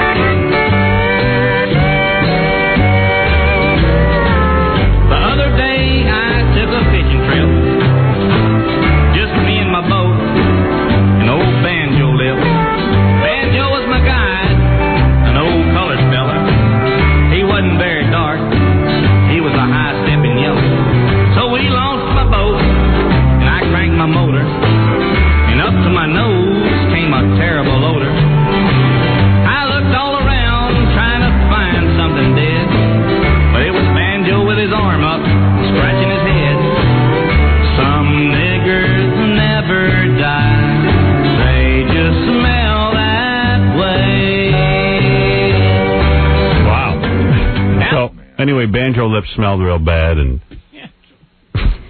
that's what that's about. Now, I can't even tell what's going on with this CD. Some of the guys on this CD don't even sound like Johnny Rebel. They sound like different singers. I don't know, but here's what I got from the newspaper. This is from the Gazette. Like a group of guys? I don't know. It doesn't always sound... It sounds like a collection or something. But anyway, it says, racist songs backed by request. In the early 80s, the outlaw country singer David Allan Coe, who's a pretty famous dude, released very small quantities of 2 underground albums of songs that are among the most racist, misogynist, homophobic, and obscene songs recorded by a popular songwriter. Bootlegged by fans and college fraternity members for years, these songs have been recently stirring up new trouble on the Internet. They're being passed around as email files, accompanied by sexually explicit and racist animation. We didn't get the animation. We don't have the animation, and also we don't have the sexist and homophobic songs. We just have the racist ones. Just the racist ones. Huh? Yeah. They're being posted on files on websites like whitesonly.net. I like that that's a .net. Coe, who has long distanced himself from the music and toned down his act for the last record deal with Sony, has decided to start making money from the old music anyway. He's selling the songs on one CD on his own website for $45 plus shipping, though he refuses to put his name on the disc or packaging. So we went on the website to see if he was selling it, and it's not the case. He's not selling it on the website. In fact, they give you a disclaimer on the website. This is what you see. It says, David Allen Coe does not now, nor has he ever been a part of, nor endorsed any white supremacist organization, nor any other hate group. He doesn't deny he wrote the songs, though. Yeah, it doesn't say he didn't write the song. In regards to the use of some of David's music on these radio stations or internet webcasts, our attorneys are currently working to get an injunction against any and all who are using these songs. Your help is needed. This still doesn't clear it up for me. No. So you don't know. And, like, David Allen Coe is a pretty big deal. What has he done? Okay. Coe, I know he did stuff with Willie Nelson that was a pretty big hit. Didn't he write Take This Job and Shove It? He wrote Take This Job and Shove It. Yeah. Did Willie sing on this Johnny Rebel? Let's see. No. Not at all. Johnny Paycheck's Take This Job and Shove It. He's known for writing that one. Mm-hmm. Tanya Tucker's Would You Lie With Me in a Field of Stone. And his own hits like The Ride and Willie, Waylon and Me. In fact, many of Coe's X-rated hits even make Eminem's heavily attacked recent album seem tender-hearted. And they also say that Coe is being exposed to a new audience thanks to Kid Rock, who invited Coe to be an opening act on his current tour. Really? Yeah. The pair also recently recorded several songs together in a Detroit studio. Some music fans are wondering how Kid Rock, who has collaborated with black rappers and has made a living through appropriating black music, can be touring with a songwriter responsible for blatantly anti-black material. This is getting deeper and deeper. Yeah. I'd love to interview this guy, Coe. I'd love to interview Kid Rock. Anybody. Where is Coe? I thought this was a dead man's music we were listening to. Yeah, so did I. This guy's very much alive. Yeah, you don't want to be alive when this stuff is released. I mean, Jesus Christ. He's been around long. Can you believe this story? I mean, this is something else, isn't it? This is getting to be very interesting.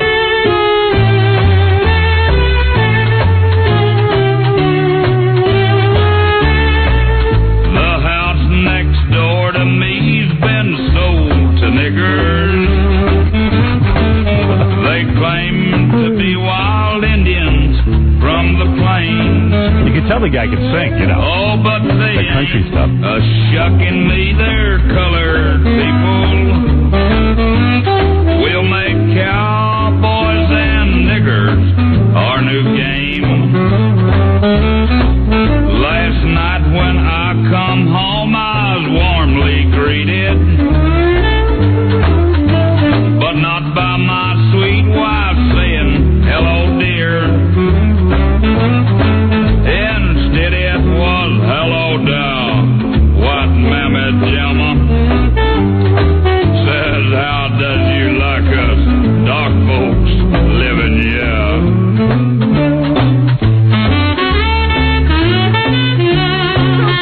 Much like it. You're listening. Yeah, it's got a nice little beat to it.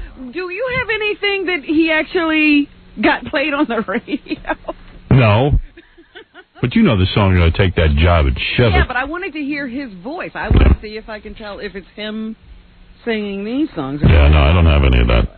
Maybe go on Napster, Gary, download some David Allen Coe, like legitimate stuff with Willie Nelson or something. But, or even him. I'd just like to hear his voice. though Coe rarely performs his obscene or racist material in public, he also has obscene material. Despite fan requests, he does sell the X-rated hit CDs at his shows. He's like Jackie. It's unclear whether he sold them at the Kid Rock concert, because that might not go over too well. They called his manager, Coe's manager, Bill Quisenberry, and he would not speak on the record about his clients' X-rated recordings or their sale. Yeah, you'd like to know what part of his living and how lucrative it is to sell this stuff.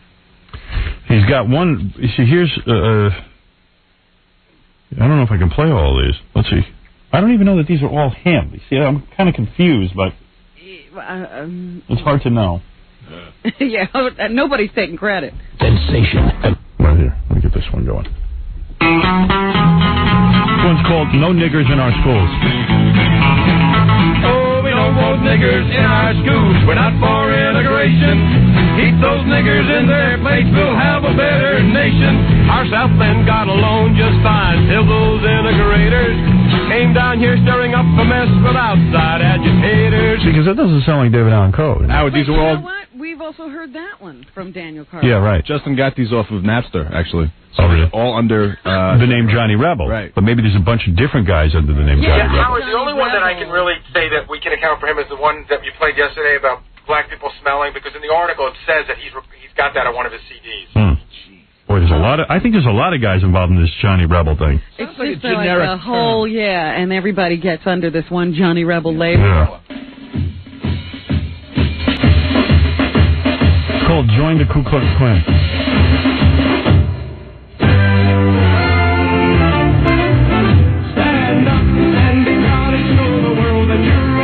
See, that ain't him.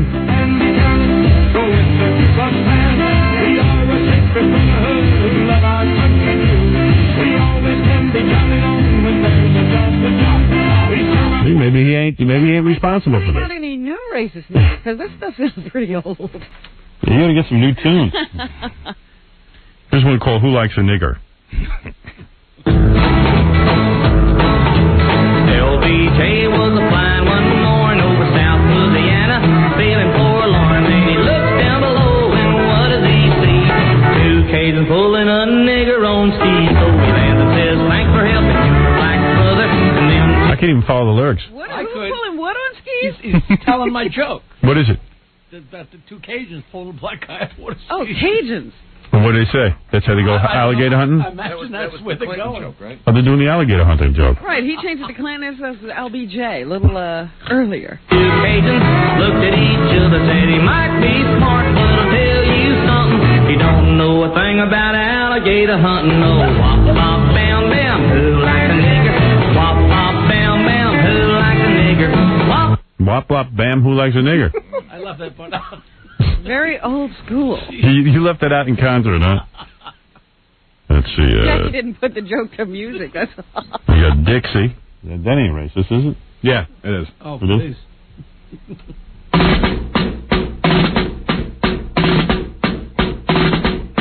Well, lately niggas are running their mouths, saying they're gonna take over the South. Jigaboo, here's to you, if you can, try it, man. Call Dixie and we'll never be free to a nigger in the NAACP. Stay away, stay away, stay away from Dixieland. Oh, we're proud of our Dixie, hooray, hooray. We'll fight again this time, we'll win, we've lived, we'll die in Dixie. Stay away, stay away. You don't belong in Dixie. Stay away, stay away. You don't belong in Dixie. In the Civil War, a lot of men died. That's not enough, they ain't satisfied. They integrate, demonstrate, shout and sing for Mr. King. But Mr. King is gonna lose out when the northern states unite with the South. Watch the fun when it's done, cause they'll run from Dixieland. Oh, we're proud of our Dixie, hooray, hooray. We'll fight again this time, we'll win, we've lived, we'll die in Dixie. Stay away. I wonder how many records you could sell doing this stuff.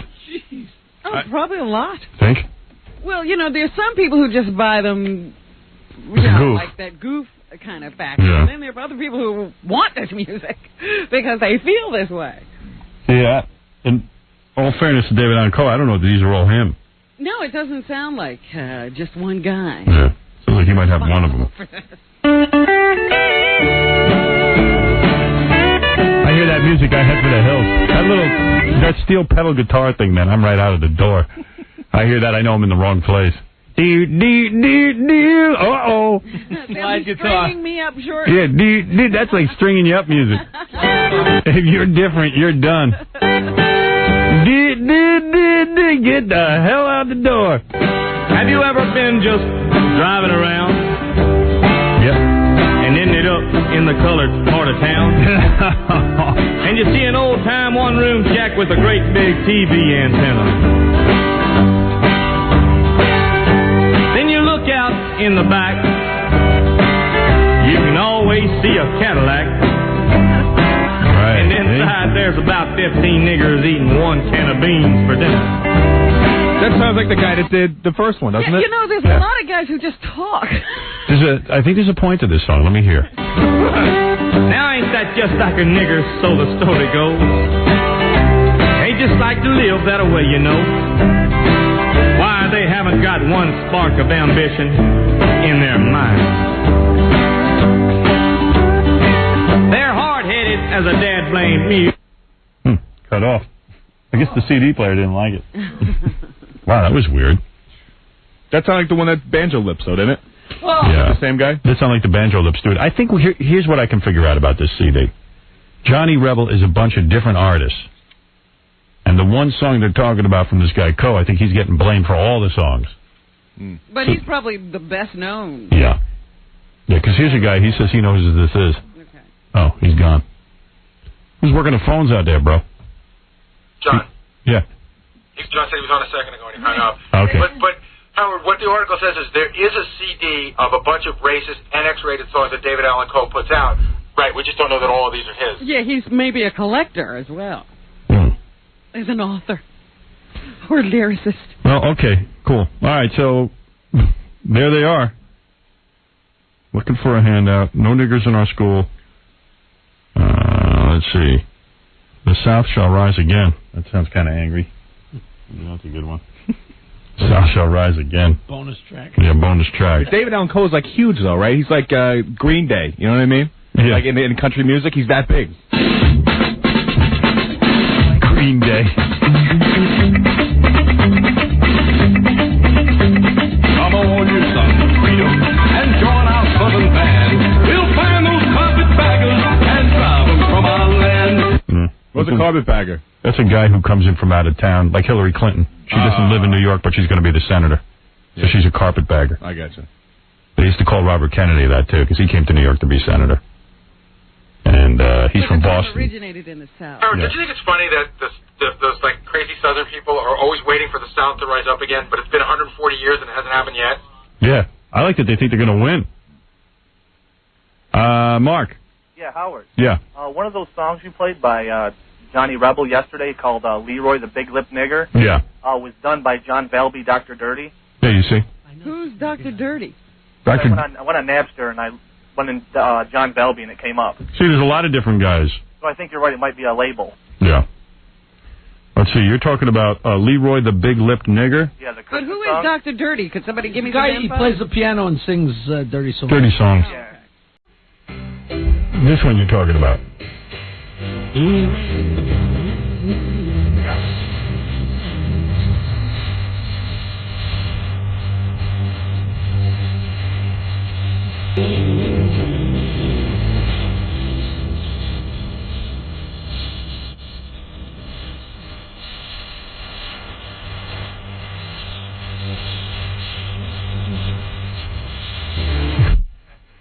In all fairness, I don't know that the guy you're mentioning is that guy either. It came up on Napster, so I was just...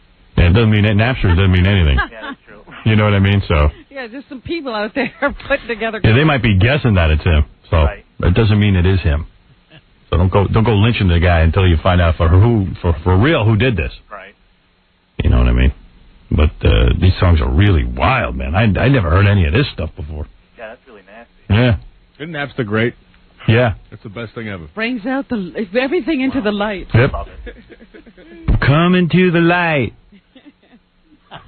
So I don't even know that that's John Balby, quite frankly. And I don't even know There are that... a bunch of politicians running around. We're going to bring back morality. Yeah. I don't even know that any of that's David Allan Coe. So I'm just sitting there saying to myself, listen to what people are doing. And you're going to bring back the morality. So, you know, it's like we get the article.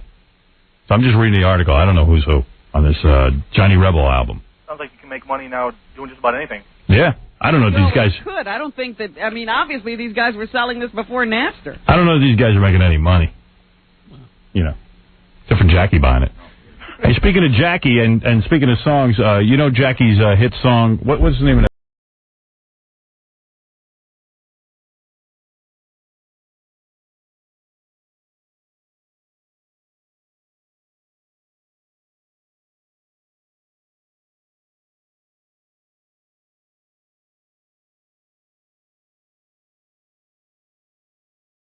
Jackie's ode to beer. Sounds like Johnny Rebel. Yeah, it kind of does. Yeah, I mean, you're keeping us in the same vein we were in. Maybe we'll rewrite some lyrics. So somebody sent in a song parody. I don't know why they didn't send it in for the song parody contest. Gary, where is it? They didn't know the contest was over? Yeah. Baba Booey. Baba Booey. What are you doing with it, dude? Help me out here, quick. Quick as you can be. Thank you. Papa Booey. Papa Booey. Jackie's looking real old. He might be dead. He's got a lot of gray hairs, and not just on his head. He'll buy some more crappy houses until the money's gone, and then he'll find Nancy banging OJ on the lawn. There it is. Song parody to Another Drop of Fool's Gold.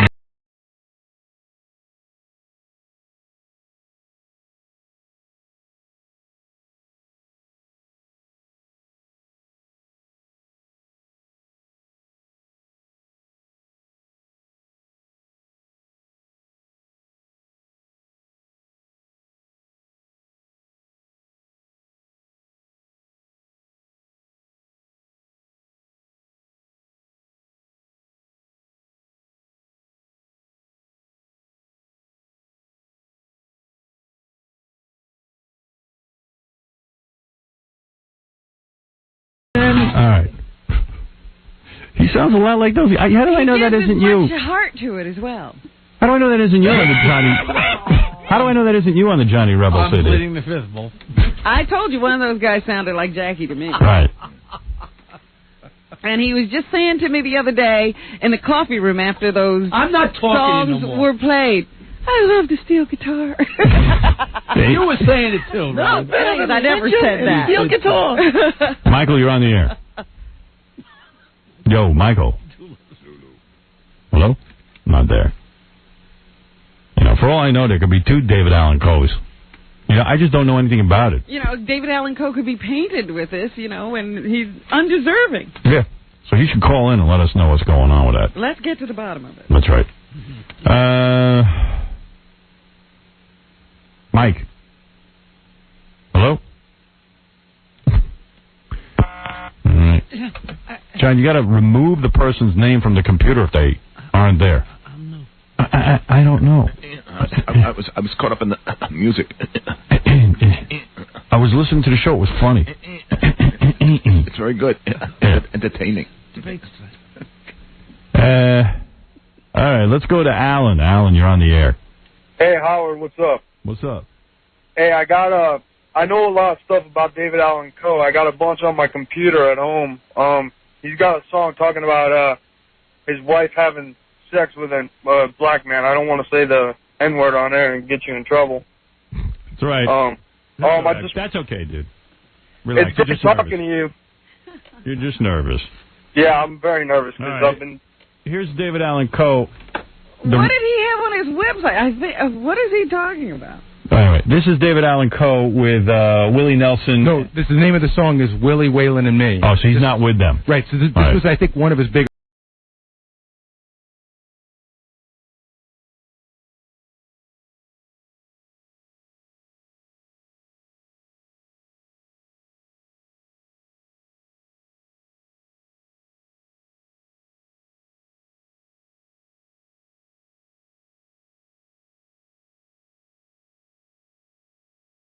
Here don't sound like the guy on that record. It doesn't sound like him. Doesn't sound like the same guy. Could be two different guys. Come on, it could be. It could be, but, I mean, that article clearly says he recorded that one song. Yeah. An eagle flew in from the west coast, like the bird there he sounds kind of like the guy. Now.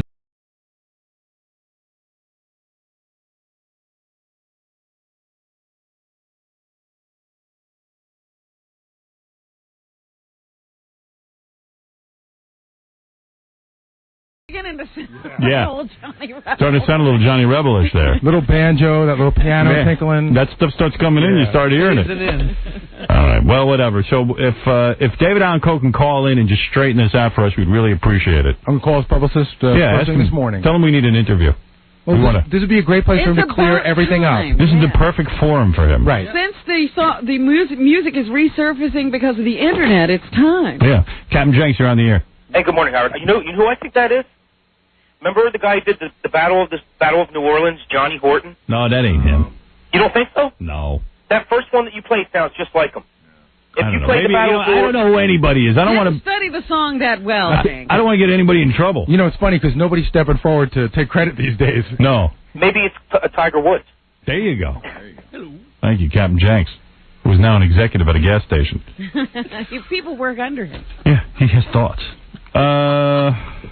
Okay, I got to take a break. When we come back, some Touchtone Terrorist new material. Gary, what's the deal on this person who writes a form letter to every female that appears on our show? We're going to be talking to this person, or We're what? not going to be talking to him. He just decided he doesn't want to appear on the show. What's going on? Well, the guy who sends his form letter, right?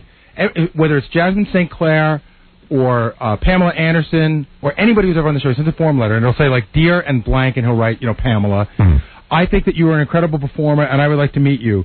I especially think you are, and he leaves like a blank to write like beautiful, or it's almost like Mad Libs. Yeah, right. But he's probably sent us over 100 letters in the last 5 years to almost every female who's ever been on the show.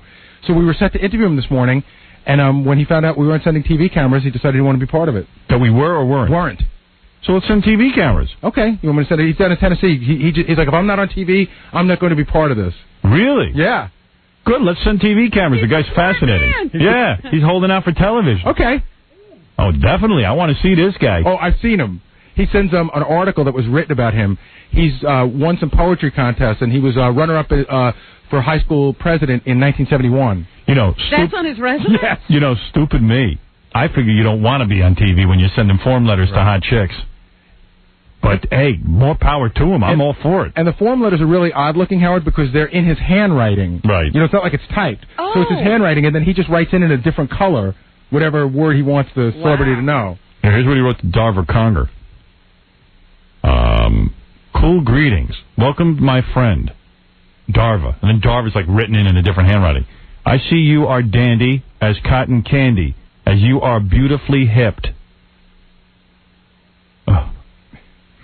And then it says, and he writes Darla, not even Darva.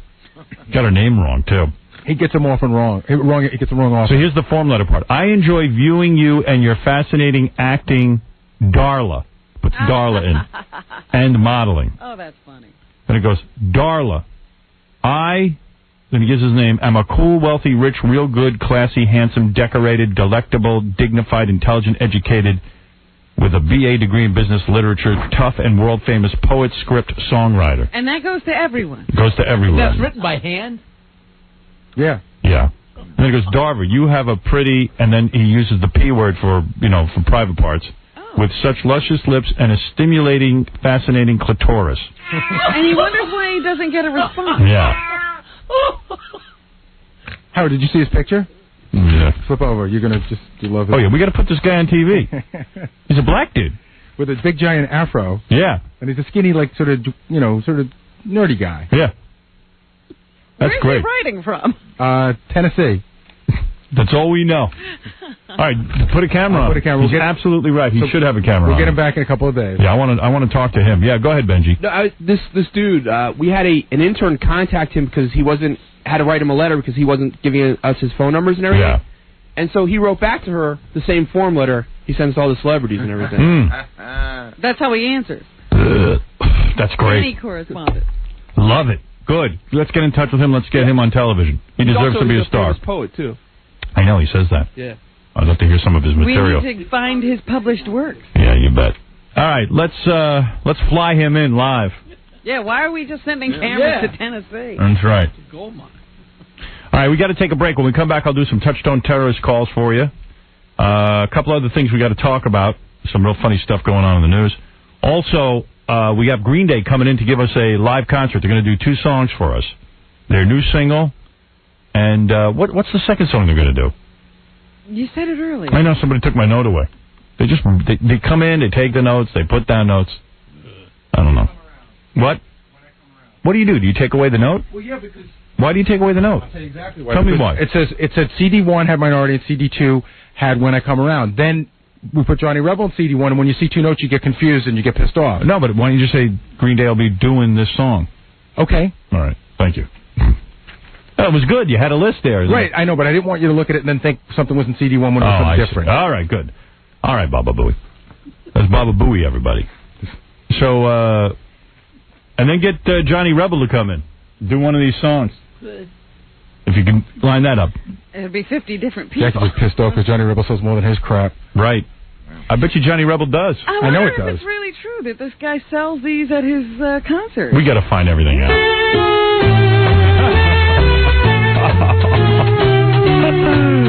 Man, I hear that. I know I'm in trouble. I've gone into bars in the South, and you hear this, get the hell out of the bar. There's only going to be trouble. The house next door to me's been sold to niggers. They claim to be wild Indians from the plains. Holy mackerel. Oh, but they ain't shucking me. They're colored people. Yeah. We'll make cowboys and niggers our new game. I could sing this style of music. I don't mean the racist stuff. I mean, I could sing country music. I went down the street and saw my baby. I mean, is that singing? Next loses. I think I could do that. Poor bastard. First time in 20 years he gets back on the radio, and this is what they're playing. He's trying to live this down. He thought he had it done, and now it's back. Last night when I come home, I was warmly greeted, but not by my sweet wife saying, hello, dear. Instead it was, hello, down. What, Mamma Jamma? Mamma Jamma? Says, how does you like us, dark folks? You think the musicians are in the studio with him when he sings? Oh, yeah. I think it's a whole group effort. I really do. I think you got to scam everyone and go, listen, I need you to lay down these tracks. I'm doing a love song. Yeah. Because this guy who's playing sax sounds like he can actually play it. I mean, he didn't want to be honest. Good player. You have a great faith in the human. You think they're all in there? Yeah. Sure. No. I got to interview them. I think it's a bunch of guys who have similar concepts about life, and they get together and play. Yeah, I don't think it's very difficult to find 5 or 10 guys that are into this kind of music. But where do you find them? I need a sax player who enjoys hearing the word nigger. Well, I'll give you a perfect example. Somebody told me that Johnny Rebel CD we play songs like that Daniel Carver sells those. Yeah. So I'm sure if you go to one of Daniel's meetings. Yeah, you think well, if you sit around and tell a certain type of joke, and you find some agreement among the group, then you go a little further. You go, okay, guys, I'm going to tell you a joke. Tell me how you feel about it. Well, I don't think they did this the first time they got together. I think this is something they developed.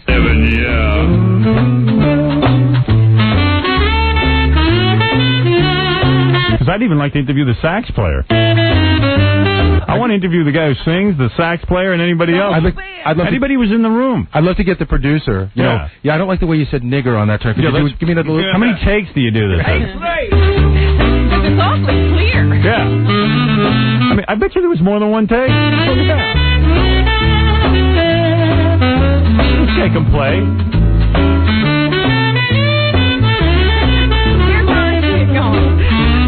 They were, they had the basic guitars and everything down, and they brought this sax guy in, and they said, you know what, we need something to punch this up. Yeah, where are we going to sell this again?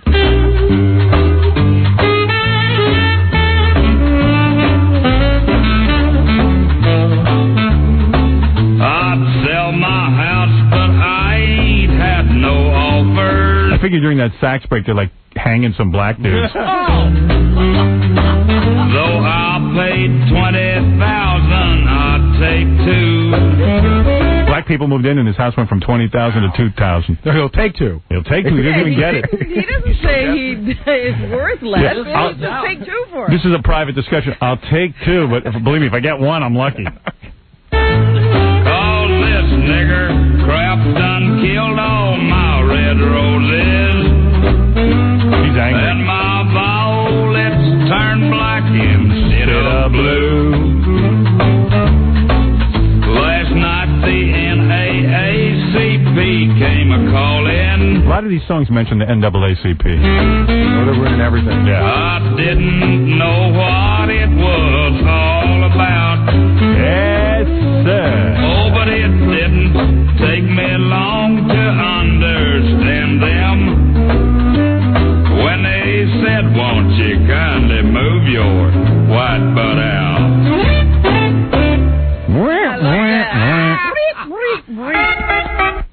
Do you think this is... Hey, it's a 2 for Tuesday. Moving niggers more. Moving niggers more. Coming in at number 2. Hey, cousins. You get like a racist cousin Bruce and get a whole radio station together. Hey, cousins.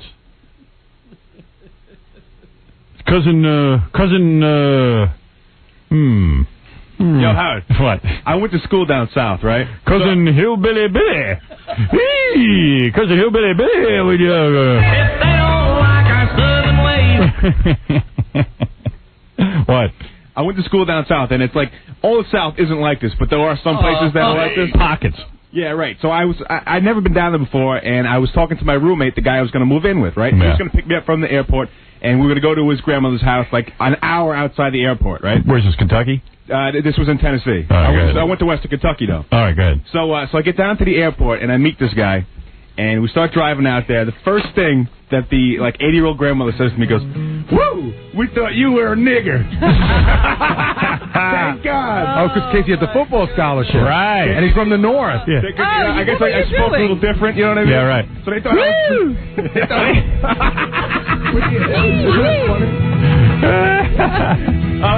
no, man, I'm not. And no compunctions about saying it. Not at all. I mean, the first thing this old lady said to me, that was it. Wee, doggies. Thank God, I thought you were a nigger. And you're wondering if you can get a group of people together. Granny there would be willing to do backup singing. What did I get myself into here? No, what do you think they would have done if they pulled up to the airport and there was a black guy sitting there? You think they would let him in the car? You think they'd just keep going? We knew you was a nigger. We're taking off. Maybe, they'd look in the airport and see, and then go the other way. They're the greeting committee. Oh, man. See, that's how the Beverly Hillbillies should have been. You know, like that show never made sense. They come out from the back and would be like, "Hey, D-Doggy, where the diggies?" That would have been unbelievable. You know, Casey's only talking about 1994. We got some Jews. 1994, man. You know, 1994 is so different than any other year. Well, there are some places that these people have never gone. They haven't even figured out how to mask the word. They're just way open about it. Real World not too long ago, they had, there's this mixed race girl, and she goes they're in New Orleans this season, and she's on a boat with this guide, and he says, we call that a nigger catcher, and he's just pointing to a bird that flies by the boat. How did that happen? Why do they call it a nigger catcher? I have everything was a nigger something. If it was black, all down the river, it was a nigger this and a nigger that, and the girl was devastated. She came home crying. Well, how was a bottle rocket? I've heard some people refer to bottle rockets as a nigger chaser. How do you come up with that? It makes no sense. No, it doesn't. You know what we call that bird over there? Nigger bird. See that lamp on the street? A nigger lamp. Right over there's a nigger bar. Right down the street, you see that place there, people think it's second-hand store. No, that's a nigger department store. Hey, that's nothing. I eat nigger cereal. Captain Coon? Captain Coon, that's right. That's right. That's great. How'd you do that? I did that. My favorite cereal. That doesn't matter the year. Wow. Unbelievable. So there it is. Those are the Johnny Rebel CDs. And you've heard it here first. We got to get to the phony phone calls. We got Green Day coming in pretty soon. Hey, Howard? Yeah. Are you going to play that Sandler bit I showed you yesterday? Yeah, I'll get to that, too. I'll play everything. Don't worry about it. You ever hear the expression, that's mighty white of you? Yes. What does that mean? What is that? Well, like you're a good guy. You're a white guy. You're mighty white. Where does that come from, man? Comes from the same place the grandma. It's one of the verses to this. All the stuff comes from the same place. Hey, thank God you used that a nigga, Casey. Woo-wee. Hey, doggy. Thought you was a nigga. Where the pop pisses? Hey, doggy. I got the cement pond. Hey, doggy. Hey, Jethro. Where's Jethrine? Y'all come back now, yeah? Hey, doggy. You know what? Like they take that. Hey, Grandma, we don't get to hang KZ. Thought we was gonna have us a party. I had the rope all prepared. Hey, Grandma. We know we were gonna let him ride in the car. We were gonna drag him from behind. Yee. Yee, doggy. That really is amazing. What are they like? They had to pick you up at the airport because you're a new recruit. No, the kid did. I was gonna room with him, and it was a day before camp. Right. Which is like 2 weeks before So he school must have been started. crapping his pants. You would have been a black roommate. But you know what? Was he a football player too? The thing that I didn't get, some of those guys that would like supposedly hated black people and stuff, but they were into the black music. Yeah. They were into like all the same things, but yet they didn't like black people. I didn't understand. You don't understand anything. Well, because at the end of the day, they could be into all that stuff, and at the end of the day, they could go home and just be white. Hey, I don't understand anything. I don't get it. But yeah, this is just a couple. Hey, what did you just say? Explain it to me with little words. Shut the hell up, you prick. Yeah, go ahead, Chris. Hey, Gary was wrong about what a nigger chaser is. It's not a bottle rocket. It's like a bottle rocket. It's a skimmer. No, it's 8 inches long and it's like 2 inches wide, and it whistles real loud and goes all over the place down the block. What are you saying? I know what it's he's saying. a cop's whistle. Instead of going, it sounds like a cop's whistle going after a nigger. Right, it chases. Oh, that's the origin of it? What was the origin? Yeah, that's the origin. It sounds like a cop's whistle. You guys chasing are all after a talking nigger. over each other. I can't hear a goddamn thing. Go ahead, dude. Explain it one more time. It's 8 inches long, 2 inches wide, and it whistles and it stays on the ground, and it sounds like a cop's whistle chasing after a nigger. Oh. So they call them nigger That's chasers. where that comes from. Cop's whistle is different if they're chasing a white person. Yeah. Yeah, absolutely. So if it doesn't whistle, so peace to all my niggers out there. Right. But Howard, in Long Island where I grew up, people used to just. The whole point of it is that it was supposed to go out and point to the black person. Oh, is that what it is? Yeah, it's supposed to end up hitting the black person, and then if you don't have the one that he's talking about, which is 8 inches long, then the thing was that you did break off a bottle rocket stick and just throw it in the air. And then that's the way I saw them. Yeah, it was this little thing you stuck in the sand. And then the rocket would take off. It whirled around.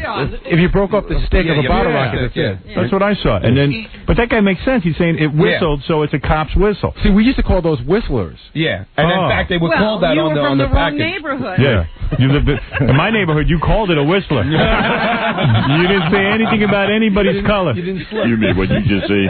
Is you mean? What do you mean whistler? What kind of chaser? Well, anyway, there it is. The world is not as beautiful as you make it out to be. As you like to think it is. That's right. We had to open our eyes. Okay.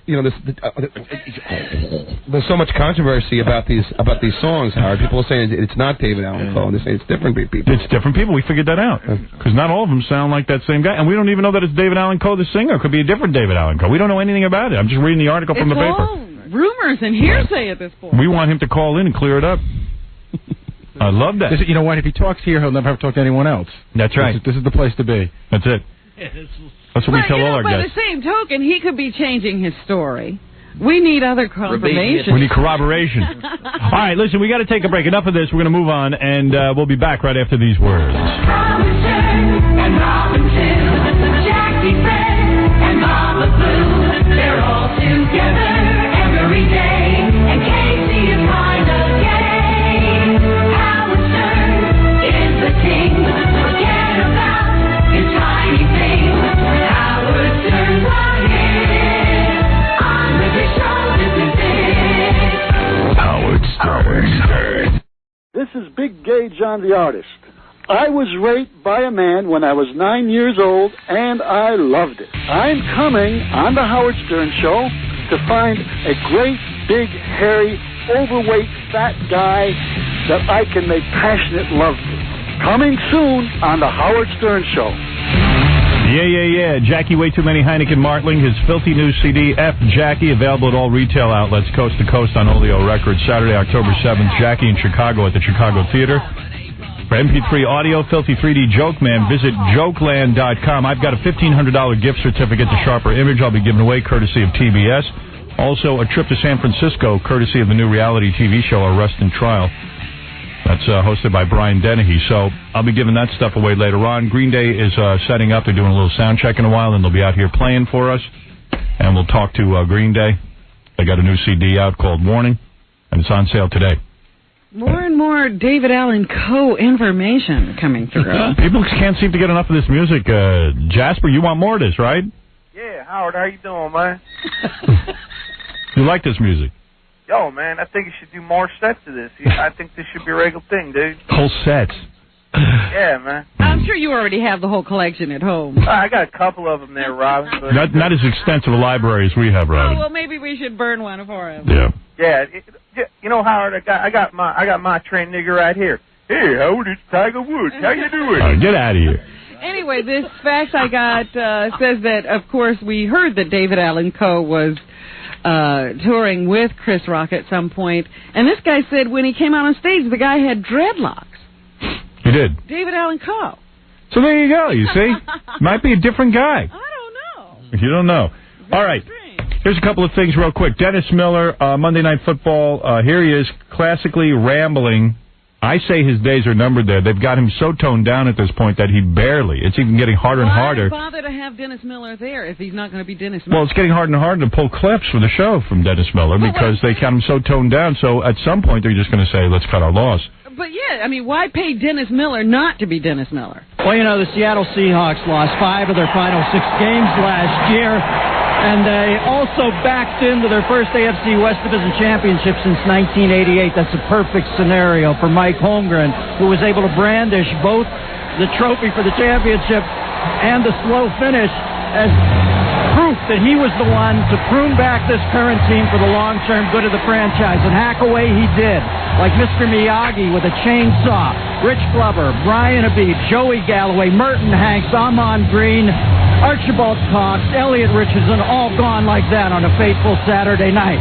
When asked why he carpet bombed all the way back to the tree line, Holmgren said nobody wants to be 8-8 forever. Indeed, Al. I love the smell of napalm in the morning. No one knows. You tell me what he's talking about. I know he was talking about the 8 guys who got fired during the Nixon administration, Elliot Richardson and such. But I mean, that's a real bad reference for football. And some about Mr. Miyagi and a chainsaw from Karate Kid. And Napalm in the Morning, which is from Apocalypse Now. But he reads it so fast, I have no idea what he's talking And about. don't forget, he also talked about how Holmgren pruned back the team to the tree line. Right. Woo-wee. If you're looking for an adult chat line that's a little hotter, a little sexier, and a whole lot more confusing, then you need to call 1-900-DENNIS MILLER. Hey, how's it going, babe? Thanks for calling 1-900-DENNIS MILLER. I'm going to make you so you'll think you've been talking to William Mulholland. Wait a second, who? Come on, Mulholland. He built the L.A. aqueducts, babe. Come on, try and keep up. It's the steamiest one-on-one chat available. And all you need is a phone and an encyclopedia. What are you going to do to me, Dennis? Well, first I'm going to perform oral on you. Yeah. Listen, let me tell you something, sweet cheeks. Yeah, you're going to be a falafel and I'm going to be Nehru coming off Ramadan. 1-900-DENNIS MILLER. And I figure after that, we'll do it doggy style. Yeah, ring the bell, babe. Pavlov scratching at the back door. Dennis.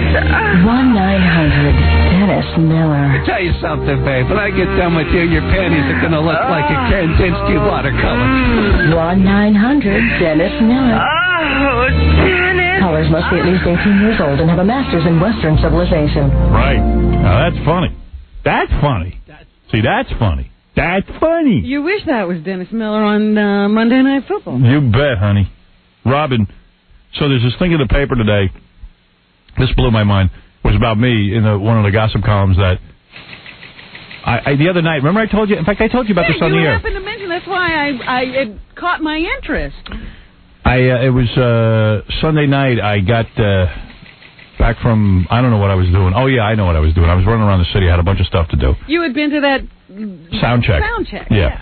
So I went, and then I wanted to get some food to eat, so I run into this Japanese restaurant. And in the Japanese restaurant, it was very crowded, so they said they have a booth that you can sit in that, like you have to take your shoes off and cross your legs and do that whole thing. And so I said, I don't care. I'll stand on my head and eat. I don't even care. Special little alcoves. Yeah, it's cool. And as a matter of fact, I kind of liked it because that's where all the Japanese people sit. Yeah. So then you know it's authentic. They're all in there.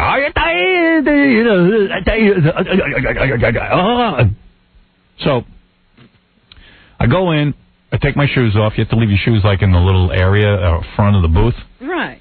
So but everybody's shoes are there. They just stack up, right? Yeah. So it said in the paper today that some fans of mine were sitting there while I was eating, and they were watching me. And they were going to try and steal my shoes. And then they thought better of it, and they didn't do it. But thank God they didn't, because what would I have done? How far were you from your house? I mean, was it a long way? A couple of blocks. You wouldn't have made it barefoot. Yeah.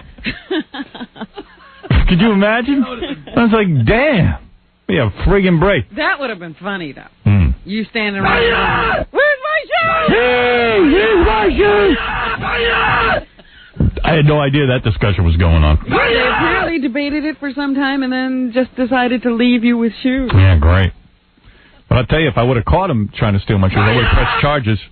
Got him a night in jail, for sure. How much do you think those shoes are worth? Don't matter. It's hooliganism. I don't support it. Well, I'm just wondering what kind of time they could get for stealing shoes. Plus, they need a crane to lift those things. Do you know, the other day I was weighing myself. John and I were having an argument about who weighs this and who weighs that. I get on the scale in front of him. I weigh myself. I go, yeah, but my shoes weigh 4 pounds. He goes, your shoes don't weigh 4 pounds. I take off my shoes, 4 pounds exactly. I think it might even been more. Yeah. They said in the newspaper I was wearing little half boots. That makes me sound gay. I'm wearing construction boots. Half boots? Half boots. The hell's a half boot? Didn't know what that was. Exactly, me neither. You know what boots I wear every day. I know what you wear, but I don't know what half boots are. Hey, what do you think I'm on, the world's sexiest bachelor? Hey, Jim, you're on the air. Hey. Jim? Yep. You're gone, bro. Oh, there you are. Okay, bro. Yep, we saw the Bamboozled last night. Oh, Bamboozled, the new Spike Lee? Isn't there a movie called Bedazzled? There is a movie called Bedazzled. That's not Bamboozled. One called Bamboozled. Spike Lee's movie's called Bamboozled. How horrible is it? It's horrible. Horrible. Terrible. Yeah, of course. How'd you see it? They use the N-word too often, too. Well, only Spike's allowed to do that. Didn't he get mad at somebody for using the N-word? Tarantino. See, Quentin Tarantino uses the N-word too much because he's a white guy, but then you watch a Spike Lee movie and he uses the N-word all the time because he's a black guy. He's black. He can do it. He can do it. Yeah. So it's not even a rental. How many stars do you give? Oh, Lenny, Stevie Wonder, Prince, they all loved it. Who's Lenny? Kravitz. Oh, Lenny Kravitz was there? Yep. How do you know he loved it? They stood up and gave it a standing ovation. Stevie Wonder was there watching a movie? Oh. I swear to God. Are you kidding? Get out of here. Where'd you go, to the premiere last night? Yeah. How'd you get in there? Can't say. You famous? Can't say. Are you famous? Is this Bobby D? Why, you... tell me the truth, man. How did you get in there? You're a well-known guy? I can't say. You can say that. We're not asking names. Off the air. Is this Mike Rappaport? No. Oh. All right, listen. You're telling me Stevie Wonder showed up to the premiere of the Spike Lee movie and sat swear to God. and watched it and then gave it a standing ovation? Stood and gave it a standing ovation at the end. Swear. You'll get other calls to confirm it. How did he know when the end was? Did he face the screen? Does he even bother facing the screen? Why bother? So who was sitting? Does Lenny Kravitz, Stevie Wonder, and who was the third guy? Prince. Prince? Do they all sit together? No. Were they the only three guys standing? No. Prince and Stevie Wonder did a song for the movie. Oh, I see. Okay. But how could you tell Prince was standing? Well, they pointed him out. No kidding, huh? So sure. I'm sure Stevie was just getting up to leave. He didn't know he was doing a standing He ovation. didn't go to the bathroom. Oh, yeah. So it's called Bamboozled? That's because Here, this guy Ken knows why the new Spike Lee movie is called Bamboozled. Why is that, Ken? The ending is ruined, though. It's terrible. Why is that, Ken? Because Bamboozled is exactly what they're doing. They're ripping off people, bamboozling them. Oh, they're bamboozling movie ticket money from people? Yeah. All right. Can't even They had it in the beginning, and at the end they lost it. All right, thanks, Ken. Take care. Or whatever your name is. I can't tell you why I was there. If he told us, we'd know exactly who it was. All right. Touchstone Terrorists have a new CD. It's out. And they do the phony phone call thing. I haven't even heard any of it yet. I heard it's good. What should I play, dudes? Should I play the tape? Tape 1? Tape 1, Casey says. Yeah? Not the cart? He says tape's better. Okay. Let's listen to one of them. This is brand new, hot off the presses. You ready? They got a new thing, huh? Yeah. Casey says they're funny. I haven't listened to them. Okay.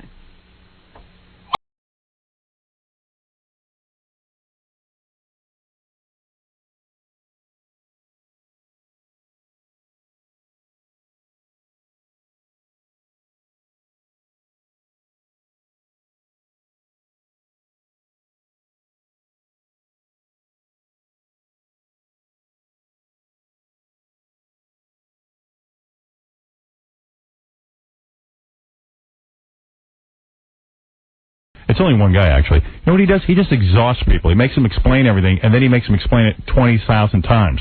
Well, the thing is, people think they got to where they needed to go. Yeah. They're so relieved, so they're spilling their guts. He just makes people... He tortures them. Yeah.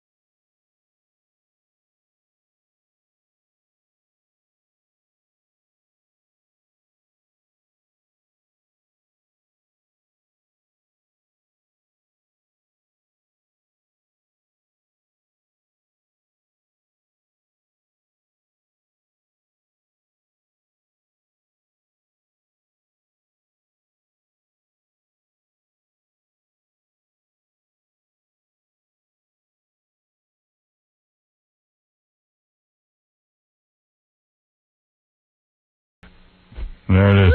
She never called back. He jerks them around. Oh, I love how he has that effect of Willie walking to the phone. Yes, it's very good. It's all one guy.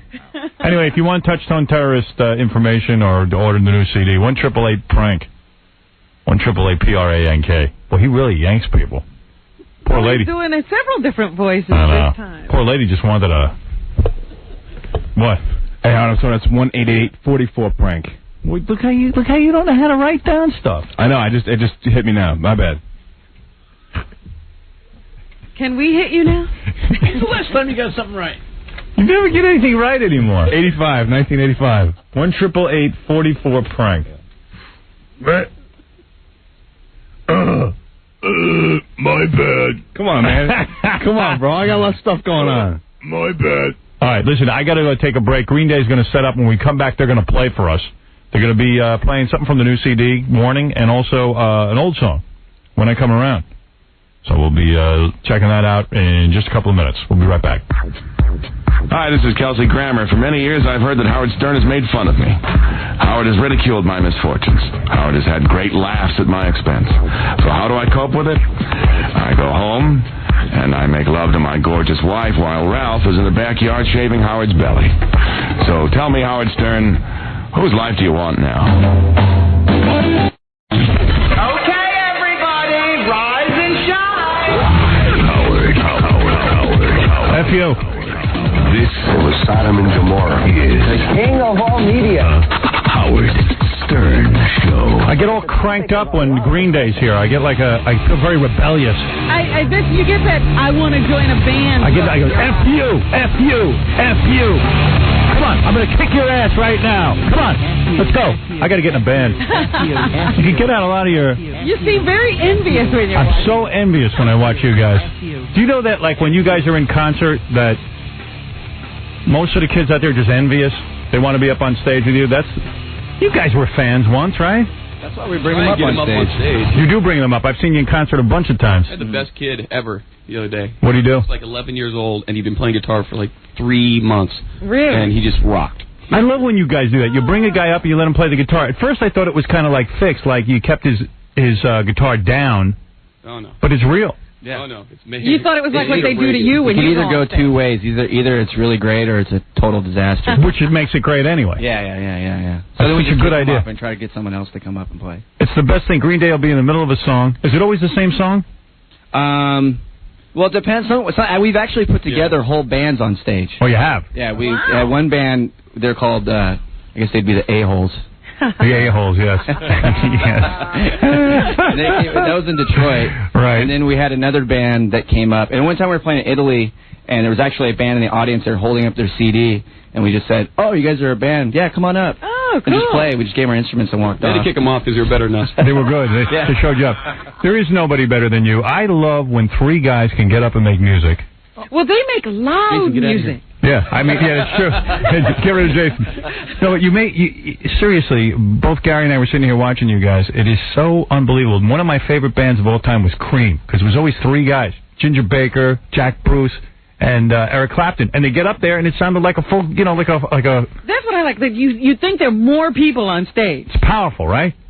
I saw a little documentary thing on them last night, actually. On Cream? Yeah, well, on Clapton. I mean, I cried when they broke up. I was a real jerk-off. I was a stupid teenager. But I used to cry. Power Trio. They were a power trio. Yeah. That's you guys. I guess so. One less person to be late to practice. I love you guys are all angry and pissed off, man, like me. I like that you're angry. Do their fingers bleed or anything from their playing because they're strumming so... I don't know. Do you guys bleed when you play? Do you ever, your fingers get all bloody and stuff? You broke your nose on stage once. Yeah, I remember you said you broke your nose. You broke your teeth on stage once. Trey had to get stitches in the back of his head. Yeah. I saw Trey catch on fire one night. Yeah, Trey, remember when we did that dysfunctional picnic and then you lit your drums on fire and then you caught on fire? Yeah, but Kenny Butler put me out within a matter of degrees. Yeah, I was pissed when they put you out. I thought it was a protest thing you were doing. And you wanted to go out on stage on fire, and I don't think they had a right to put you out. No real damage? That's my apartment. What? The union guy did hey, you're not supposed to set the drummer on fire. That's my job. Yeah. That's why they put him out. Well, I remember the place got really pissed off. I remember they were like pushing matches between Green Day's like security guys and the security guys for the venue because they were trying to put Trey out, and they're like, no, man, it's part of the show. Let him burn. No, he's allowed to burn. That was the other band's techs that were angry. Right. It's like we were watching other bands on the side of the stage with their jaws open going, you mean we actually have to play after them right now? Yeah, it was not a good night for the band following you. As a matter of fact, it was like Trey lit himself on fire, and I was like, hey, what are they doing putting him out? And everyone was mad. I like that you guys got mad that someone was putting them out. I was like, gee, they're not even, like, they were like, look at this guy, he's trying to be a hero. Yeah. Oh, hero. Put me out. Don't put me out when I'm on fire. People like that. What the hell's the matter with you? This is rock and roll. Let me burn. This is our act. It's our shtick.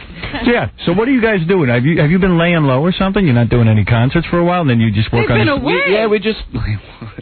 No, we just been hanging out at home doing nothing. That sounds good. That sounds good. Just doing the family thing. Bars and really living a little life. So we have something to write songs about. Who's still married? All you guys or what? Billy is. Trey, you're married too? Yeah. What do you think? No wonder you lit yourself on fire. Please kill me now! When did you get married? What's that? Well, how long you been married? Yeah, not too long. Oh, yeah. Who'd you marry? An actress or something? Model? Hell no. No? Oh, that's right. You guys would be against that. They're so anti. You guys are anti-model actress. You ever bang Winona Ryder? You're the only. What are you getting? Why are you getting married? You're a rock star. Billy, what's with you? Are you still married too? Yeah, I've been married since I was 22. And he's having babies. You have kids and everything. I got two boys. Yeah. How old? 2 and 5. Oh, so they can't go to concerts with you yet, can they? No, not really. Yeah, that'd be cool. Like your father's on stage. I haven't been really out on the road. Yeah. Because my wife had a kid. How cool is that going to be? He's going to be like the coolest dad on the block. Although I tell you something, that stuff smacks you in the ass. I always thought I was going to be the coolest dad. I thought my girls were going to be like, hey, my dad's, on the radio. Your kids always turn against you. They think I'm a douchebag. No matter what you do. Yeah, they're like, yeah. Howard, what do the other dads at school do? You talk to Schwarzenegger, you have on Green Day. They don't care. You're not the they don't even listen. They listen to Z100. They don't even listen to me. I'm the youngest dad. Are you? At Joey's school, yeah. Well, that's cool. Yeah. So that's all right. I mean, so the other kid, one kid actually came up to me. I come in and I'm like, going in and he goes, and he starts, all these kids start surrounding me and then one kid goes, man, I wish you were my dad. Yeah, that's good. I am. I mean, how do you explain what your dad is when people get up and they say, my dad's a doctor, my dad's this, my dad is what? My dad's a rock star. But how do you explain me? My dad's a big douchebag. Professional douchebag. My daddy's been fined. But I always thought it'd be cool when I went to the school and the kids would be proud of me. I don't think they are. No, it's after like about a 1.5 processes when they find out how cool you're not. Right, and I can imagine Trey's kids one day. My dad sets himself on fire at a concert. My dad burned himself up on stage. My dad likes to burn himself up. He's a real happy guy. I love the pre-show ritual that you guys do. I saw these guys once. I was backstage. They masturbate. They roll around. Group? Yeah. We're like chimps in a cage. It's unbelievable. Is that gay? Mike, but you're not married, right? Huh? No. Not anymore. So you bang all the chicks? No, I got a girlfriend. Oh, you do? I got a girlfriend. Model I actress? have a girlfriend, man. I got no game. Model actress? No. Model/actress? Model citizen. White chick? No, she's just a nice gal from home. Not a white chick? Huh? White chick? Yeah. Oh, really? A white one? Yeah. I don't care. Where's home? I can only get white chicks when I'm on the radio. She's pretty milky. Yeah. I don't have them anymore. Just like to know. To know what everyone's doing. So, you went off and you recorded a new album. Yes. How long does this take to work on? We practiced a lot, so we just wanted to pretty much take the money, put it in our bank, and then record the record as fast as we could. Smart move. Just take everything out, right? So it took us about 2 months total. All right. And you guys are, but you guys actually are angry with the corporate. Where do you stand on this Napster thing? Tired of hearing about it. You are? Yeah, I mean, it's like... I think it's wrong. Yeah. Well, you guys work on an album. Why shouldn't you get paid for it? Yeah, it'll work itself out, though. I don't know. Do you think everybody... Probably up from what I hear, so... Really? But don't you think that, like, if everybody downloads your new album, then, Then they're going to go get it, yeah. You don't care? I don't care. As long as they hear it, I mean, who gives a damn? Really? Yeah. God damn, you guys are rebels. Let me ask you a question. When you put out a song like Time of Your Life, okay, which is a huge hit, simple song, beautiful song, people playing at their wedding, then like Seinfeld uses it on his TV show. I've heard that song on every friggin' TV show. They got to pay you every time they want to use that, right? We got like $200 for the Seinfeld. That's why we don't care about Napster, because that song got played so much. Well, Time of Your Life must have made you guys, what, 80 million or something? 90, 200, up in that area. I mean, it's like you get paid like 2 cents every time it gets played or something, and even though I heard it a million times, it's still 2 Adrian cents. said they played No, it it in the isn't. Olympics the other day. Yeah, they played it at the Olympics. The year that it was out, right, at the end of the year, every single news show that did a year, end of the year retrospective used that song. I know. You got to be paid a fortune. Seinfeld had to pay like $50,000 at least to use it. $50,000, probably $350,000. That was free of charge. Why? He asked you? He asked you, and you said, "Okay, that's it. You can use it." He said, "Can we use the song for our last episode?" And the exposure of the TV show is like It was huge. worth more than the money? What about ER? They use it on ER. You get good bucks. Did some kid die or something like that? Right, a kid dies and the woman sings it at his funeral. Right. Put us in. Really? Great. You guys should have shown up at the funeral and sang it. That would have been good. Yeah, all of a sudden Green Day appears. It played like Trey could like set the kid on fire. Time of your death. But seriously, you guys Jumped into the grave. You guys are all angry and masturbating and stuff. And now you're rich guys. So how do you deal with that? You're rich guys. What do they do with the money? Yeah, what do you guys do with your money? Tell me the fun stuff you can do. Like, you guys got a mansion or something? Swimming pool filled with gold and diamonds. Really? That's nice. No wonder you get a lot of chicks. How do you swim in that? No wonder you get white chicks. Yeah, go ahead. Wait a second. What about the swimming? No, but seriously, what are you doing? Billy, what'd you buy? Guitars.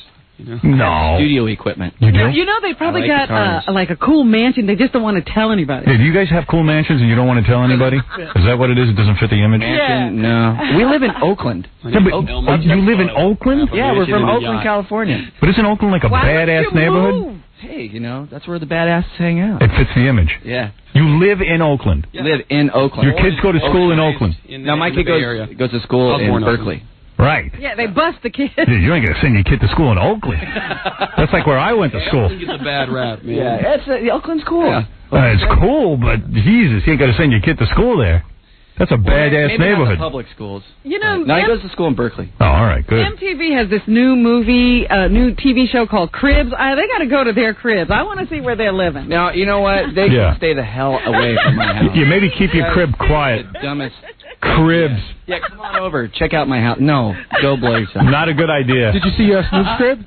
Snoop has a crib? Snoop's crib was amazing. Is it nice? It's like a mansion. Wow. But it's got all the junk in it like that you get when you get money, like statues of boys holding grapes going to the bathrooms and marble and that floor. winding staircase and all the velvet. Trey, you got a house like that, don't you? I live in a bucket. I believe that. Trey still lives in a trailer. I like that Trey lights himself on fire. Yeah. He's the only guy I know. He's got a 5,000 square foot trailer. Nice. All right, so, no, because you guys are the guys who, here's a good one, okay? I remember this story where you guys went to a record store. I think it was like through this radio station. And then it was like an in-store signing. And then you guys started screaming out F the corporate record stores and encouraged everyone like kind of trash the record store and everything. And the whole place got trashed and this and that. And then all of a sudden, how do you reconcile the fact that you can't be that rebellious anymore because you're part of the system? Why? Because you've got so much money. That doesn't matter. It doesn't? You can't just let go of your values and ideals just because really? They pay you to get popular or something. Oh, yeah, that's right. Me too. Yeah. Me too. That's right. I'm done with that. I mean, some people think it's some kind of contradiction or whatever, but, I mean, I don't know. I mean, the reason why I got into this is because I didn't subscribe to the whole rock star bull. How'd you drop out of high school? Your parents let you do that? Yeah, by that point I was... incorrigible? I was, I couldn't really... My mom actually encouraged me. To drop out? Yeah. No kidding. What kind of mom is that? We went out... What a great mom. The day after Mike got out of high school, we went on tour. Damn, your mother encouraged you to drop out of high school. In a roundabout sort of way. High school a waste of time? Pretty much. Yeah? It is. No, I made a lot of good connections. Uh-oh. Got a good buzz in high school? Still hold those connections to this day. Hooked up from high school. Is your mom like a hippie chick or something? No, not at all. My mom she's about 68. Is she hot? Yeah, she is, actually. Really? Yeah, she was the waitress, so she's always on her feet. And was your dad around, or he just... No, he died when I was 10. Oh, no. I see. So I don't want to go into that, though. No. Don't bum everyone out. Just say your dad hasn't been around in a while. What? Don't bum people out by saying he died. Well, why do you think I'm so damn angry? Yeah, that's probably it. You want a dad. Yeah. You want you're waiting? You want to be my dad, No, Howard? let Trey be your dad. He'll light himself on fire. He's a cool dad. Yeah, he's a cool dad. That's the cool dad. Yeah, Fred, you want to be Billy's dad? Yeah, okay, there you go. I got a brother that's... good contest. I got a brother that's going to be 50 this year. Is that right? Whoa, Yeah. what a You're a young gap. guy. What was your mom thinking? She had kids. She's had kids in the 50s, the 60s. I'm one of 6 kids. So. Wow. Oh, wow. So we have a Man. big family. Those are called Irish twins. All right, so listen, guys. I'm excited about the new CD. Now, the CD it went on sale last night. The new CD. And that's called Warning. And you're going to be doing a bunch of promotional appearances. You're appearing on this show. You'll And be they're on. doing the concerts. You're doing a concert, which is what, tonight? You know what they're doing? Or tomorrow night? They're going to be tomorrow night. They're going to be at Roseland Ballroom, and free tickets will be available to 92 free card holders only today. And you go to Tower Records, either in Paramus, New Jersey, or the Trump Tower building in New York. I would like to go to this concert. What time are you going to hit the stage? Can you go on at 5 o'clock so I can see the show?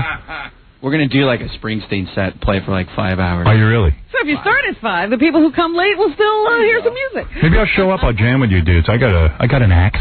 I heard you guys... Well, what about the Losers? Losers are excellent. You guys can open up. Yeah. Oh, I would have loved that. Why didn't we open? It's tough to Hey, open it's for a Green Day tomorrow, show. Howard. The losers can be ready. You guys are rocking our instruments. Yeah, those are pretty good instruments. We sounded pretty good on those.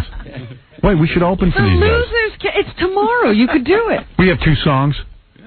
Yeah, we could do a 2-song set. Yeah, why not? Little David Allen Coe. Yeah, get thrown out. Little wild thing. Why Play not? different speeds and you got a whole set. There you go. Exactly. Repeat. We could do the remix. I think he's goofing on us. Howard. Yeah, well, everyone goofs on us. Yeah, they should.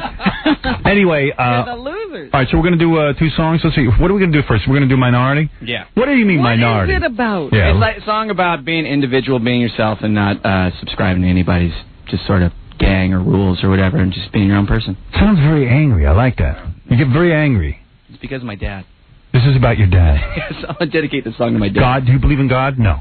You guys don't believe in God, do you? I don't. Dog. You believe in dog? Yeah. Do you believe in a God? I mean, God took your father away at a young age. How Is dare your you? father I in blame heaven? Marilyn Manson. You do. And is he leaving a bunch of money to his kids? Where does he stand on that? Hey, what are you guys? Are you giving away your money to charity? I figure you're going to blow it by doing that. Don't do that. No, I mean, you always hear these, like, disaster stories about people, like, not having money after, like, 10 years. It's like, well, why did you spend all of it? Right, so you're going to save it a little bit. Yeah, save it. Give it to your kids. No, I'm not going to do that. You're not. See, I knew it. I knew it. We have a big, fancy funeral. That's like Roger Daltrey. He won't give his kids any money. We had him in here. He can't have any money. He's got millions. He's from The Who. How could he not have? If he didn't make money...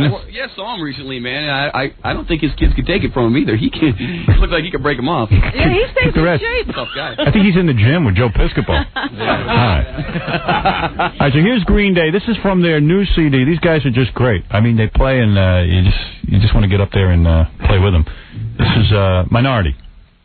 All right. First off, I just want to throw this song out to Kenny Chunks and Sherry and their new baby.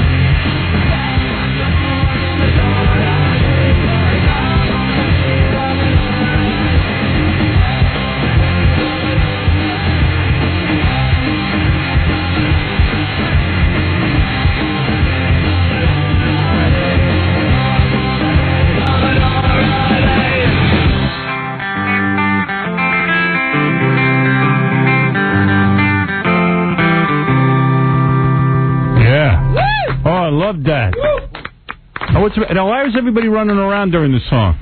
It was only coming out of one channel at the beginning. Something was... Scott, what's going on?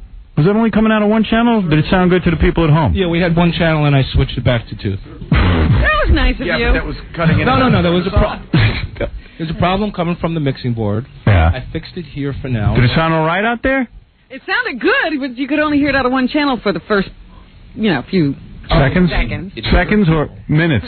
No, it wasn't minutes. Who blew it? Did someone blow it? Oh, I'm sure I'll get to the bottom of it. Okay. But, damn, that's good. Thank you. Sound good. You guys must practice. You guys practice? Yeah, we practice. Yeah, we're home. I might need to hang with you guys. No, see, I need cool friends. The losers don't like to practice. I'll hang with you when you're not in Oakland. Had enough of that. Boy, that's good stuff. A lot of people like that. Hey, Dave, you're on the air with Green Day. Green Day, what's up? You guys are awesome. Can we get me a big favor? Hey, Kevin, can we get... Kick that big fat John in his ass and pop his hemorrhoid. There you go. Thank you. They can do that for you. Kevin, can we get the Stern Show mix in the monitors, please? What is he doing? So they can hear it. Scott? I don't know. He's talking to somebody. He's talking to a guy down the hall They can't hear, on the radio. The only way I could do it, they can't hear what's going on the phone unless he feeds them. That's all right. Don't worry about it. Okay. They don't need to hear this. I got Scott giving commands out. Right over the air. Right. All right. Anyway, I get nervous when I see people running around during a song at the last minute. I was paying attention. I was trying to watch you guys, but then I started watching everybody running around here. Billy, you just keep your eyes closed. Billy, keep your eyes closed. Trey, you light yourself on fire. All right, we're going to do another song. This is a song everybody knows, When I Come Around. This song's a huge hit. Everybody, have all the channels and everything up? Because you guys are distracting the hell out of me. It's hard to do a show when Scott was busy hitting more buttons during this. Sounds okay. Mike, you're on the air. What do you got to say? Yeah, Howard, the whole beginning of the song was breaking up. Yeah, well, Scott was in here touching all kinds of equipment. And all right, and you know what? You got to watch out for Stuttering John. He was bad-mouthing Green Day yesterday. He might have something to do with it. Where was he bad-mouthing Green Day? I'll smack him in his head. Yeah, on his 12 o'clock show. What did he say? What did he say? Oh, they only have 3 notes. I can't believe these guys. He said that? Yeah. Oh, man. 3 notes and 100 million more records. Than John. You know, they can do more with 3 notes than John can do with a bushel full. You don't have to tell me. I'm getting word that the beginning of the song was cut off. I never said anything about Green Day. It's a lie. It's a lie? Yeah, I love Green Day. All right. I promise. The same guy keeps calling badmouth them. Because they'll beat your ass. We'll let them. We'll let them. They'll light you on fire. All right, so tonight you're going to be on Letterman. But he never lets you talk like I do, right? He just lets you play. Goes up, and you shake his hand, and basically that's it. And you freeze. Right. His hand like 5 times, but never met the guy. You never met him. No. Yeah. It's an odd guy, huh? It's pretty weird. You're not going to set Dave on fire, are you, Trey? Now No. there would be a good show. That would be a good show. Ham at him once. We'd all watch that. Trey threw a canned ham at him once. Is that right? I got the crap out of my finger on that damn thing. All right, we're going to hope that this song goes well. You ready, Scott? Yeah. What happens? It's fine. It's fine. All right, here we go. Here's Green Day. You ready? What's the problem? What's going on? What The happened? vocal's only on one side. We only got one side of the output. Give me a mono mix, please. Give me a mono mix, please. I love it when he gets technical. Maybe you should do the news first. It has never worked out ahead of time. All right, are we all set now? Yeah. You promise? Sure. You put up your hand if it's not. He doesn't look sure. All right, here we go. Green Day, everybody.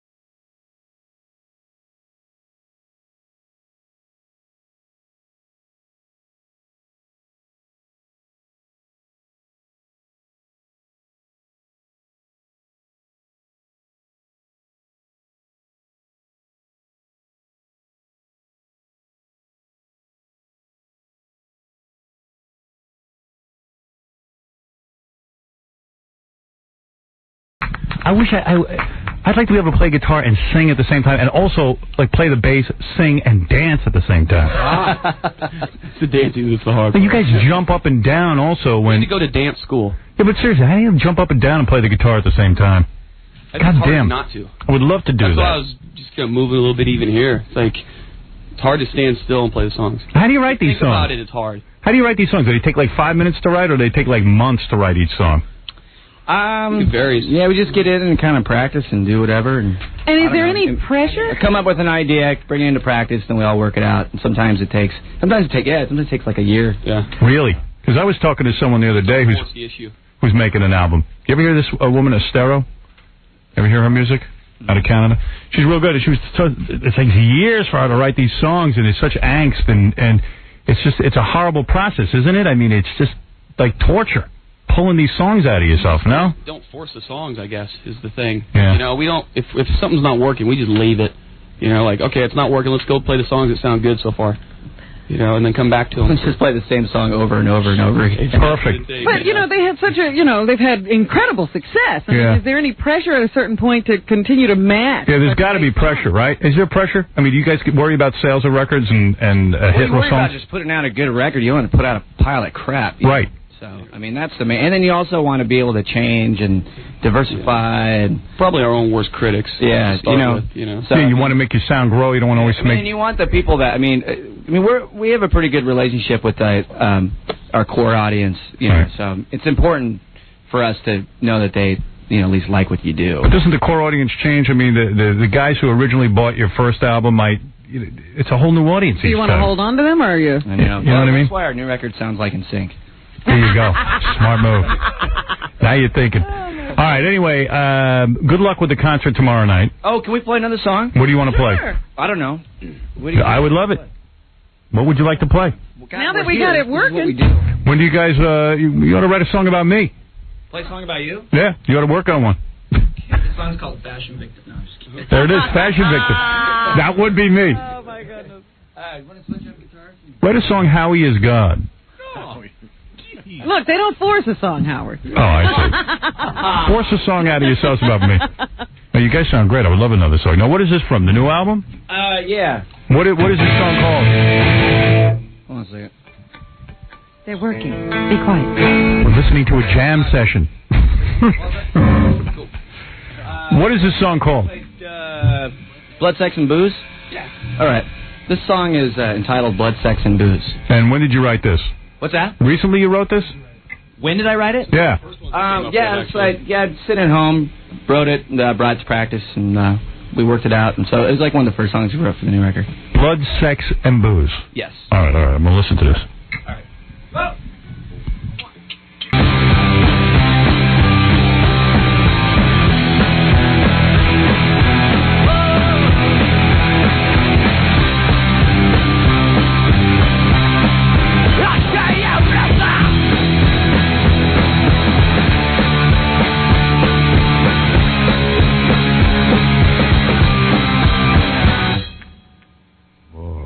Beautiful. I don't know how the hell you don't rip your fingers out when you play. Yeah, I gotta believe that their fingers are gone. That's good. Look at the boys smiling. Oh, they're proud of themselves. That's good. Good day's work. Nice stuff. Oh, I gotta get in a band. I like when you're in a band. I am in a band, but it's a horrible band. Bandmates. That's beautiful. I love having Green Day. You guys are really one of the best bands I ever heard. Tightest bands. Great music, great songs. Thanks. Just a great band. So many people on the phone. Let me take. When did he decide to sing with an accent? What do you mean? He sings with an accent. Yeah, you do sing with a British accent, Billy, don't you? Do I? Yeah, probably. I'm pretending to be English person trying to be an American person. Yeah. Whatever it is, it works. Go ahead, Janet. You're on. Good morning, Howard. I'm a huge fan. And Green Day, we love you. You're getting better and better. Thank you. A couple of years ago, we were in Tavern on the Green, and my son recognized Mike. It was after New Year's. You played at Times Square. Oh, yeah. And you were so wonderful. You were so gracious. You introduced your girlfriend. And he is such a genuinely nice guy. He went out of his way. They're very down-to-earth guys. They're not pretentious or rock starish in any way, I don't think. Phenomenal. You made my son's day. You were great. Is this your mom or something? Yeah, I'm a mom. All right, there you go. Thanks. Yes, all right. Anyway. We'll get that check right out to you. All right. Listen, Green Day, you're great. Thanks. Good luck with the concert tomorrow night and also on Letterman tonight, and good luck with the new album. Everyone go out and buy Warning on sale today. Green Day, everybody. Hi, I'm the Amazing Kreskin. If you could read my mind, you know that I'm the famous mentalist who takes care of his mom and spends some time living at home, even with her there. Oh, by the way, do the math. And you don't have to be a mind reader to know that this is the Howard Stern Show. Howard Stern is that infamous radio personality who hits the big time because of his gutter mouth. Howard Stern wants me to attack him, so he'll feel important. Howard Stern is second rate, and he lives third rate. Howard Stern, with his reliance on smut and filth, he has no talent, no wit. He's not Lenny Bruce. Howard Stern is empty radio. He is static. Howard Stern. And his sidekick, Robin. Robin's like his right testicle. She's a black chick who looks like a street hooker at the Port Authority terminal. Croaking guy, you lanky, thin, pathetic, arrogant, talentless piece of... Ever ready, Andre, bleeping the Green Day song? No. Because somewhere in that song, F 'em all was said, and he's right on top of things. He's so good at it. Don't we play that on the radio? Yeah, well, who knows? He's just right on. I'm so lucky that I can do a show with a full-time censor, 24 hours a day on top of me. Amazing. I am very lucky. Who the hell could even tell they were saying that? But he is so good at it. He actually knows the lyrics. He's showing you. I know my music. Yeah, I know my music. I'm as angry as Green Day. That's all right. It's all coming to an end soon anyway. I don't mean to be cryptic, but it is. Where am I? You know what? Maybe we ought to do some news. I was going to do a little something here, but I'm in no mood. I've done my job today. I'm glad Andre's on top of the show. I've seen enough of that. More censorship. God help me. I don't know how I make it through the rest of the day without somebody standing over me, censoring every word I say. Nobody's watching you the rest of the day? No. They're thinking of assigning someone to me.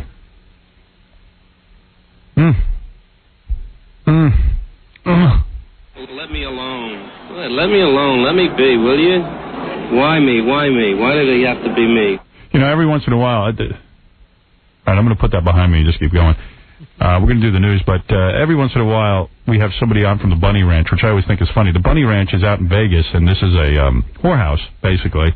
It's a legal whorehouse. It's allowed by the government. For some reason, if you're in Vegas, you're allowed to go to a whorehouse. If you're in Nevada. In some places in Nevada. I don't think actually Las Vegas they can do it. It's Reno. Like here in the middle of a Green Day song, you can't somehow get the F word in, but you can go to Nevada and just F anybody you want for free. You know, without repercussion. So, I don't know. The girls offered Benji a free trip down to the whorehouse, to the Bunny Ranch, and to give him free freebies. Really? For 24 hours, he could have as much sex as he wants. Are you kidding? You're interested in that, dude? You know, it is considered the top whorehouse in the country. So it's definitely, yeah, it sounds fun. Well, he goes to... Whores. Yeah, so why not? I don't have intercourse with someone. Are you going to have intercourse down at the Bunny Ranch? You know, if any girl's safe and she's attractive and we have a nice relationship, of course there's a possibility of intercourse. He has to have an attractive girl. You have to listen to this. Hey, Benji, it's Faith with Bad Girl Media. I'm with Dennis Hoff and the Moonlight Bunny Ranch. I'm calling on behalf of the girls. They watched the show the past couple of nights, and they actually think you have beautiful eyes, too. So this is the deal. We're going to get together and scrape up money and fly you out to the ranch if you want to for free. And you can have all the sex that you want for 24 hours, and it's all on Dennis. The girls saw you on television. A couple of them fell for you, and they wanted to do that. So if you're interested, give me a call. Thank you. Could that be real? Oh, yeah. We know that. No, nobody saw Benji on TV. Oh, no. No, that is not real. They're hookers. All right. But, Benji, why should I let you go? I mean... It's up to you. No, I don't mind you going, but aren't you afraid of, like... Of what? I mean, why are you so anti-whore? I'm not anti-whore. I mean, I wouldn't go to one. You wouldn't hang out with one? No. I mean, listen. No, I wouldn't. I'll be honest with you. I would not... very seriously about the subject for a second. Okay, I would not bang a whore, and I know what you're going to say. A lot of women are with lots of different guys, and, you know... But let's say one day you do date in the future. Okay. Would you make the girl test before you dated her? No. But would you make, these girls are tested all the time and everything. So marry one. Yeah. Maybe I will. That's smart. I'm not saying, that would be funny. A chick who spreads her legs for money, you would marry one? You think what? Probably not, but I think that'd be a supportive relationship? I think he'd even let her keep her job. I probably that's work. I probably overall am a little bit like, hey, it's probably not for me for a long-term relationship and everything. All right, so you want to go to the bunny ranch? Go ahead, do your own thing. All right. I mean, you're an adult. You recognize that these women. But I mean, like, let's say you just did touching all weekend. What's wrong? That's perfectly. I'll tell you what's wrong with it. Touching? Yeah, I don't. It's just. Do you have any problem with touching? I have no problem with hookers. But would you have any problem being touched by her? I just feel sad for you. Wait a sec. Because this is the only contact you have with women. Women who have to be paid to have sex with you. That's not true at all. All right, bring in some of the girlfriends that you have. Dude, I mean, okay, I definitely would be happy to and everything. I feel sad for the hookers. I'll be honest with you. They have to touch you. I feel for everybody. I feel bad for everyone involved. I feel bad for the hookers who, a lot of them are real attractive, and they got to touch Benji, and they don't want to. Well, I wouldn't want to be touched by a girl who didn't want to touch me unless I paid her. That's my feeling. I got to be honest with you. That's less appealing, but it still has appeal to it if someone touches you. You're telling me if a really hot girl is touching you, but you think she's not attracted to you, you wouldn't be into it at all? If I knew that the girl had to be paid to have sex with me, that's not. I agree. I would be turned off. It's not as appealing, but it's like it's still. It's not appealing, period, to me. All right. Well, I'm just telling you how I feel. But if you don't feel that way, I'm cool with it. I mean, come on, be honest. If a really name the hottest, like a Pam Anderson. Go ahead. If you could, if you don't think she was attracted to you at all, but you said, listen, I'm going to do this. You can give me some money. I want to do this for you. No, I would not do it. You wouldn't turn you on? Nope. Mm-mm. Pam Anderson came to me, said to me, I'm on the balls of my ass. I've got a bunch of financial troubles. I need 10,000, 1,000, 100, whatever you name the amount. Would that turn me on? No. You wouldn't get because she'd be doing it on by No. That's interesting. I'm telling you I wouldn't. And I ain't saying it because I'm famous. I mean, when I was 16, I banged some chicks here and there, and I ain't saying I was any kind of stud, but I could have gotten hookers. I didn't. I mean, I don't think that's anyone's first choice. I never had to pay. And I'm not saying that like bragging. I know I ain't the best looking guy I in the never world. have to pay either. Yes, Yes, you do. You clean these girls' toilets in order to get. He was sex. bringing them cigarettes and pizza for I figured out ways to to talk. And like what's weird, Howard, he never realizes how much girls are repulsed, by him. Actually, no, you know what? Girls find me really attractive. A lot of girls do. He hasn't had a girlfriend in so long. He hasn't been with a normal girl. You're wrong, John. Who's your girlfriend? I don't have an ongoing girlfriend right now. I have dated girls. And he tells me now, like, how he's so open about talking about having sex with whores and everything, that now he's afraid to even tell girls about his real life. Now he doesn't even. I wouldn't have intercourse with someone that I didn't have tested and didn't know if they were safe. I ain't talking about testing. I'm talking about. Well, that's one issue. As long as you know you could be going with a girl who could have a disease. But Howard, that's always in any case. What he did at the bachelor party, you can get a disease from as well. And I don't know what you're saying, dude. That's just. He was performing oral sex. As risky. Protection. No, you didn't. You didn't use any protection. Yes, I did. And I was going to lie. He's lying so people who are listening think that he really did, but he didn't. What kind of protection did you use? I had a piece of plastic between me and the girl. Oh, no, he stop didn't. it.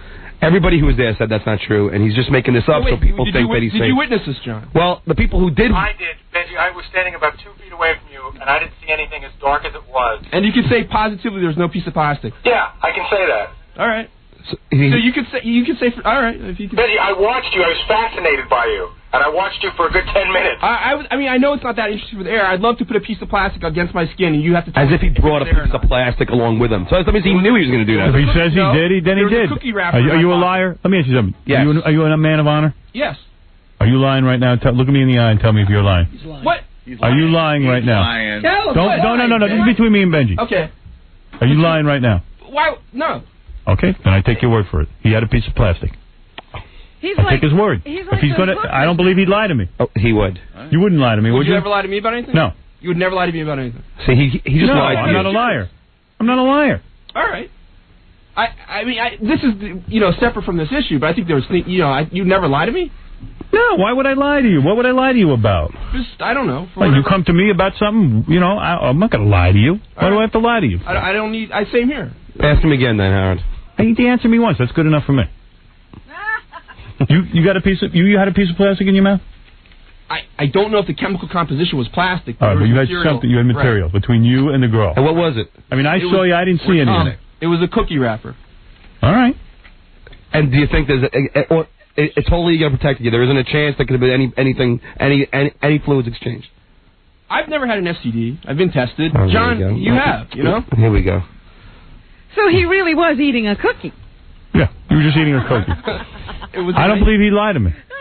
Maybe I'm naive. Tasty cookie. No, he's saying that he might have had one there for some of the time, but I don't know about all the time.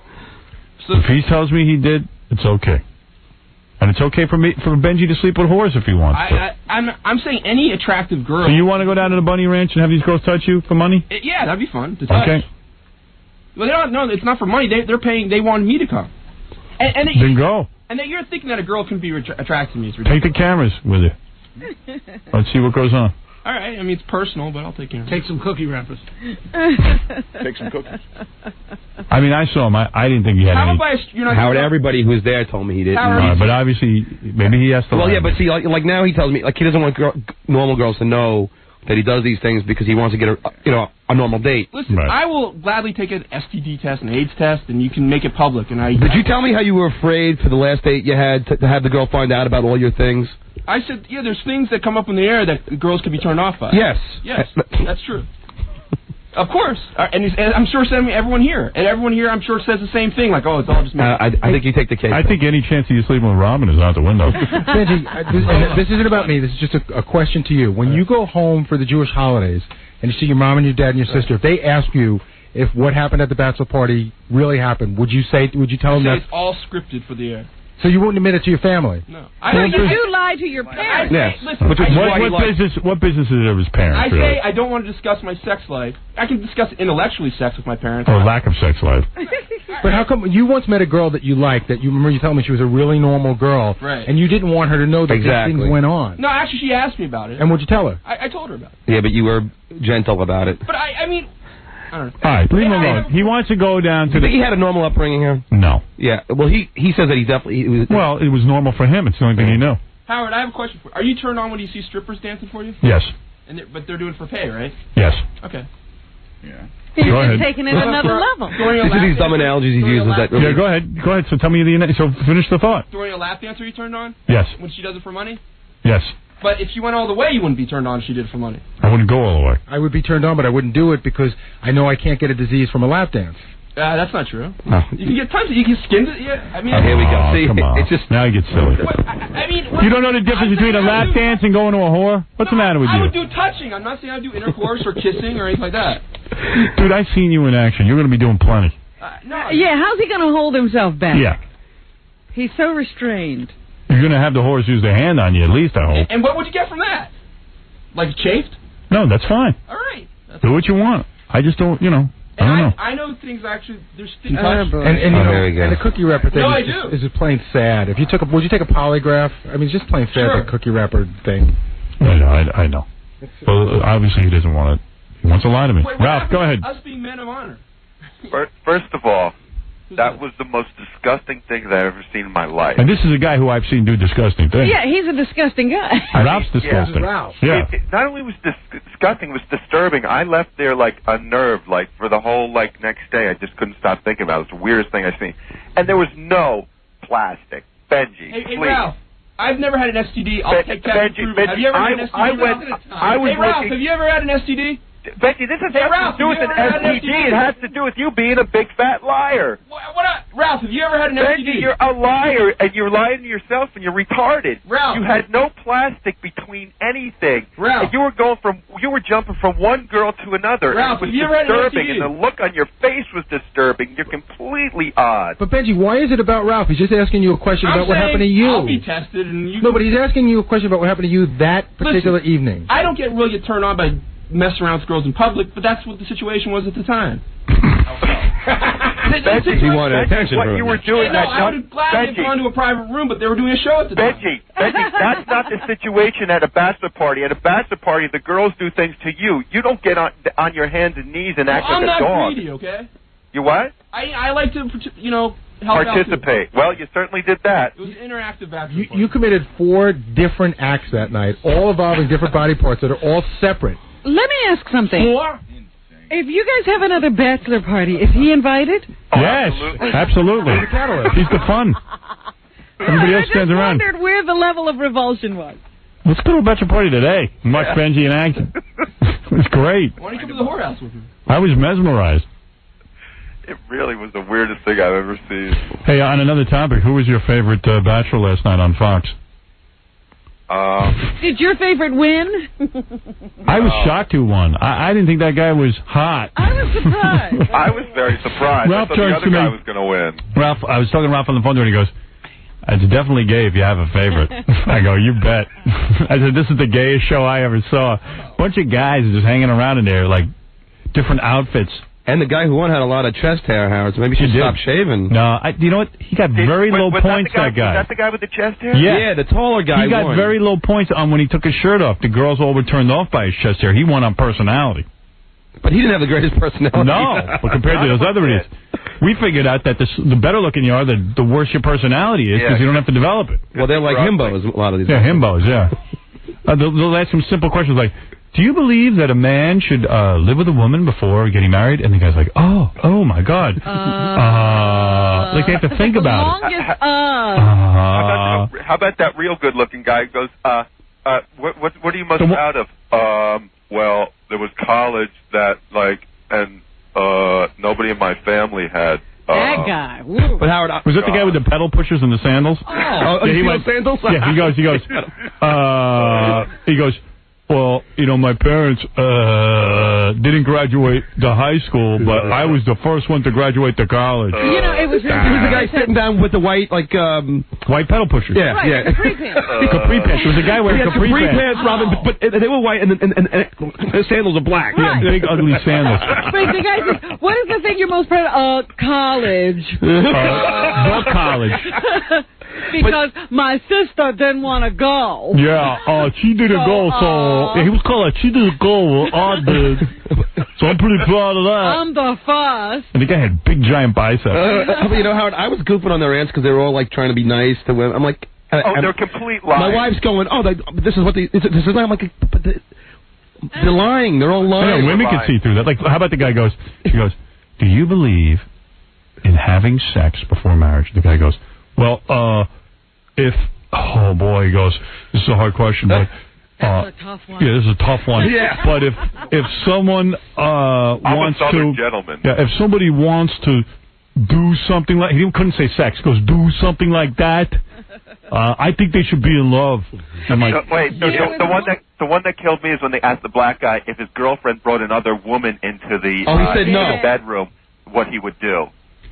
I believe that, no. I don't think that's right. Well, he was another. I too am a Southern gentleman. Yeah. I'm a Southern gentleman. Of course, most of the Southern gentlemen want to hang me. I respect what she would want to do, but I would have to tell her that I'm not into that. That's why I told my wife, this guy is lying. Let me ask you a question here. Is it a light-skinned white woman or a dark-skinned black woman? Let me say to you. Clarify. And then they asked the other guy if he'd cheat on his girlfriend. Never. Of course he would. Big liar. Oh, no, wasn't the question, would he cheat with a celebrity or something like that? Well, my girlfriend's a celebrity. Yeah. That one grew up. To me, my girlfriend is a shining star. And then there was the question, would you forgive your girlfriend if she cheated on you? Oh, and the guy said yes. I would. He goes, after much, the guy goes, after much, time, because time does heal, I believe I'm a forgiving man. After I slice the head off. Yeah. After I kill her, after I do an OJ on her, I'll go to her funeral. And then what about the guy? What is the most appealing part of a woman's body? The brain. Eyes. Eyes. Yeah, right. Easy one. That would be like 20th on my list. Robin, I still haven't seen your eyes. I'm still looking at those boobs. What eyes? I think the eyes in her back sphincter. That's right. That eye. The third eye. The brown eye. Hey, Robin. The are the brown female eyes. beauty pageants just as stupid? What? Are the female beauty pageants just as stupid to you? I think this was more stupid. See, but we believe the girls a lot easier than we believe the guys. They're better actresses than those guys last They night. had more practice. Stupid. All right, dude. Later, respect. Are we done with Benji? No, you're never done with him. He's got a lot of problems. Yeah, and you have tons of problems, and you see that he has problems. Yeah. That's awful. And then he went into the corner. I mean, I left before things got It done. got bad and you had to leave? He went into the corner and had hand release. Oh. In front of everybody? Yep. Yeah, I mean, isn't that weird? What's wrong with that? In front of everybody, I'm dude? being absolutely serious. I mean, maybe your morals say that's wrong. I can't hear you. I'm sorry. Maybe your morals... Do you think it's morally wrong? No, it's just a bunch of guys standing there. Go to private I would room. rather have gone to private, but they were there to work the party. But you didn't even ask. You just decided to do it that way. What do you mean didn't ask? Dude, it was a restaurant. Well, there's a lot of things going on in the restaurant. Well, tell me the name of that place. I'm not going. No, it's nice. It's a really nice place. This was down in the basement. Yeah, it's down in place the is great. basement. I don't know. What would you have done? You could go to the Benji room, Robin. Benji in a dungeon. Listen. I would love to. I love being touched by an attractive woman. If it happens to be in public, fine. I'd rather be in private. Do you think he's ever going to get a normal girl, huh? No. I told him he would. I just think it's funny. He's worried about what people will think now. What do you mean? What am I worried about? Well, that's why you're lying. I'm worried about all. Yeah, of course I worry about my image and stuff. But I mean, I have a certain celebrity image that I have to protect. Image. What image? You got no image, dude. What image is he talking about? A big fat one. He wants to be going on the next Bachelor You'd be surprised. A lot of girls. I'm very, very friendly, very fun. A lot of girls find me attractive until they meet me. But Benj, when people hear these stories about you, and like any girl tell the stories about Benji's antics, what? They're totally repulsed. Well, of course. John, if I just talked about like, hey, this dude has a bleeding hemorrhoid, you want to go? No, they would. Hey, I can still hold down a wife with a bleeding hemorrhoid. Yeah, but you can't get a normal date because you get manipulated in public at parties. You know what? My only bad part is I'm overweight. I'm slightly overweight. Oh, no, that's the only. What about the blotchy face? And how about the I'm actually, if I'm in good shape, I'm very receding hairline? That sucks, but I mean, it doesn't really bother girls that much for the most part. How about that stare like a mental patient? That's the most. Girls find it hypnotizing. Yeah, they do. It is somewhat hypnotizing. I couldn't take my eyes off you. He looked like a different person that But night. a lot of girls, and I get emails all the time from girls who find me really attractive. Yeah, they're guys, dude. Some of them turn out to be. All right, thanks, Ben. I believe you. I know you wouldn't lie to me. He would. No, he wouldn't. Of course he would. He would and he did.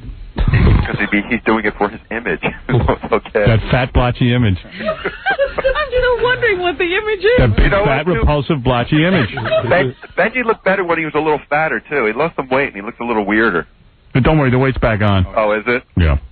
You don't think that willpower was going to last? Hey, if girls just saw my eyes and your eyes, that's it. Whose eyes do you think they'd Who more? cares? Eyes. Are you kidding? Who cares about eyes? Your eyes, you got big, bulging eyes. If that's all they saw, my eyes and your eyes. Whose eyes? Mine? Yeah. Yeah, I would win. I would take you on. Okay. Just our eyes. Anytime. I have nice Just our eyes. We'll leave out the nose. Big deal. So what if you win that? He thinks they're nice because they're blue. Because the eyes are in the rest of you. You know what it is? He's so grotesque. Women try to find something nice to say about him, so they go, "Oh, you have nice eyes." When a chicks say to me all the time, "You have nice eyes," you know what that means? The rest of me's a mess. Yeah, but they pull me over on the street to tell me that. Yeah, don't tell me I have nice eyes. I agree with you, but Look I'm at those telling you, eyes. I get pulled over. They're on the bloodshot. They're popping out of your head. Benji, nobody's pulling you over on the I street. swear on my life, girls come up to me, strangers. They don't know me from the show. Oh, God. I swear on my. Benji, it's another lie. Your life is full of lies. I swear on my life. Yeah, everything is lies, though, Howard. That's why you got to watch him. He constantly. I swear on my life, strange girls don't know me from the show. They got to be stopped me strange. and said if you they're have the talking most to you. beautiful eyes. Too bad the rest of you is fat. I don't believe that for a Don't minute. have beautiful eyes. The I eyes swear of a frog. No, you don't. on You really don't have nice eyes. You don't. They're all bloodshot and red, and The bloodshot, they're bulging out, and they're scary. I look at them myself and I see the fat. Robin, tell him. There's nothing attractive about you. Are you drunk, Robin? His eyes are not pretty, right? Nothing. Nothing. About him is attractive. Now be quiet. I look How at about it his personality, also, and I Robin? don't think I look that good, but I'm telling you, it happens all the time. Anne Marie is the nicest girl I know who won't insult anyone. I guarantee you she'd say you don't have nice eyes. Although she did tell Benji that after hearing all these stories, she would never want to be with him. Right. Why don't you ask her? Ask her. Crooked teeth, bulging eyes, I don't have blotchy crooked skin, fat. Wait, my teeth are straighter than yours. No, they're not. Yes, they are. Look. at your bottom teeth. My teeth are straight. It looks like you were punched and like you were pushed in. Look. I never had braces either. I didn't either. What do you say? I see. You always bend inside, way inside your mouth. Oh, I got a problem. You people that like you're. Anne Marie, does he answer honestly? Don't be super nice. Don't be super nice. Does he have nice eyes? Just look at my eyes, nothing else. Tell the truth. Pick your hand. Pretty blue. They're pretty blue color. Come on. Can you really see that? Oh, I don't know why I ask you. Still try as hard as you can. You like it? You like his eyes? Not blue, they blow. Look at his eyes. They're all bloodshot. But you give me a bad angle. I have to. Yeah. You're helping. Why would anybody even notice his eyes? I'm telling you, strangers come up to me and tell me. Emery, you think his eyes are nice? Well, The color's nice. Okay. Yeah, but is the whole package nice? Leave out my face. Is the whole package eyes? Eyes aren't. Take his eyes. Please don't. All right, She doesn't want to be honest. She doesn't want to be It has honest. nothing to do with that. I said he has got nice Who has Anne Marie has nice eyes. Who has prettier eyes, Howard or?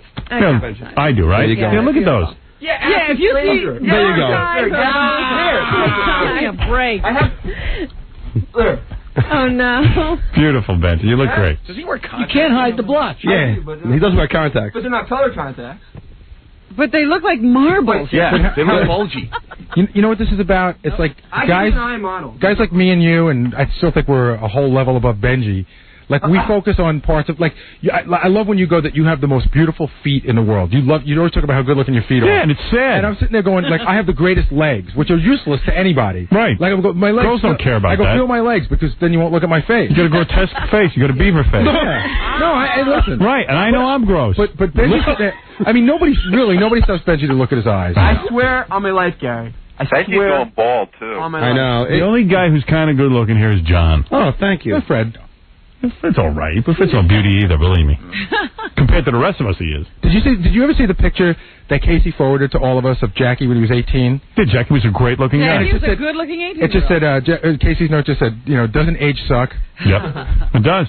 Doesn't alcohol, the abuse of alcohol. Yeah, Jackie had hard living. washboard abs. It was a picture of him when he was 18. I mean, he was a great-looking guy. He was gorgeous. John Johnson. He could have been the world's sexiest bachelor. Handsome bachelor. That's right. That's why high school was his best years. He could get laid anytime he wanted. That was the time of his life. That's why you can't get past it. Right. Still living it. I'm trying to figure where you're stuck, Ralph. I think it's some priest's Still mouth. looking for his best time. You want to come It's gonna play golf with happen. me, Jackie, and Gary today? When are you going? Today. What time? At 1 today.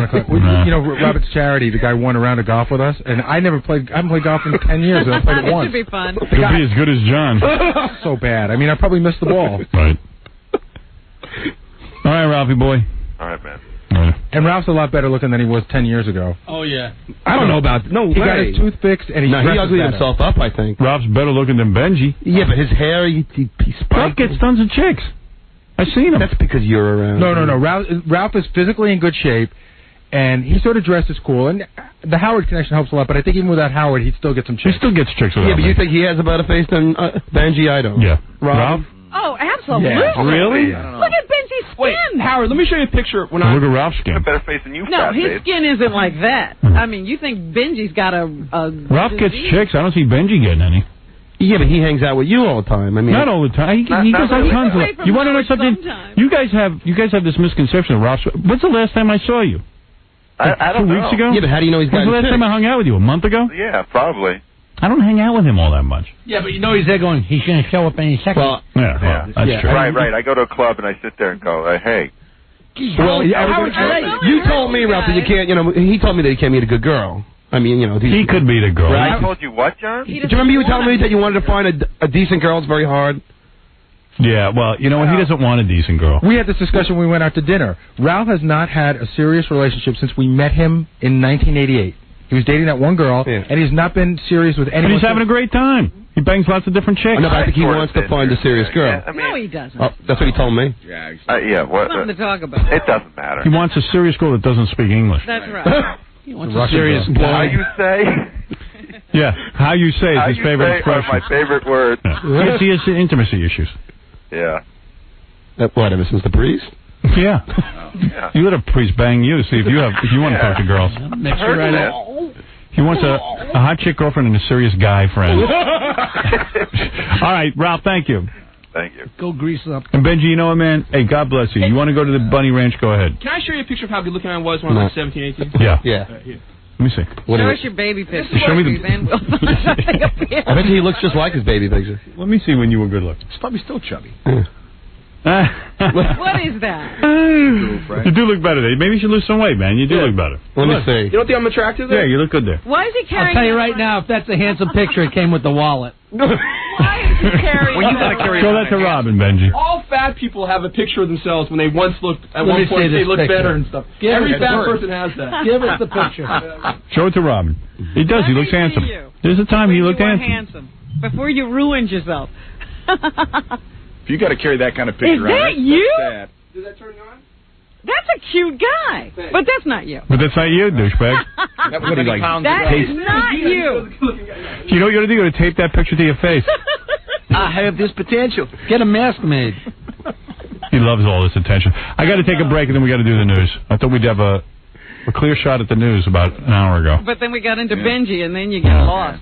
I was fat before that, too. I was just like... Leah, the intern, says Benji has a better face than Stuttering John. I don't agree. Who's Leah? Oh, bring her in. That's important. Ugliest. Isn't this one that you like? I like all of you. Maybe her eyes are bad. I think that's very important. Which one's Leah? I don't remember. I think she's a really pretty... See, that's why she doesn't like you. There's Leah. She's attractive. All right, so what type is Benji? Leah, seriously, you think that... You know who Stuttering John is? You think Benji's better looking than Stuttering John? Hold on, let me just make sure. Get it all together here. Here, go ahead. Hold on. What? Leah, give me the bottom line. Uh-oh. Tongue-tied. Hello? Yeah, Benji's got a better face. Really? So if you had to date one of the... You're on an island and you have to have sex with one of these two guys, who would it be? Benji? I don't know. You got to pick. Really? I would think it would be a no-brainer, but... Hey, listen. Choose one. I'd probably pick you. Would you pick John? Yeah. Why? He's a little cleaner. I rest my case. So as good-looking as you think Benji is, you would pick Stuttering John? Yeah. She's saying neither. See that bench? See that bench? But she'd rather look at my face. Because I'm cleaner. Because most girls think you're disgusting. Well, that's because of myths. The myths. You come here and tell us about them. What do you mean cleaner? Forgetting the bachelor party story. What do you mean? Like he just smells or something? No, Benji doesn't smell, but John just seems like more kept up. Right. Cleaner. Kempt. Yes. Look at our faces right now. Look at John and look at me. Benj. Listen, I'm not saying I'm a good-looking guy, but I mean, I got to be better looking than you. Howard, I could explain the cleanliness thing. I wouldn't say that Benji is like a pig pen, but you see him bathing in the men's room, washing up his body. I've seen him in there with his shirt off, washing his underarms, brushing his teeth, and that tells me that that's not a guy who showers on a regular basis. He's disheveled looking. Yeah. Right. You know what? I've seen him wash his hair in the sink. I have, unfortunately, my hair's got a little thin, and when you have thin hair, it gets oily very quickly. Oh, that's ridiculous. All right, let's take a break. Leah, thank you. Yeah. Thank you, Leah. Very astute comment. Well, she still would rather have sex with me, Ben. And look at me. She'd have to be stewed. All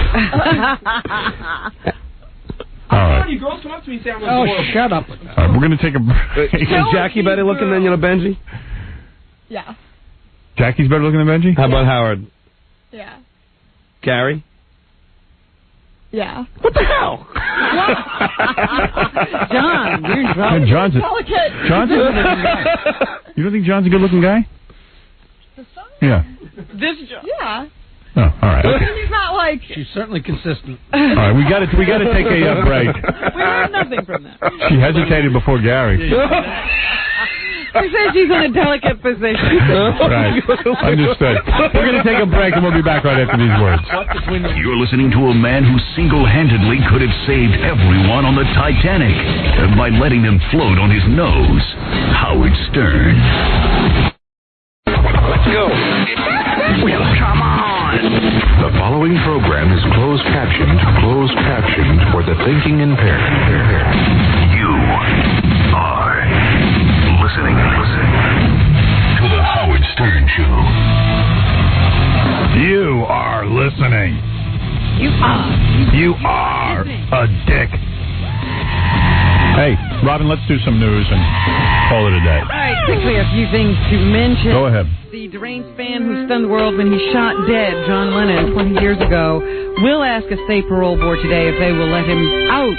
You might as well ask. He actually did an interview in which he says, well, you know, my depression is lifted and I think the mental illness is over. La la la la la. And I'd like to go on with my life now. All right, listen, you can't blame a guy for asking. He thinks that, he thinks a lot differently about John Lennon now. He's not a rock star. He was a person. Oh, wow. Hey, he learned something. I'm glad that he figured that out. Yeah. But anyway, it's his first. And I figured out I'm the star of this show, and I want more. Everything.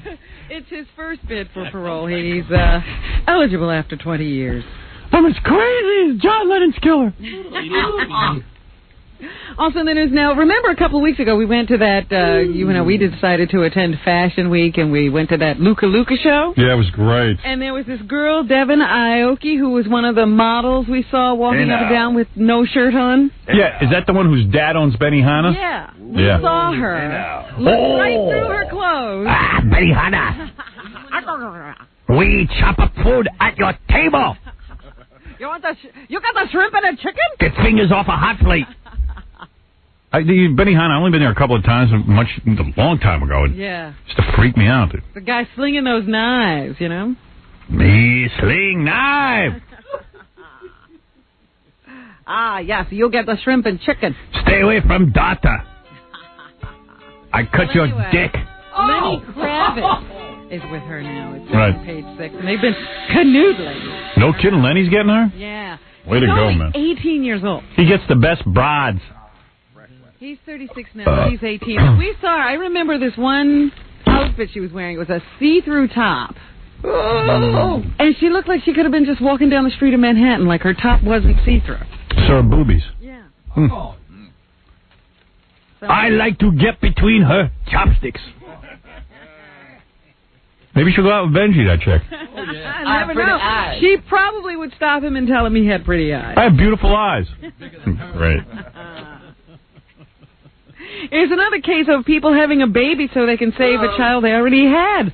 A 6-year-old girl is recuperating in a Minneapolis hospital after receiving cells from her newborn brother. I'm sick of Lenny Kravitz and Al D'Amato getting all the hot chicks. The Washington Post says it's the first time a couple is known to screen their embryo before implanting one with the exact characteristics needed to save a sibling's life. Yeah. So they actually harvested the right child. Of course. So they could get the cells their they know what they're doing. 6-year-old kid needed. Doctors should know within a week if the procedure that took cells from the baby's umbilical cord will save the girl from an inherited bone marrow deficiency. The procedure is controversial. The Suffolk County Legislature... I hope that baby grows up and buys my new record. Perfect for the Christmas season. Jackie.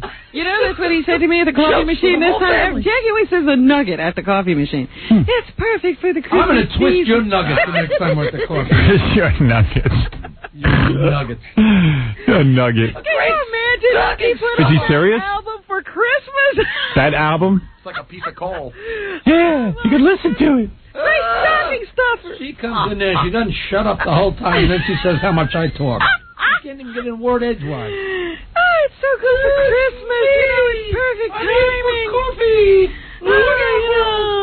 The Suffolk County Legislature is considering a local law to ban the use of handheld cell phones in cars. They would be the first jurisdiction to pass such a law. There's been a lot of talk about it. The law would allow a hands-free cell phone in cars. Oh, but man. you couldn't actually use your cell phone that you have to dial and hold up to your I hate hands-free. I think those are more dangerous.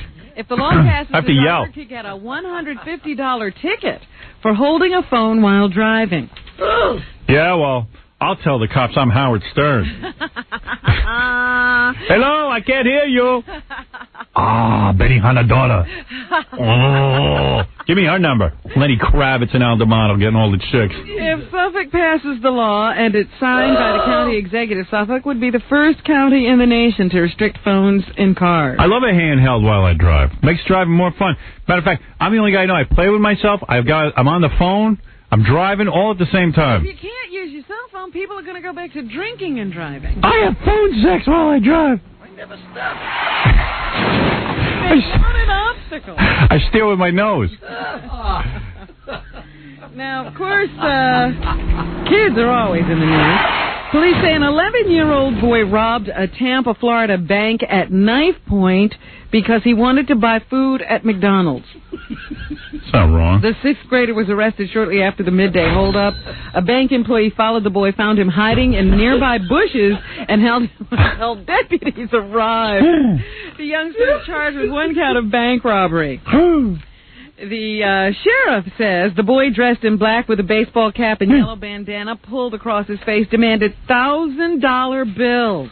Must be a Jew. He said he was given an undisclosed amount of cash and said, "Thank you for your understanding," after he got the money. The boy had been released 2 days earlier from a juvenile detention center where he had been in custody for 3 weeks for threatening his mother with a knife. There's a much better way to steal money. Put out a record. You can all eat me. What? Makes a great stocking stuffer. What did I do? It's for Christmas. Oh, dear. And Hanukkah. And in... Imagine you get that piece of garbage for Christmas. I'd lynch the person who got me that. Right. Well, it's just like the song parody said. It'll wind up in somebody's garage sale after they get it as a Christmas gift. Right. And then somebody will buy it as a gag gift, and then somebody will throw it in the garbage. Twist those nuggets. You didn't want a Palm Pilot, did you? I couldn't decide if I would give you a Palm Pilot or my new record. All your records it takes. I know, that's what we're all getting from Jackie for Christmas. No, you're not getting that.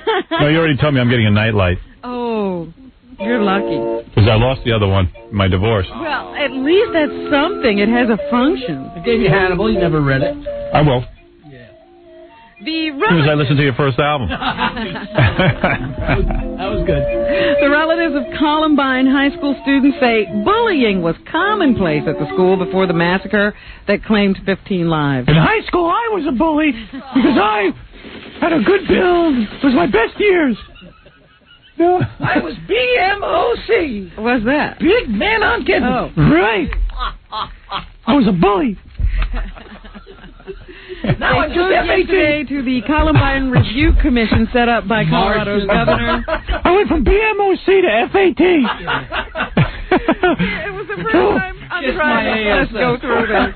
It was the first time the panel heard testimony from the public. A father of a boy who attended Columbine said just because killers Dylan Klebold and Eric Harris were described as victims of bullies, that didn't mean they weren't bullies themselves. Right. They were just the lowest bullies on the totem pole. So they figured out how to get to be the biggest bullies. They got guns.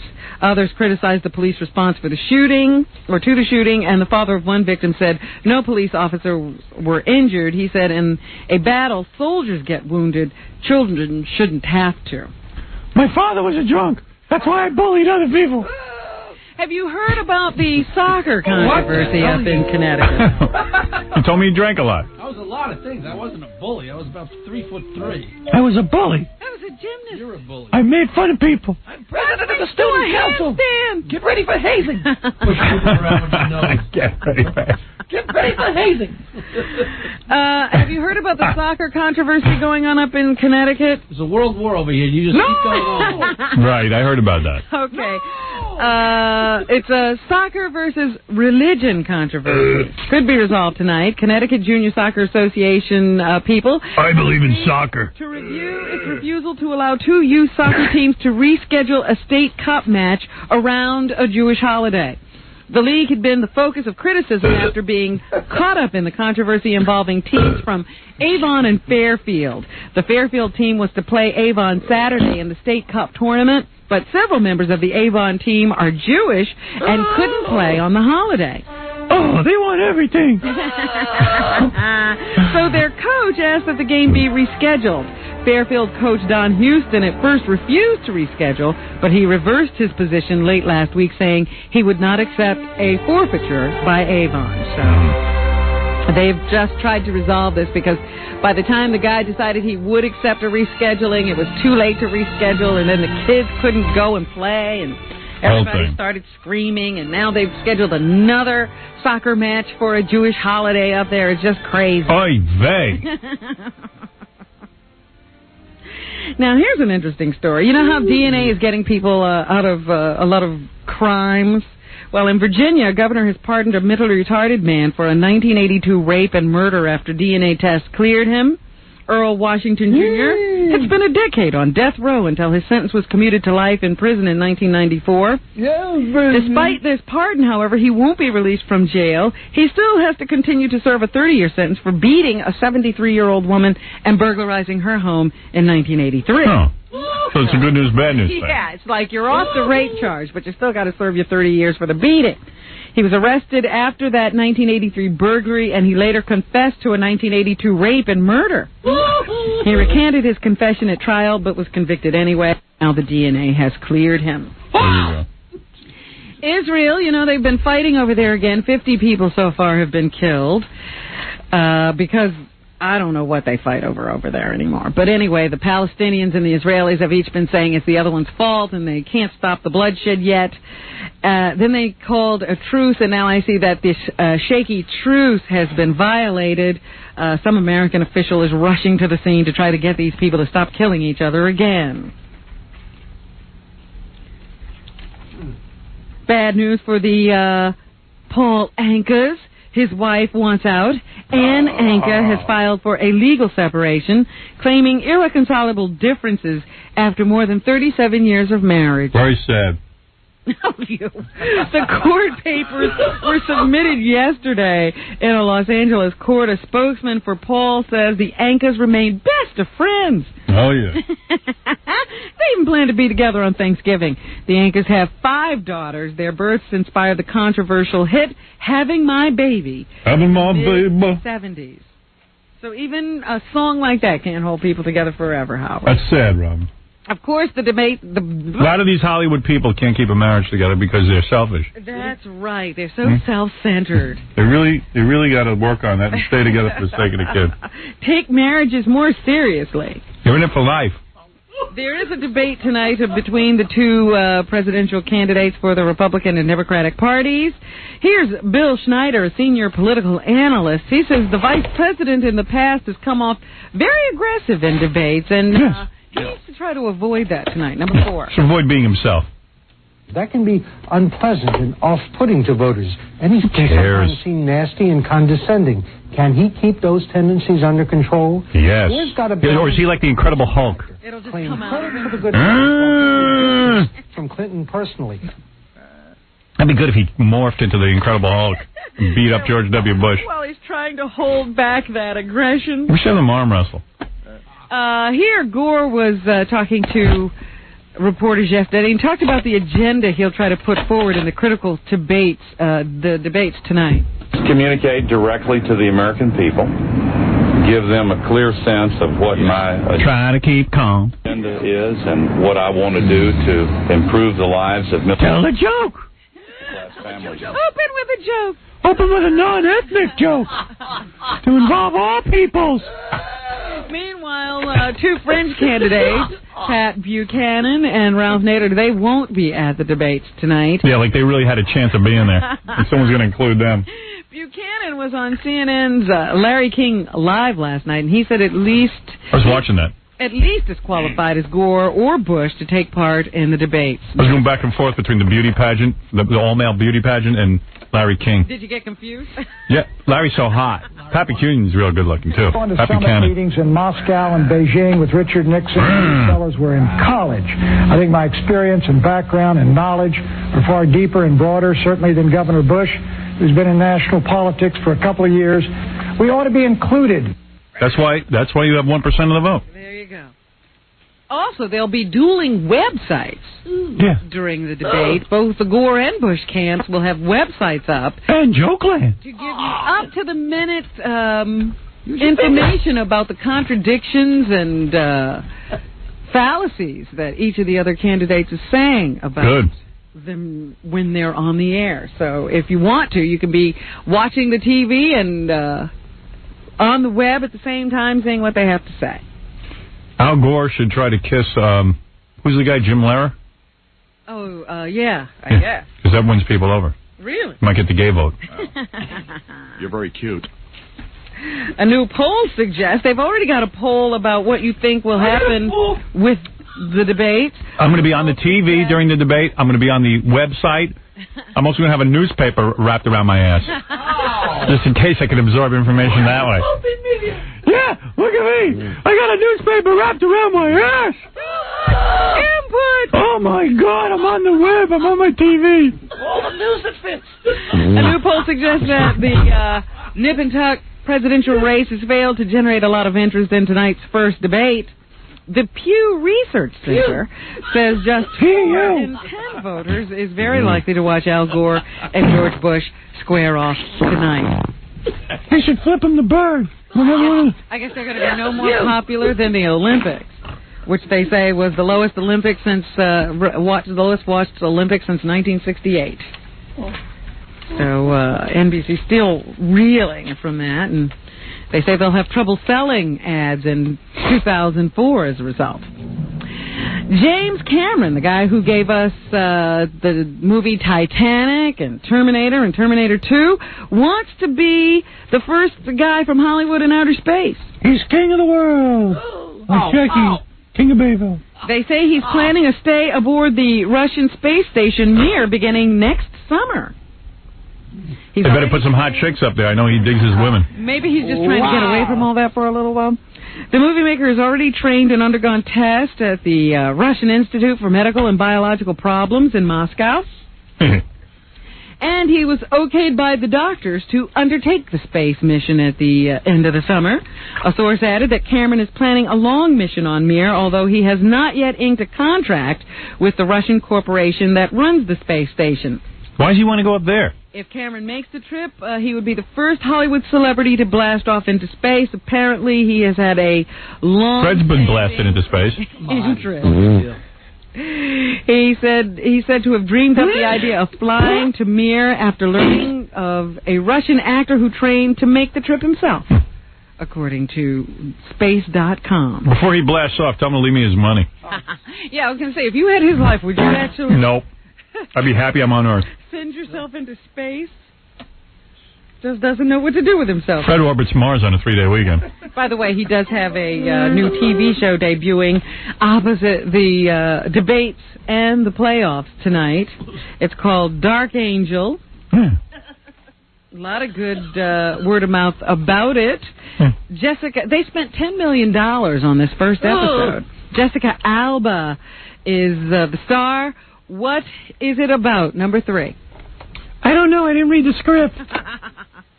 The show's about Max sort of searching for her origin, and the answer might kill her. And it's sort of the conflict of, does she really want to know where she comes from? Oh, now I don't have to watch it. I know what it's about. Doesn't she? And she's sort of on the run from these people that created her, but at the same time, she has to get so close to them to figure out why she even exists. Wonder if she has big boobs. What's the real reason? Wow. My character has beautiful breasts. And she runs around in a very tight outfit. Yeah, that's what we want to know. Now, I told you yesterday that the guys who played Norm and Cliff on Cheers were going to the Supreme Court to plead their case. Right. Well, the Supreme Court listened to them and agreed with them yesterday. Really? They won a round in the Supreme Court when the justices agreed to hear an appeal by the Cheers actors who complained about robots stealing their act. The justices rejected an appeal in which Paramount Pictures and Host International sought to squelch the right of publicity case. Paramount produced the popular Cheers show when it was on TV, and George Wendt, who played Chubby Norm, and Cliff, who played postal worker, what was his name? Who cares? Anyway, he played the post office guy. They have now been made into robots for these host restaurants that are in some airports. And when you go into these Cheers bars in the airport, now I you see. sit next to the robot, and the robot might speak to you. Oh, it's their image you're saying. Right, okay. Yeah. And they say that that's their image, and you can't steal their image and use it in that way without compensating them. And Paramount was saying, wait a minute, we own the rights to everything. Now, I agree with the actors. Really? Yep. I didn't understand it yesterday. The way you explain it now, I would agree with the actors. One of the robots is quite heavy. The other wears a Postal Service uniform. Yeah, and what's the difference? I mean, if it's them, it's the same as hiring a model to be in a magazine or something. I mean, you got to compensate. Several of the bars include these two life-size robotic customers who are programmed to engage in humorous banter whenever customers are close by. So they get to go to court in California to fight that one out. All right. I don't see... Well, I guess they didn't use Ted Danson. They wouldn't go after him. He is a robot. Robert De Niro